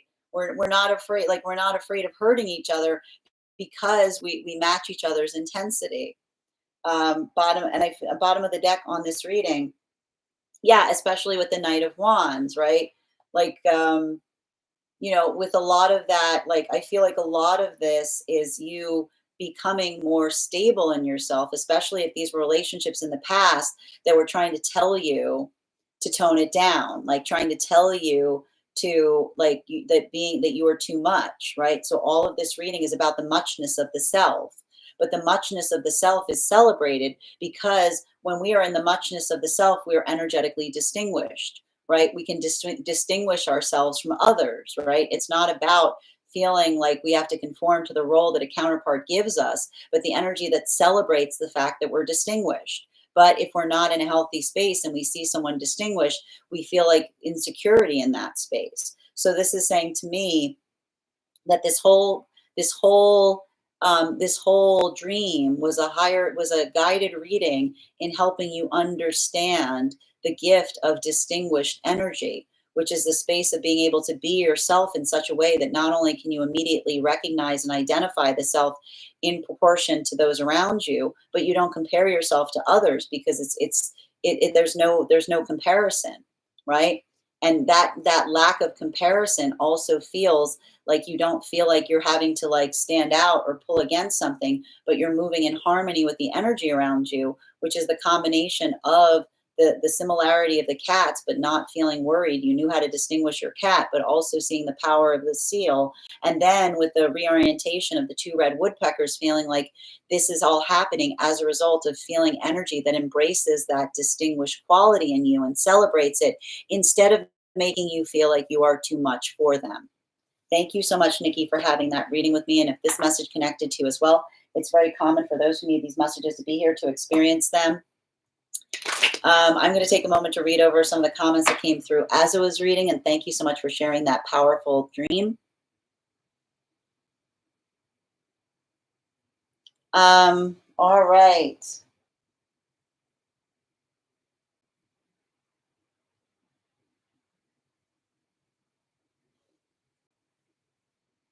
Thank you so much, dear.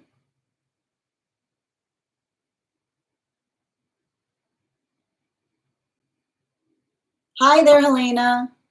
I think did we already do your reading? Hold on a moment.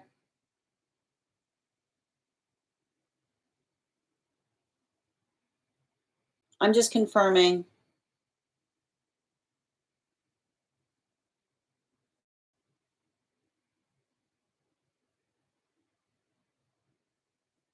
Thank you so much, Nikki, for that gift.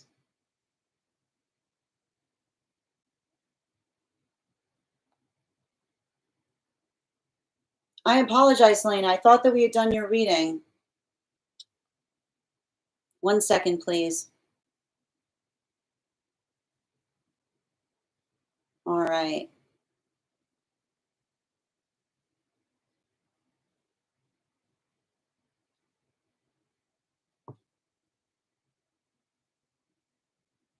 Wait, do we have 2 Helenas on the list? I just need to confirm this.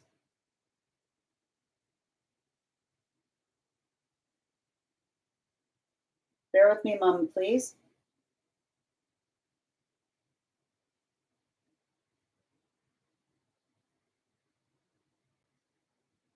Helena, you'll have to tell me where you sent the donation because I'm not seeing it, dear. You have to give me the initial on where you sent the donation.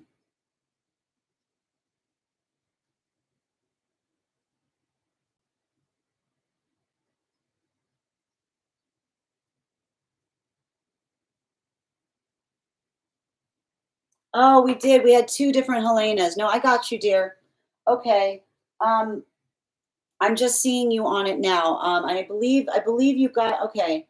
We had two different. Okay, so the issue that we had is we had two different. We had a Helene and a Helena. So that was what effectively happened.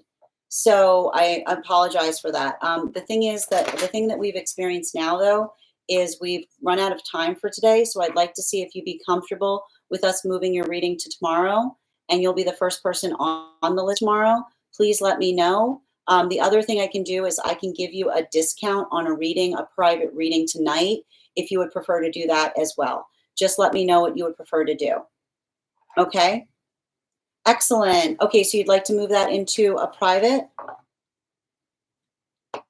Okay, so what I'll do is I will reach out to you. Hold on a minute. So I will read, if you can please, I can email you. So I'm going to email you right now. I can email you right now. Hold on. I'm going to give you my email address in the comments, and you just email me and let me know what time this evening works for you. Oh, you can do tomorrow? Oh, that's perfect. Okay, great. That's great. So if we can do tomorrow, then you'll be the first person on. I'll be back on tomorrow at 8 a.m. PST, 11 a.m. Eastern. Excellent. I really appreciate that. And I apologize for the confusion. All right. That said, friends, I was just going to take a minute to read over some of the comments that came through as I was reading. Close again. Oh, you were close. Whoa, yes, I could definitely identify her by the collar and tag. Nala's also a tuxedo cat. Yep, shadow self, exactly. True. I know those weren't even without the tag, and the tag solidified. I love that, right? They were all different. Some small seals, sea lions, tubby, some cute and little. Oh, that's beautiful. It was like a whirlpool. But Jen, again, just like the cats, right? Just like the cats, the different cats. It was like a whirlpool. Oh my God, yes. It was wild. The one like jumped down to the tree to feed the other one. Are you going to match my freak? Yes, it is. It was a lot of like a match my freak energy. Oh, and they do. Yes, I've been leaning into accepting differences and letting go of past expectations and allowing myself to be seen as beautiful for my flaws as well. Wow, that I was thinking the best dream reading we've done. That was amazing. You're so welcome. All right. Okay, thank you guys. I really appreciate that, Helena, and you'll definitely have additional cards in that reading tomorrow. Thank you for understanding. Okay, guys, we're going to start one card readings for, you're so welcome, Nikki. We're now doing one card readings for subscribers. If you are a subscriber, go ahead and put your question in the comments. I'll be happy to pull a card for you. And if you haven't recharged your heart needs, please do so now if you'd like an animal spirit guide card as well. Haley, go ahead and make those plans. Plan for the best. Focus on, trust. Trust is something that we give. The gift that we give, the energy we're meeting, is that we trust that it comes to us better than the energy from the past. Don't let someone from the past destroy your ability to trust. One card animal spirit guide. Yeah, cow, right? Don't if someone did not do you right, don't let them damage your opinion of everyone else. Like, that is just them, is what I keep on hearing. All right, one moment, please. Highest priority for Coraline, please, for Fig. I feel like there's something about, like, they're ready, like they're giving me warrior energy. You know what I mean? Like they're used, like they're just like, they came here for a reason. They are ready. Like, and I feel like there's something about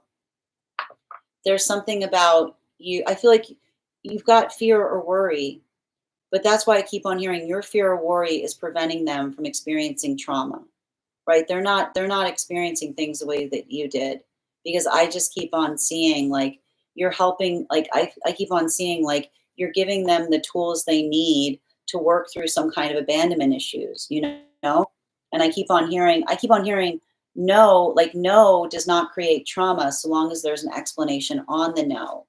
Animal spirit guide, we got the cow again, but they're saying even that, like again, trauma does not come from hearing no, it comes from the no that defies explanation. Thank you for those heart me's, Minnie.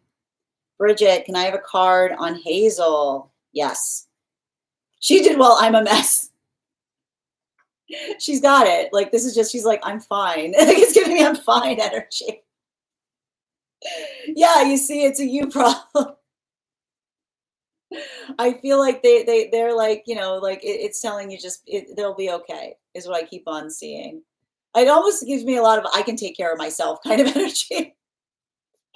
One card, animal spirit guide. Yeah, the wolf. They're like, I got this. They have to watch out for me. Is what I keep on seeing. Chrissy, one card connection, please. I feel like I see someone recognizing unreasonable expectations. Bottom of the deck. Like I see somebody like navigating a situation of saying, I put someone in an impossible situation. One card, animal spirit guide. Yeah, it's like I feel like somebody is gaining some kind of perspective as it relates to understanding, like I feel like unreasonable, like I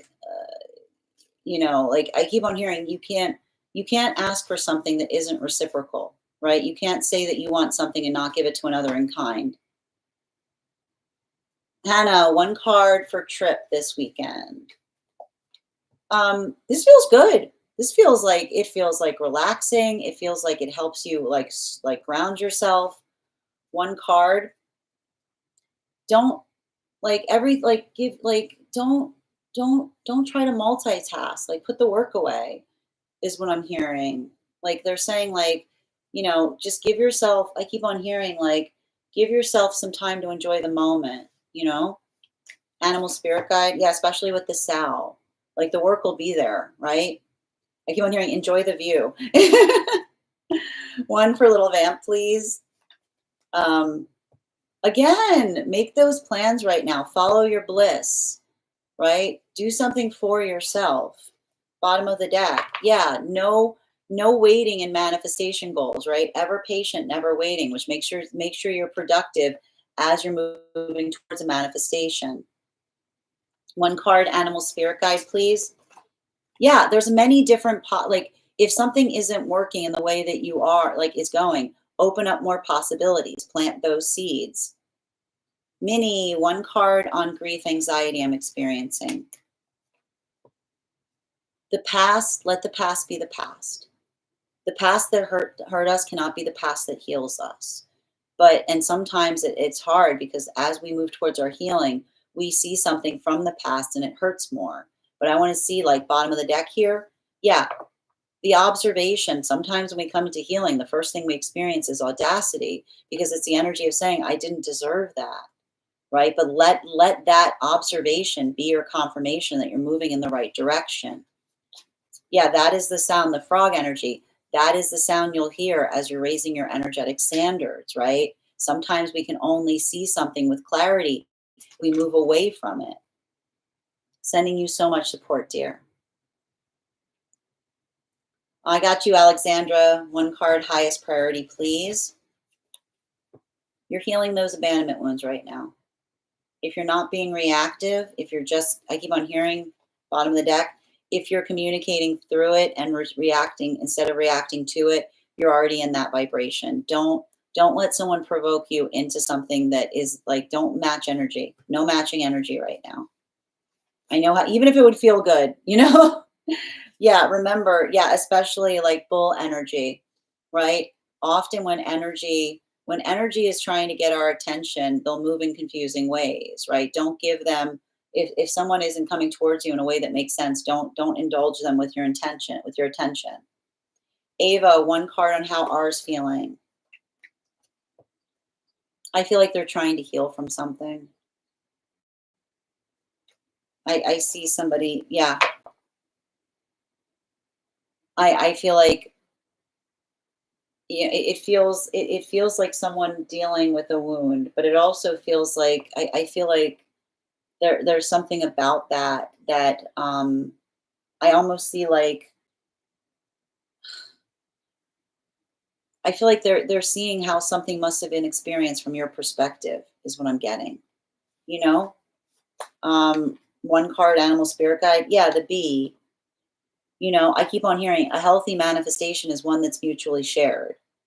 We don't try to circumnavigate each other to reach something, is what I keep on hearing. Nikki, one card on my partner's energy.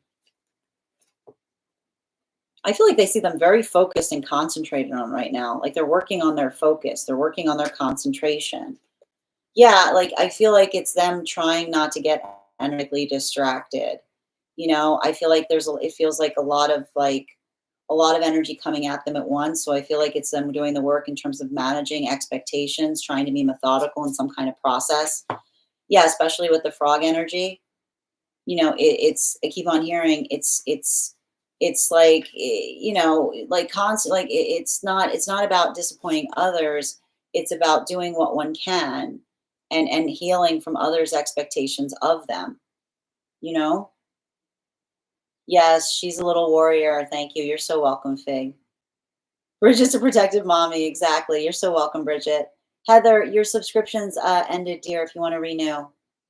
You can absolutely grab a card. Highest priority. Hold on a minute. And dragons, you got 2 cards coming to you. Hold on. Where were we? Yes. So I got 2 cards for dragons, highest priority. Crisis averted. I don't know what this is. You avoided, like, I feel like there's something that you're worried about, but you actually like averted a crisis, is what I keep on seeing. Bottom of the deck. Yeah, man. Like I feel like there's something you're worrying about. I just hear your guide saying like crisis averted, like you are fine. Like this is if something like this is feeling like I feel like you're seeing something and being like I almost have like a little bit of a relief moment there. Animal spirit guide card for dragons. Yeah, the hind. Like I don't know what this is, but this says to me like trust your intuition. I feel like you're being overly critical about something that like is healthy for you. Like I feel like you're worrying about something that feels like it's a blessing. Heather, thank you for extending, dear. All right, where were we? One card for Heather General, please. Make sure that you're being open about your needs. Remember, your emotions are not a burden so long as you're articulating what would be best to help heal them. Bottom of the deck, yeah, make sure that you're not holding back in relationality to that, right? A need communicated is a need relieved. Thank you so much, Heather. You're so welcome, Chrissy. Josh and Deep, one card. Oh, hold on a minute, Josh and Deep. Josh and Deep, if you want a card from the Animal Spirit Guide deck, I need you to get a heart me so you become a part of my team. I'll give you one card now, though, for your subscription. We've got the Tower card. So I feel like there's something like you're having, like, remember the difference between a breakthrough and a breakdown is being able to articulate through it instead of react to it.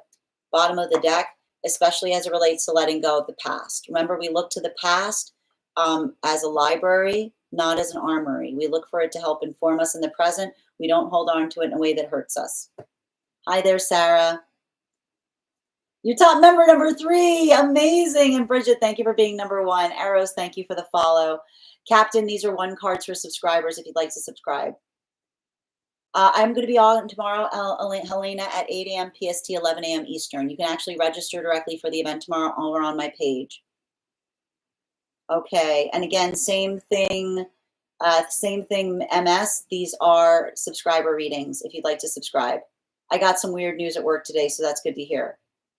I find it very fitting. I'm coming home from a storm. One card for V, for friend who's having a difficult day.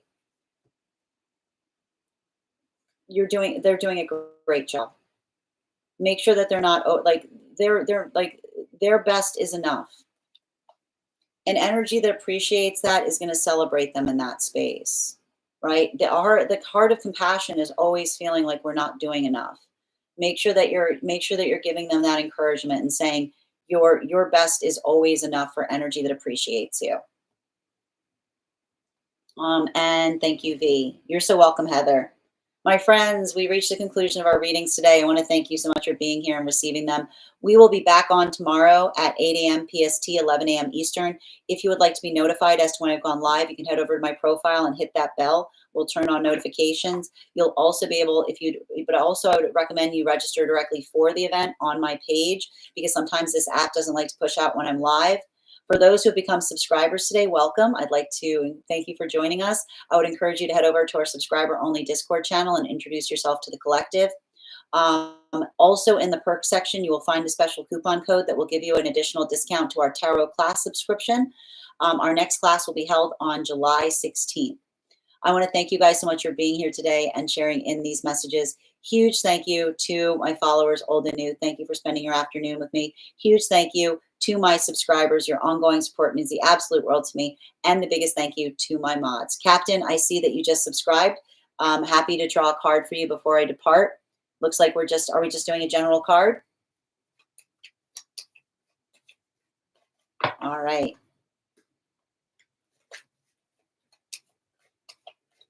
All right, I'm going to draw. I'm not seeing a message coming through, Captain, so I'm going to draw one card, Spirit-led, please. Highest priority messages from Spirit. Energy makes plans ahead of time with you or not at all. I prioritize energy that prioritizes me and wants the same things as me. Bottom of the deck, yeah. You're not going to miss anything that's for you. Energy that prioritizes is always going to be able to honor that prioritization by giving you, like letting you know about things ahead of time. Sarah, highest priority message, please. Trust your instinct. Trust your intuition. Don't doubt yourself. Bottom of the deck. Yeah, especially as it relates to something from the past. Your honesty doesn't break things that are for you.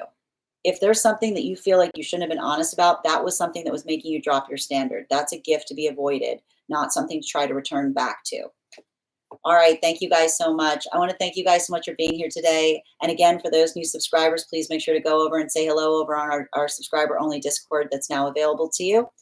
I want to thank all of my followers, old and new. Thank you for being here today and sharing in these messages. Huge thank you to my subscribers. Your ongoing support means the world to me. And the biggest thank you to my mods. I hope you guys have an absolutely beautiful day. Please take care of yourselves. Please take care of one another. And we'll do this again tomorrow. Have a great day, everyone. Take care.